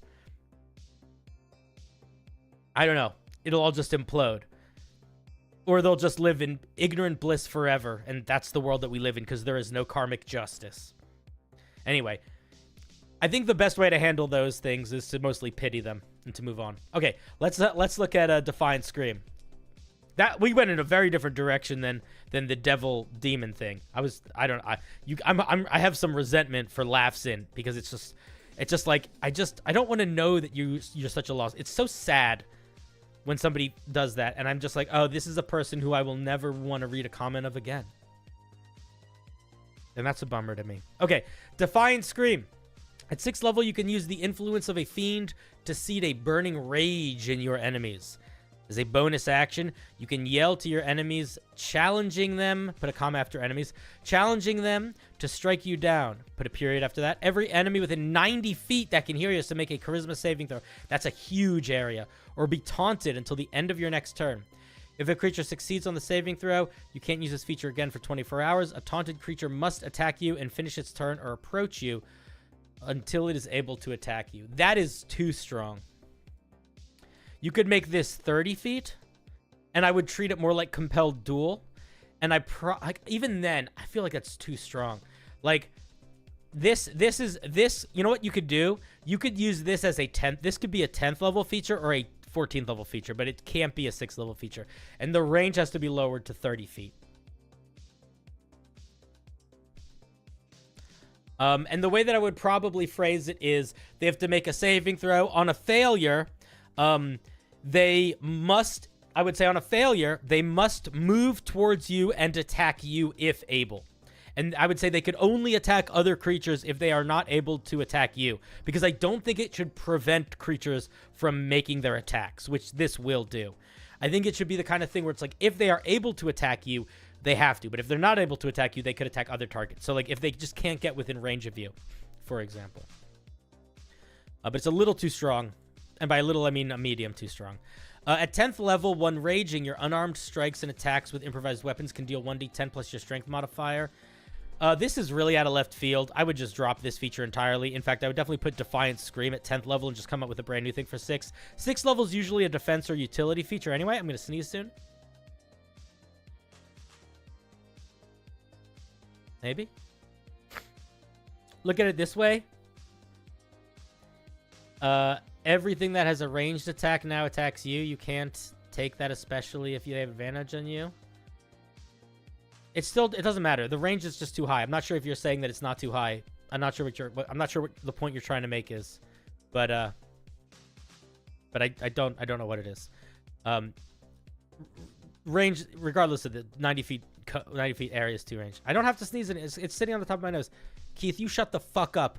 Tell you what, Keith, I'll sneeze when you give me your soul. Sell it to me for free. Flame Mantle at 14th level. Milk boy, you silly. At 14th level, a mantle of dark fire surrounds you when your wrath surrounds you, period. When your wrath consumes the essence of fallen enemy, when your wrath consumes the mantle, what does that mean? At 14th level, a mantle of dark fire surrounds you when your wrath consumes the essence of fallen enemies. That's a little bit of a confusing sentence because we don't really know what you mean by consumes the essence of fallen enemies yet. So I might drop a dark mantle surround you, and I might just say at 14th level, your wrath consumes the essence of fallen enemies, because we don't even know that is happening yet.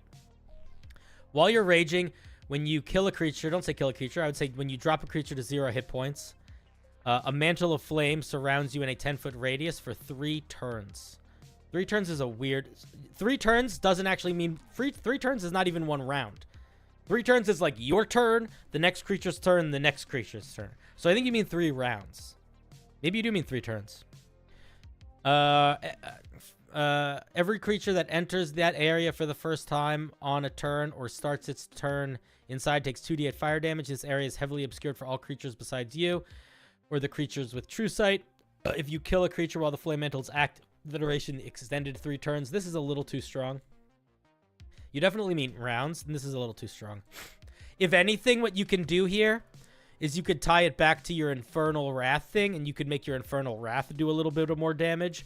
But the heavily obscured around you that you can see through, and 2d8 fire damage feels a little... I mean, 2d8 fire damage isn't crazy high, but I probably would make it more limited, and I definitely would get rid of the heavy obscurement. I think he means 3 of your turns. That still doesn't mean anything in D&D. That would just be, you would say 3 rounds. I don't think it should be 3 rounds. I think it should be 1 round. Thanks for the feedback. It seems I made it too strong. I'll be toning it down a bit. You're welcome. I don't know exactly what piece you made, but I hope that I was helpful. What do you mean you're not an all-knowing floating head? Your whole world is a lie? Well, I am an all-knowing floating head, but if I want to stream, I have to possess a vessel, and this is the vessel. So, I take on corporeal form to do live streams. And I stream pretty regularly, so I'm spending a lot of time in this vessel. You meant 3 rounds? I wouldn't do 3 rounds. I would make it 1 round. I feel like 1 round... Maybe it's more. Maybe you could make it more rounds. It's just odd to do something. It's really unusual in D&D to make something last multiple rounds in that sort of way. It's just not usually how things are done, and I don't know if it makes sense. Like my question would be like, where did you get 3 rounds? Was your thought process that 3 rounds is sometimes enough time to drop another creature? Because I feel like then. I don't know. I feel like that's not enough of a reason. I would build it differently. Are turns longer than 10 rounds? Are turns no longer 10 rounds? No, you're switching your words up, Nick. And it's neither. So 1 round, in D&D, 1 round is every creature's turn in the combat initiative. So 1 round could be 2 turns if it's 2 creatures. 1 round could be 30 turns if it's 30 creatures. And then 10 rounds equals 1 minute. Oh, I'm glad you're here too, Atomic. Love having new people. Love having new people. Is that floating head in D&D, or where is your imagination, or how? What's your... I don't understand the question, the only one. Is that floating head in D&D, or where is it from, or was it from your imagination? What floating head? You mean my visage? You mean my visage? My visage is not from D&D. And it is the most safe way I can express my form to you. In a two-dimensional cartoon version. Makes it safer. It also kind of felt like it wanted to be a Radiant Aasimar. Yeah, it does have similar feelings to Radiant Aasimar. I think it's a neat idea. I just think it has a little... I want it to have a little bit more direction. Because the other thing that I want to point out is it's very similar to the Storm Herald Barbarian right now. The Storm Herald Barbarian basically is the same as this. If you go the fire route. And I feel like that's not the move. Except for Defiant Scream and Unnatural Strength, which I'm going to be honest, I don't understand why. Neither one... Defiant Scream I get for a barbarian, but it also is like... It doesn't feel particularly devilish. And Unnatural Strength, it's like if you're not going to do unnatural... If you're not going to tie fighting with your wet hands at 3rd level, then I don't think you should do it. And I also think that if you're not... I would also argue against fighting with your hands at 3rd level unless you have something that is going to make this much more... is distinctly unique from the Beast Barbarian in a way that is going to make sense. But cool, I like the idea, and I think building something off of Baldur's Gate makes a lot of sense. All right, let's give a round of applause for Garu the Kobold, a.k.a. Martin Augustin. Thank you for sharing your piece. Thank you, thank you. Much excite, much excite. Since you can switch vessels, why do you pay taxes? Why do you think I can switch vessels? Yeah, exactly. You don't pay them, they take them. So I know you are a D&D guy, but what's your opinion on Pathfinder? I've played it twice. I know nothing about it. Oh shit, it's General Pinkledink.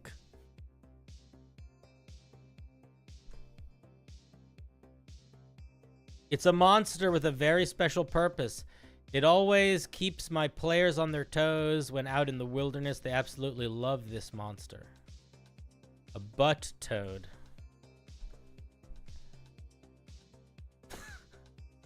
Alright, let's see. Let's see what the butt toad brings to the table. CR0. Standing leap. It's got a leap. It's got spider climb. Trogwort. The disease begins after 3 days from the toad emerging from the anus of its... Okay, we're just going to say goodbye to that. I don't want to read that one. I would have cut that one out if I had read it earlier. I don't give a shit about frogs coming out of people's butts. Seems weird. Not going to read it. Sorry. Moving on. Veto. Sorry. Wouldn't put it in my game. Wouldn't even think about putting it in my game. Derek Silverstone. Here's the link. I'd like you to review all of it. Thanks. All of it? What the fuck are you talking about? Great Sword of the Ancients. Let's take a look. There you go. The Great Sword of the Ancients by Derek. This once mighty greatsword has seemingly degraded beyond the point of repair. Rust covers its blade, and its handle has been worn thin from use. Why is it only barbarian, I wonder? Let's see. While it can still be used as a physical weapon, this sword's primarily purpose is to now aid its wielder in tapping into the wisdom and power of the ancient barbarian tribes that forged it. Okay. It has the following benefits in its dormant state. What was your little prank? Did I miss a prank? When you said you want me to read all of it? Did I miss something? It might have gone over my head. I apologize if it did. While you are raging, you have advantage on history and religion checks. That is so funny. That is such a weird... I don't know how I feel about that. I kind of love it, but that's weird. A generational insight. As a bonus action, you can call upon the experience of those who came before. Choose one creature within 30 feet of you to make it make an intelligence, religion, or history check contested by the target's charisma deception check. On a success, you learn their damage resistances, immunities, and vulnerabilities, if applicable. Interesting. So this is like a thing to be used in combat. I got you. Interesting. I'm gonna be honest. I'm wondering. The only thing that I'm questioning here, and I get that you want it to be like the history or religion of them, but I don't think. Here's what I'm gonna say. Here's what I'm gonna say, Derek. I don't think a creature's deception is a good way of representing how well known the knowledge is about them. Because normally this type of thing would be an insight versus deception. Because it's like, I'm reading you and you're deceiving me. But this isn't I'm reading you. This is I'm tapping into history. So I don't think it should be against their deception check. I think it should be like, I think it has to be based on something else. I would not use deception here because I do not think a creature's deception check is a good way to represent how well known history is about them. So I think you need to think of something else, some other thing to do it. It could be a flat DC. It could be a DC that's like, you could also make it like 10 plus their challenge rating. Yes, DC something plus their CR I think could work as well too. I wouldn't do separately scaled DC. I would probably make it something like 10, something plus the monster's challenge rating. Which I also acknowledge is not a solution necessarily, but I think it's more of I think it's more applicable. Very goofy item, by the way, so far. When the greatsword reaches an awakened state, it gains the following properties. +1 to attack and damage rolls. When you successfully use generational insight, you also learn the target's current armor class, walking speed. I would drop this. I would move away from this. I feel like we get enough here. I would go in a different direction. Learning these stats doesn't make sense to me logically, and I also feel like give us something new. Give us space for new things. Forgotten Strength. When you enter your rage, you gain resistance to one additional damage type of your choice. I like this. This is very nice. And then the Exalted becomes +2. You learn. Yeah, I would drop this feature again. Come up with something new. At the end of each of your turns while raging, you can change the resistance from Forgotten Strength. No action required. That is interesting. And then once per day, you can cast Legend Lore. I like that. The only thing that I don't really like that I think you should change is this and this. Make them something different. Maybe even just get rid of this, and come up with a new thing here. And then just leave. Don't worry about expanding this here, because you already get this and then this at this level. That's what I would do. If you're not going to leave it at base, don't get into stuff like spell casting, armor class, movement speed. I feel like that doesn't make sense. I feel like you're pushing it making sense with learning their damage resistances, immunities, and vulnerabilities. I would not, because there's so many things that can account for a monster's armor class. There's so many things that can account for a creature's movement. Honestly, I would even say, like, depending, I almost would push back against this from a lore perspective, and like, just because you know a lot about purple worms does not mean you know a lot about this purple worm, you know? So like, there's an element of like, how do you figure out which of those pieces of information you could reasonably make applicable to all things? And I feel like damage resistances, immunities, vulnerabilities kind of make sense. But I feel like I wouldn't do the others. I like it, though. I think it's pretty solid. I think it's a pretty solid little item. I think Legend Lore is fun. And somebody said it gives you more rage damage. No, it doesn't. I don't know where they got that idea from. The idea was you're tapping into the experience of people who's fought it in the past. Yes, but that's what I'm saying. That's the whole point. The point is they have fought creatures like this in the past. They haven't fought this creature in the past. So just because your ancestors fought a hobgoblin in the past, that does not mean that the hobgoblin that you are fighting is the same as the hobgoblin that your ancestors fought. In fact, especially on something like a hobgoblin, it's probably a little different because they have armor and weapons, and they are going to change depending on which weapons and armor they're wielding. Maybe they are a sprinter and they're really fast. Maybe they have a peg leg and they're a little slower. Do you see what I mean? That's what I mean. Which is why I think you should stick to stuff like the damage resistances, stuff that, like, kind of makes sense. And then I was even thinking, like, but that might not make sense, because what if you're fighting, like, a spirit troll, you know? Or, like, one of these creatures, or, like, a creature that was changed by its environment. So, like, for example, what if I'm fighting an ogre that has, like, a brain implant, so it has resistance to psychic damage? That's not a thing that's most ogres have. So, like, would it make sense to roll a history or a religion check to know that about this particular ogre? I don't know. That's what I'm getting at. And I think you can push the boundaries of that a little bit, because at the end of the day, mechanics don't need to 100% match flavor. Like, that's totally reasonable.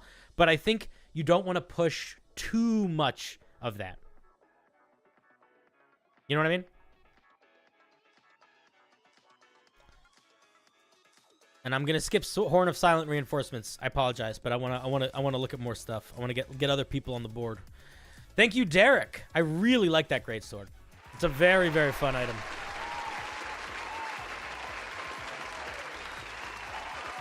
Welcome, Forest Pots. I think Derek, if I were you, I would lean more into what other things you could get from the ancestors, like the legend lore thing. Like, lean into stuff like that. Like what other, like, maybe you could learn more languages. Maybe you could learn how to communicate with other creatures more, or maybe you know, like that sort of thing. Like, or maybe there could almost be like an augury type thing that you could do, where it's like you could beseech the ancestors and, like, roll a die to determine if they have experienced something like this in the past, and if they have, they could bestow some insight upon you, and if they haven't, then they can't, and that can just be determined by the dice roll. You know what I mean? Something like that.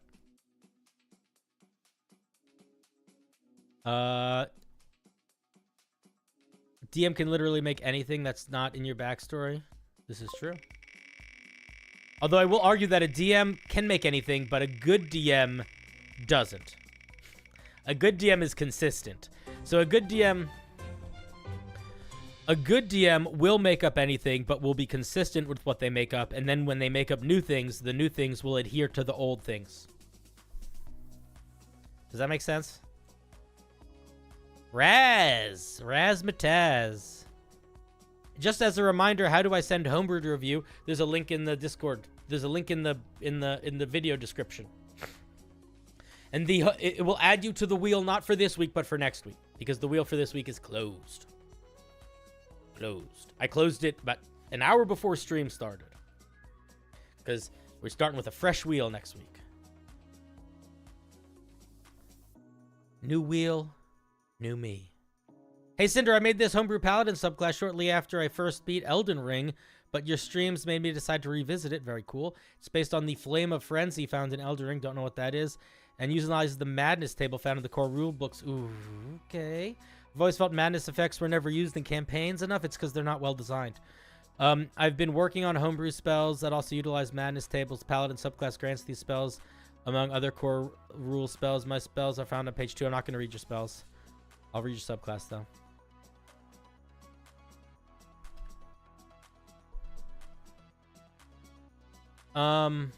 You gotta change your formatting, dude. This is hard to read. This is hard to read. If you want to do cool pictures, don't put them on top of the text. This is gonna make it hard to read. Okay, so here's what I'm gonna say first and foremost. Let's talk about the Madness tables, because you said you're using them. So let's just look at them for half a second here. They're in the DMG. Let's do Madness. I can probably just find it like that. And then the basic rules are there. So Madness is short-term madness, long-term madness, indefinite madness. Short-term madness lasts 1d10 minutes, long-term 1d10 hours, indefinite forever. If you look at what these things do, I think it will become pretty apparent why these tables are not used often.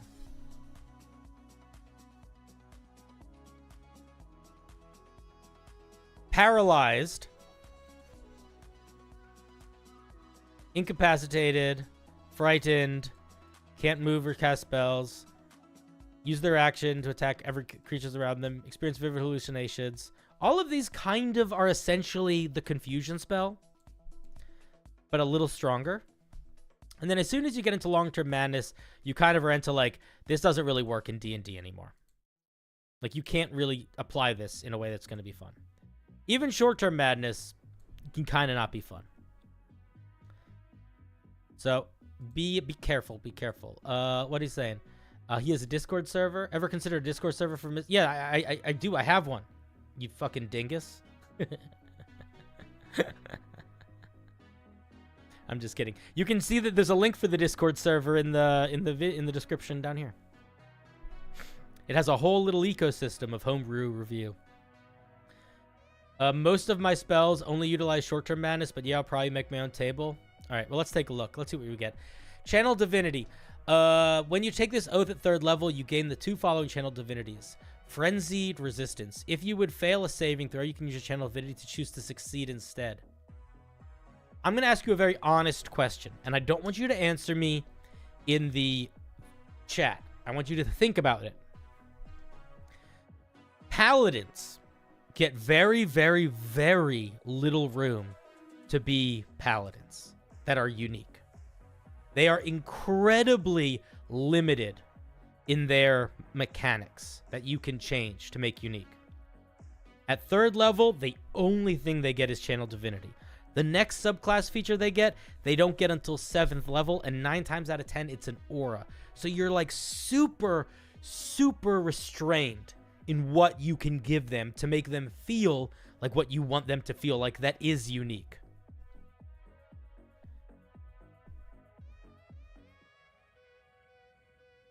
Is Frenzied Resistance unique?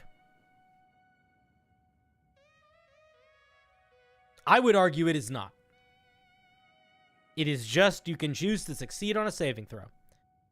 I think it is not bad, but I would also argue that it evokes nothing. So if it's the kind of feature that you really want to put in this, you got to put it at 15th level. I'll be honest, that was kind of a placeholder effect. I wasn't sure what to put there. Joshua, then don't fucking send me your homebrew if it's not done yet. Or write in big, bold letters, I don't know what to put here, placeholder. It's wasting my time. I just wasted so much time. I just wasted like 5 minutes ranting about this that I didn't need to. If you knew not to put it there, then don't fucking put it there. Or if you need a placeholder, don't fucking send me the homebrew yet. It's also okay for you to say, I don't know what to put here. I would much prefer that. If I spend 5 minutes giving you feedback on something you're not going to use, how is that helpful to anybody? Let's look at the second one. Turn the Sane. You can use your channel divinity to reveal the Frenzied Flame across your body to drive others mad. Any number of creatures you choose within 30 feet of you must make a just say creatures of your... Instead of this, just say creatures of your choice. Creatures of your choice within 30 feet of you must succeed on a wisdom saving throw against your spell save DC or be turned for 1 minute or until they take damage. A creature... Is it just any creature? A creature turned must spend its turns... Don't do that. Trying to move as far away from you as it can. It can't willingly move to a space more than 30 feet away. It also can't take reactions. What is this? I don't understand what this does. It just makes people... It's just turn creatures, but turn all creatures?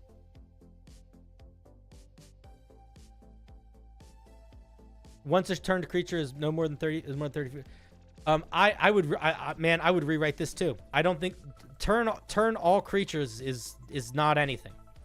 That's another thing where it's like, there's no vibe here.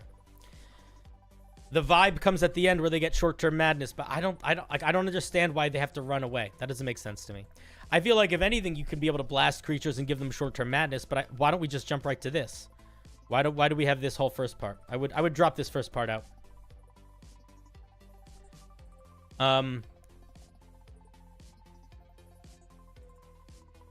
At 7th level, you and your... Like, if the most important... I also think the way that you could do it is you could make it humanoids as the targets. That could also work. But it's not, like, again, there's not turning creatures. Why is that madness? Lean into the madness. The thing is with paladins, you want to hit the ground running. Because channel divinities, they can be very strong. And they can build with you. Like, you have a lot of space to do really creative stuff with channel divinities. And you want to lean into that.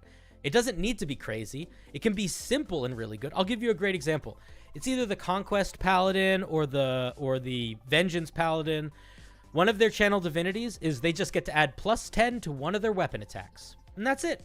It's super simple, but it is very evocative of what they are, which is like, when I want to hit, I'm going to hit. So you want to be making sure, you don't need it to be complicated, but you want it to make sure that very early on you are hitting the vibe of the evocativeness. I think that, and I wouldn't use the short-term madness table, but lean into the creating areas of madness sooner rather than later. Aura of Emotions. Starting at 7th level, you and allies, you and friendly creatures within 10 feet of you have advantage on saving throws made to prevent madness effects while you're conscious.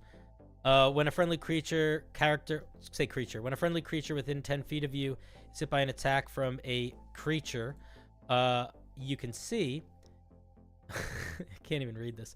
You can use your action to force the attacking creature to make a saving throw against your spell save DC. On a failed save, it gains a random short-term madness effect until the end of your next turn. This is another one where it's like, it really is going to depend on what your table is. Honestly, it's a little too strong if it's the short-term madness table that is the basic one in the monster manual. The basic one in the book.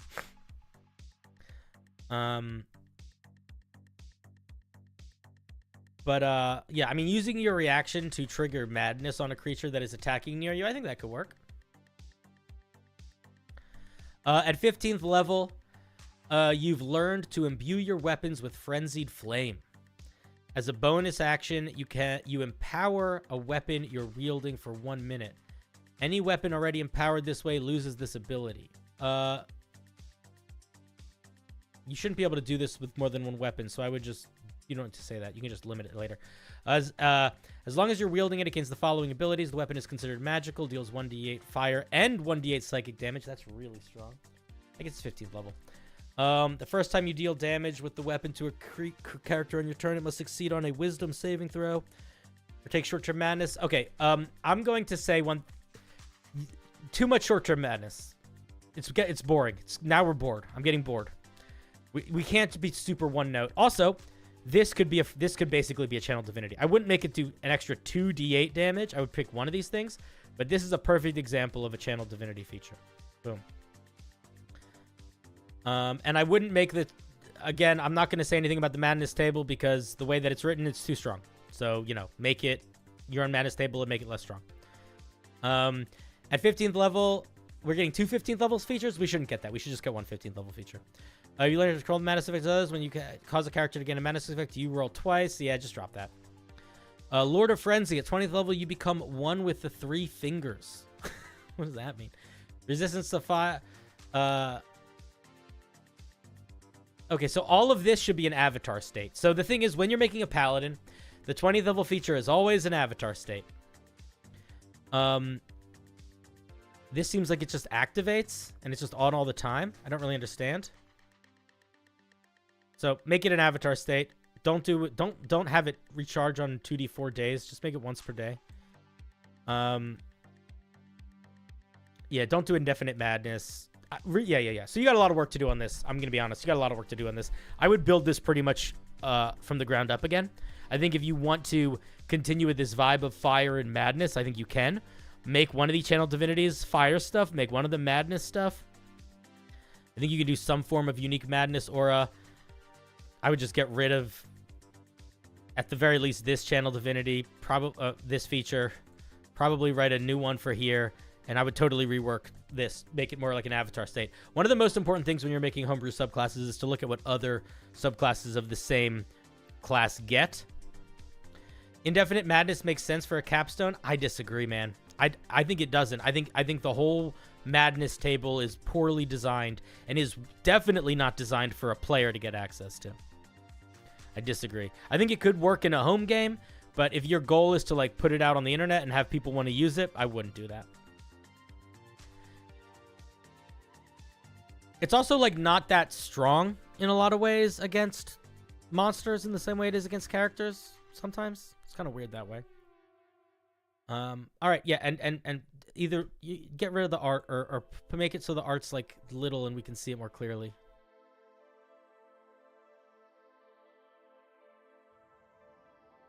It's not I mean, maybe Indefinite Madness at 20th level once per day, but that's not what's here. So again, I mean,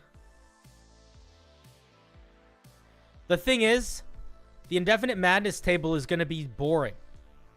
None of these are going to be interesting to put on a monster. I keep whatever I find. I am the smartest, wisest, strongest, fastest, most beautiful person I know. Is that really going to change the game? Like, maybe you have it, but it's almost a ribbon feature. It's not a capstone feature.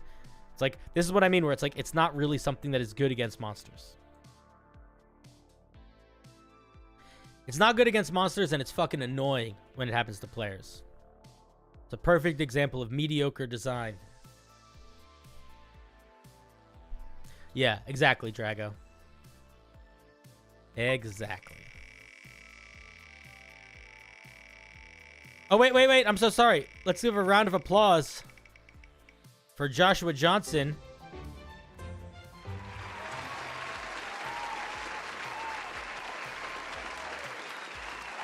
Thank you for sharing.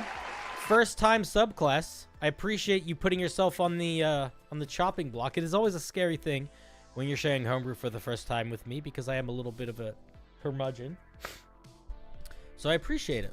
Appreciate you trusting me to read it and not getting super upset with me when I pointed out a bunch of stuff that I disagreed with.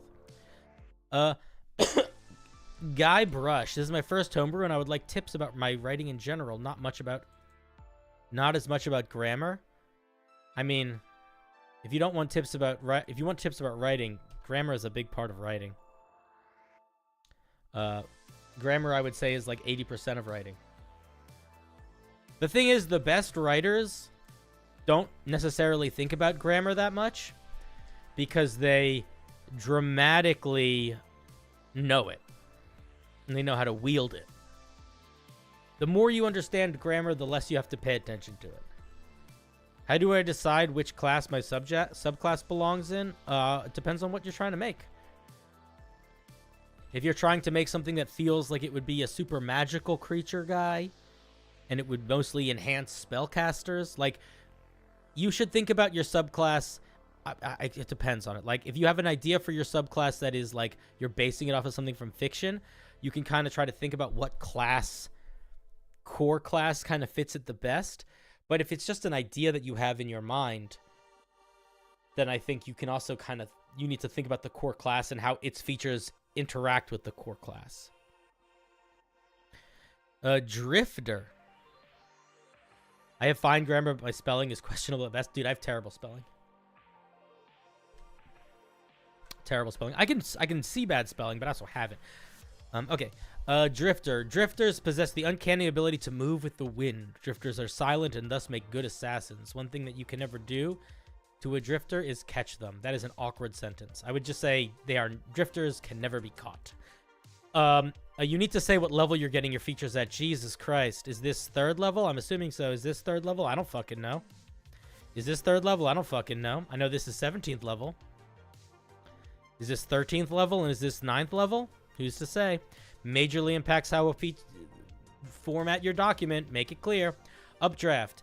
Use a boost of wind to propel yourself in the air. As a bonus action, you can propel yourself 30 feet in the air.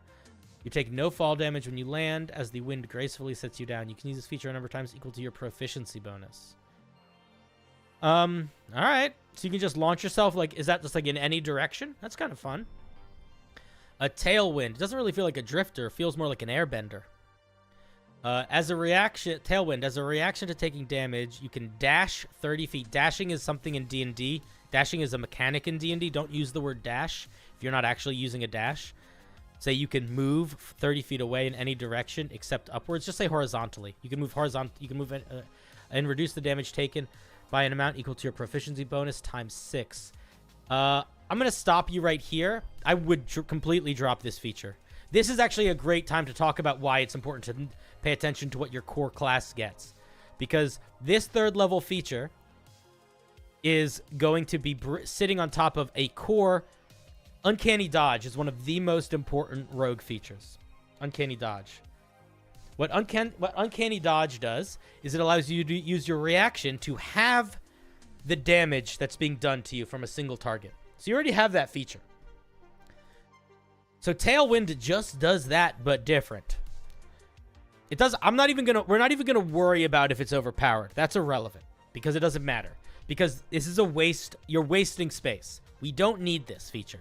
We have another feature that does exactly the same thing. I understand it does a little bit of the same thing mechanically, but on a fundamental level, you have one feature that lets you use a reaction to take less damage, and then you have another feature that allows you to move a little bit and take less damage, on top of another feature that lets you move a little bit.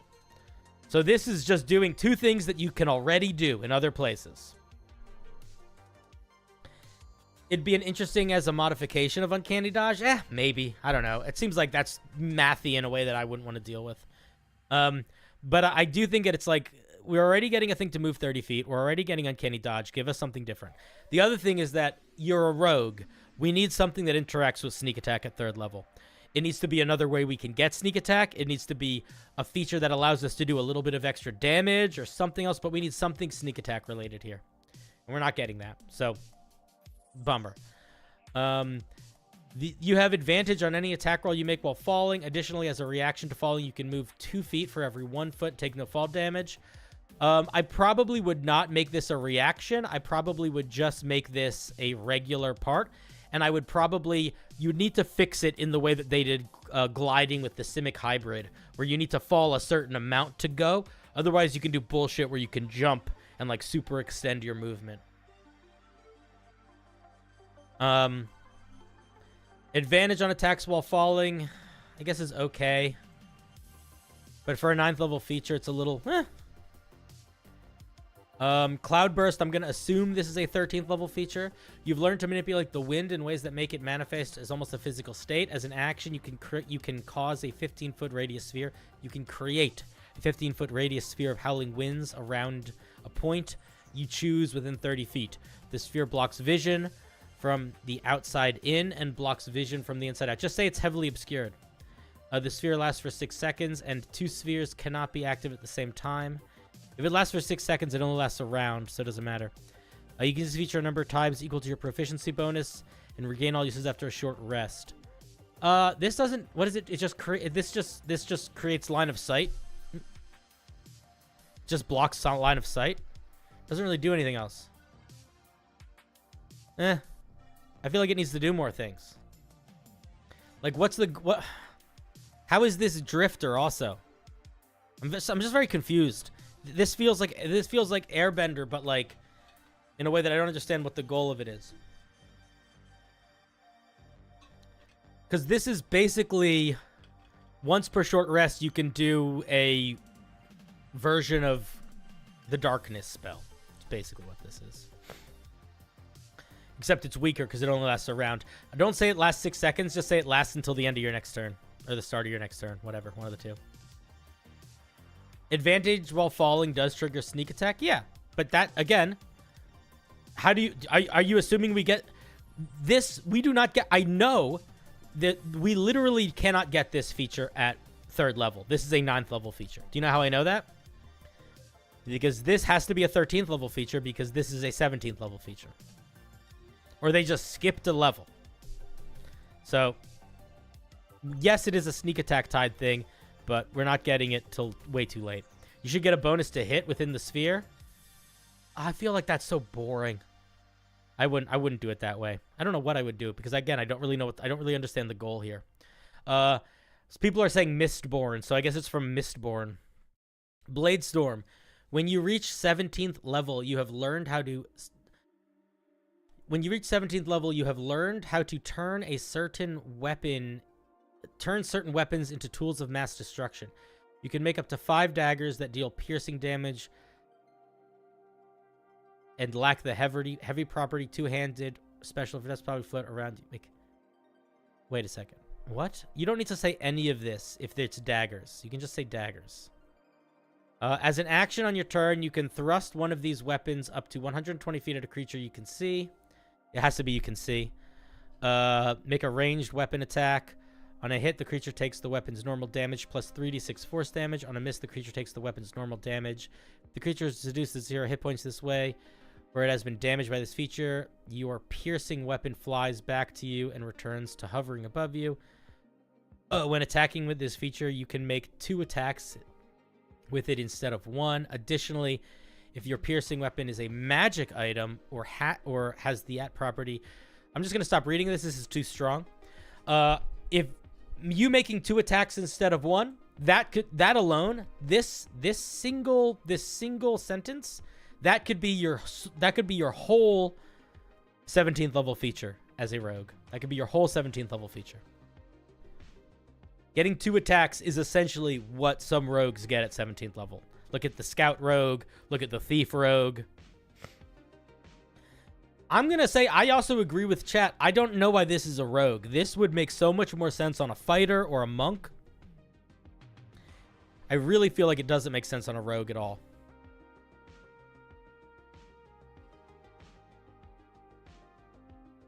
Especially because of all the reaction stuff. Yeah. I mean, it's like an interesting take on like an Airbender. Or I guess something from Mistborn that I'm not familiar with. But I don't think it's coherent enough. This is a really good example of like a piece of homebrew needs to feel cohesive and coherent, separate from the text that it comes from. And this sort of feels like an Airbender, but not enough. And there's enough pieces that like Bladestorm feels kind of out of place compared to the other features. I don't know. I like some of the ideas here, but I feel like don't spoil Mistborn. I haven't read them, so I don't know anything. Yeah, it's an interesting idea. I do think in its current state, though, it's a little unclear what your goal is, and I don't feel it synergizing with the rogue. Because it sort of eats all the other... Like rogues are all about having access to their bonus actions, having access to their reactions. You kind of need access to your full kit as a rogue all the time. And everything here just eats into that. Oh, yeah, that was at chat? All right, cool. Word. All right, those are my thoughts on Guybrush's piece. Guybrush, thank you. Thank you very much, Guybrush. I appreciate.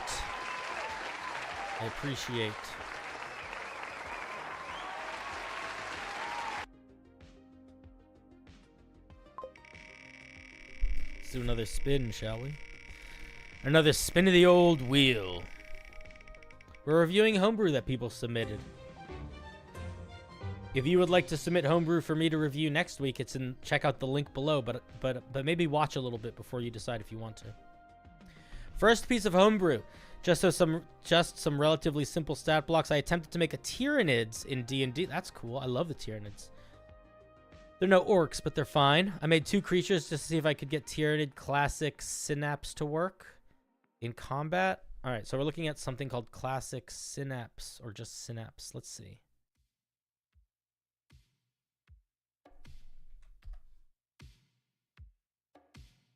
Bildo, I am undying.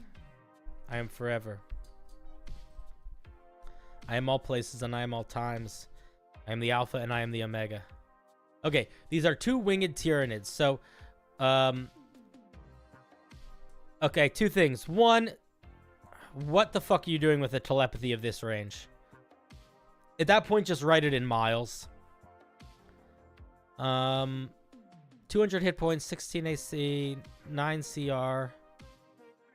So the hit points feel a little high, honestly.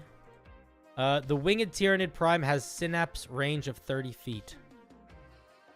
keen hearing, death blows. If damage reduces it to 0 hit points, roll a d6 on a 4+. It doesn't die until the end of its next turn. Oh, that's cool. I like that feature a lot. Where is Synapse? Has a Synapse range of 30 feet. What the fuck does Synapse means?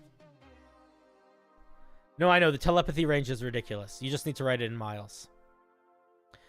Language direct Synapse understands Synapse. What the fuck does well, yeah, I'm not exactly... What I don't understand what your goal of it is. Did you say what your goal of it was in the flavor text? I made 2 creatures to see if I could Synapse to work in combat. If you have suggestions specifically on the Synapse, that'd really be appreciated. Sorry in advance for some weird formatting stuff. I don't... Is Synapse just a language they speak? They're aggressive. That's fine. What's the little guy do? When within Synapse range, you got to make Synapse more clear. Don't hide it here. This, like, Synapse needs to be more evident. When within Synapse range of another bioform with Synapse, has advantage on intelligence, wisdom, and charisma checks, as well as gains +1 to attack and damage rolls. So the way that you would make Synapse work then is you write it like this. Synapse. Don't put it in languages. That's fucking confusing. And this guy should probably have Synapse too, I imagine. And then I would say that when the termagant is starts its turn, how to phrase it? While the termagant is within range of another creature's Synapse aura, it has advantage on intelligence, wisdom, and charisma saving throws, and gains a +1 to attack and damage rolls. I would just phrase it like that. But you need to make your keywords a lot more clear. Skulking Horror, whenever it ends its turn within 5 feet of a... Whenever an enemy ends its turn within 5 feet of a termagant, don't say may, say can. It can roll a d6, multiply the result by 5, and it can move that many feet. That's so confusing. Why would you do that? Why not just let them move 20 feet? Just let them move 20 feet. Don't give the Dungeon Master more work. Yeah, I mean, I think Synapse mostly makes sense. I'm gonna be honest, it's fucking confusing, the layout of it, because it's written here, but there is literally nothing about Synapse in the one stat block, and it has languages that are Synapse, but it's like, what the fuck does that mean? And then Synapse is here in the flavor text, not in the flavor text, in the mechanic. You gotta make Synapse more evident in the stat block. I would probably just make Synapse like a feature that creatures had, and then this one could have like Synapse, like I would call this feature Synapse something, so that you knew that it was tied to Synapse. Yeah, and fix this so these are miles. That's just stupid that it's this many feet. That doesn't make any sense. But yeah, overall, I think it's pretty cool. I think that the D6 on stuff is a little... It's definitely very Warhammer, which I guess is fine, because this is based on Warhammer. And I think it fits really nicely here. I don't think it fits nicely here. Because here, it creates a thing that the Dungeon Master is not doesn't have control over, and it's like a random effect, and that's cool. Here, it's going to be the same thing essentially every time. It's the creature moving away. So just make it a movement speed. You don't need to make it anything complicated. But yeah, that's mostly how I feel about it. Also, Bioform isn't a creature type, but that's probably fine. And Leader and Gaunt don't mean anything and will confuse people. All of this stuff will confuse people if you want them to use it and they're not playing with you. I would just call this a aberration, and I would just call this an aberration. Those are my thoughts. Thank you for sharing. Johnny. Let's give a little round of applause to Johnny.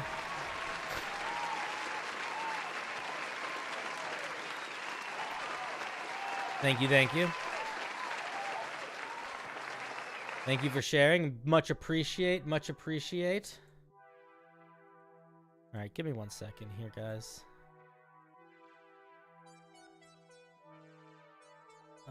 Studio mode. 1 second, friendos.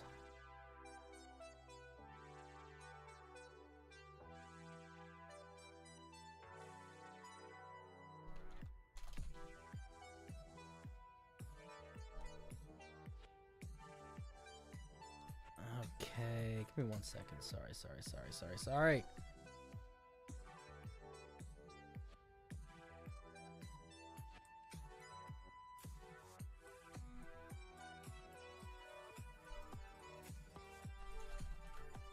Okay.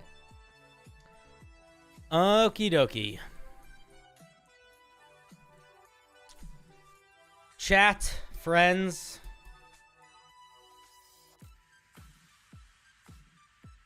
Guess what time it is, friends? It is getting late. We started at 6. It is 11:25. And I believe that it's time for us to end our eve for the night. We are going to start to wrap things up. But we will be back. We will be back next week. And next week, when we are back, we will be doing more homebrew review. If you did not get your piece looked at yet, you can resubmit it in the link below. If you're in my Discord or follow me on YouTube, you can check out where stuff comes in the things and the stuff and where the events will be. I will be streaming next Monday night for sure. Probably not Tuesday night, but I will probably be streaming Wednesday, Thursday of next week as well. And I think that you guys are great, and I want you all to have a wonderful night. Yes, you can get a shout out for starting your first day of sophomore year. Congratulations. Databank, this is the end. We are coming up on 6 hours, and I am tired, and I have a dentist appointment early tomorrow morning. So we are going to end things now, but you guys are wonderful. Have a great, great night. Be good to yourselves, and get home safe. Don't forget to feed your pets. And I love you. And good night.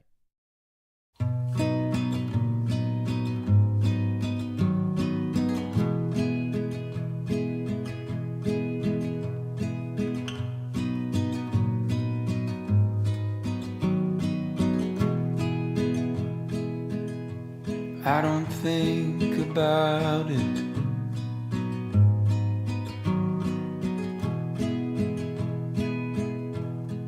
About you leaving me.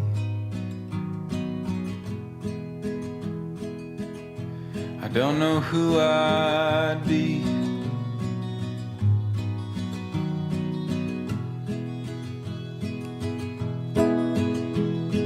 would everything we built just turn to broken leaves. I don't think about it.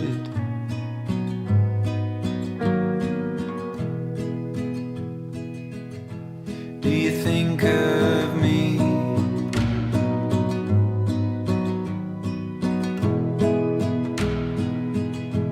Walking out that door,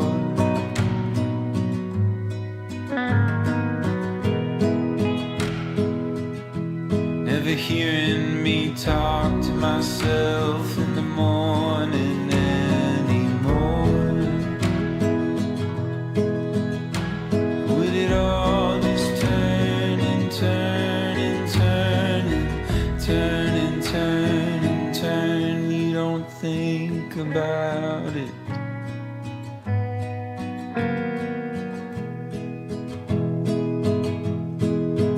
Maybe it scares you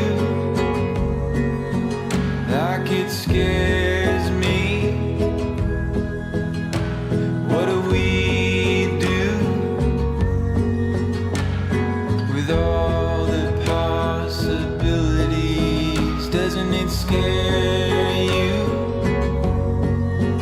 like it scares me? What do we do with all the possibilities? We don't think about it.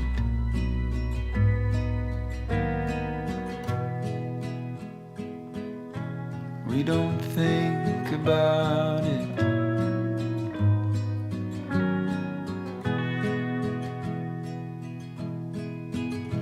We just fall into each other's arms, and we laugh and we cry, we drive.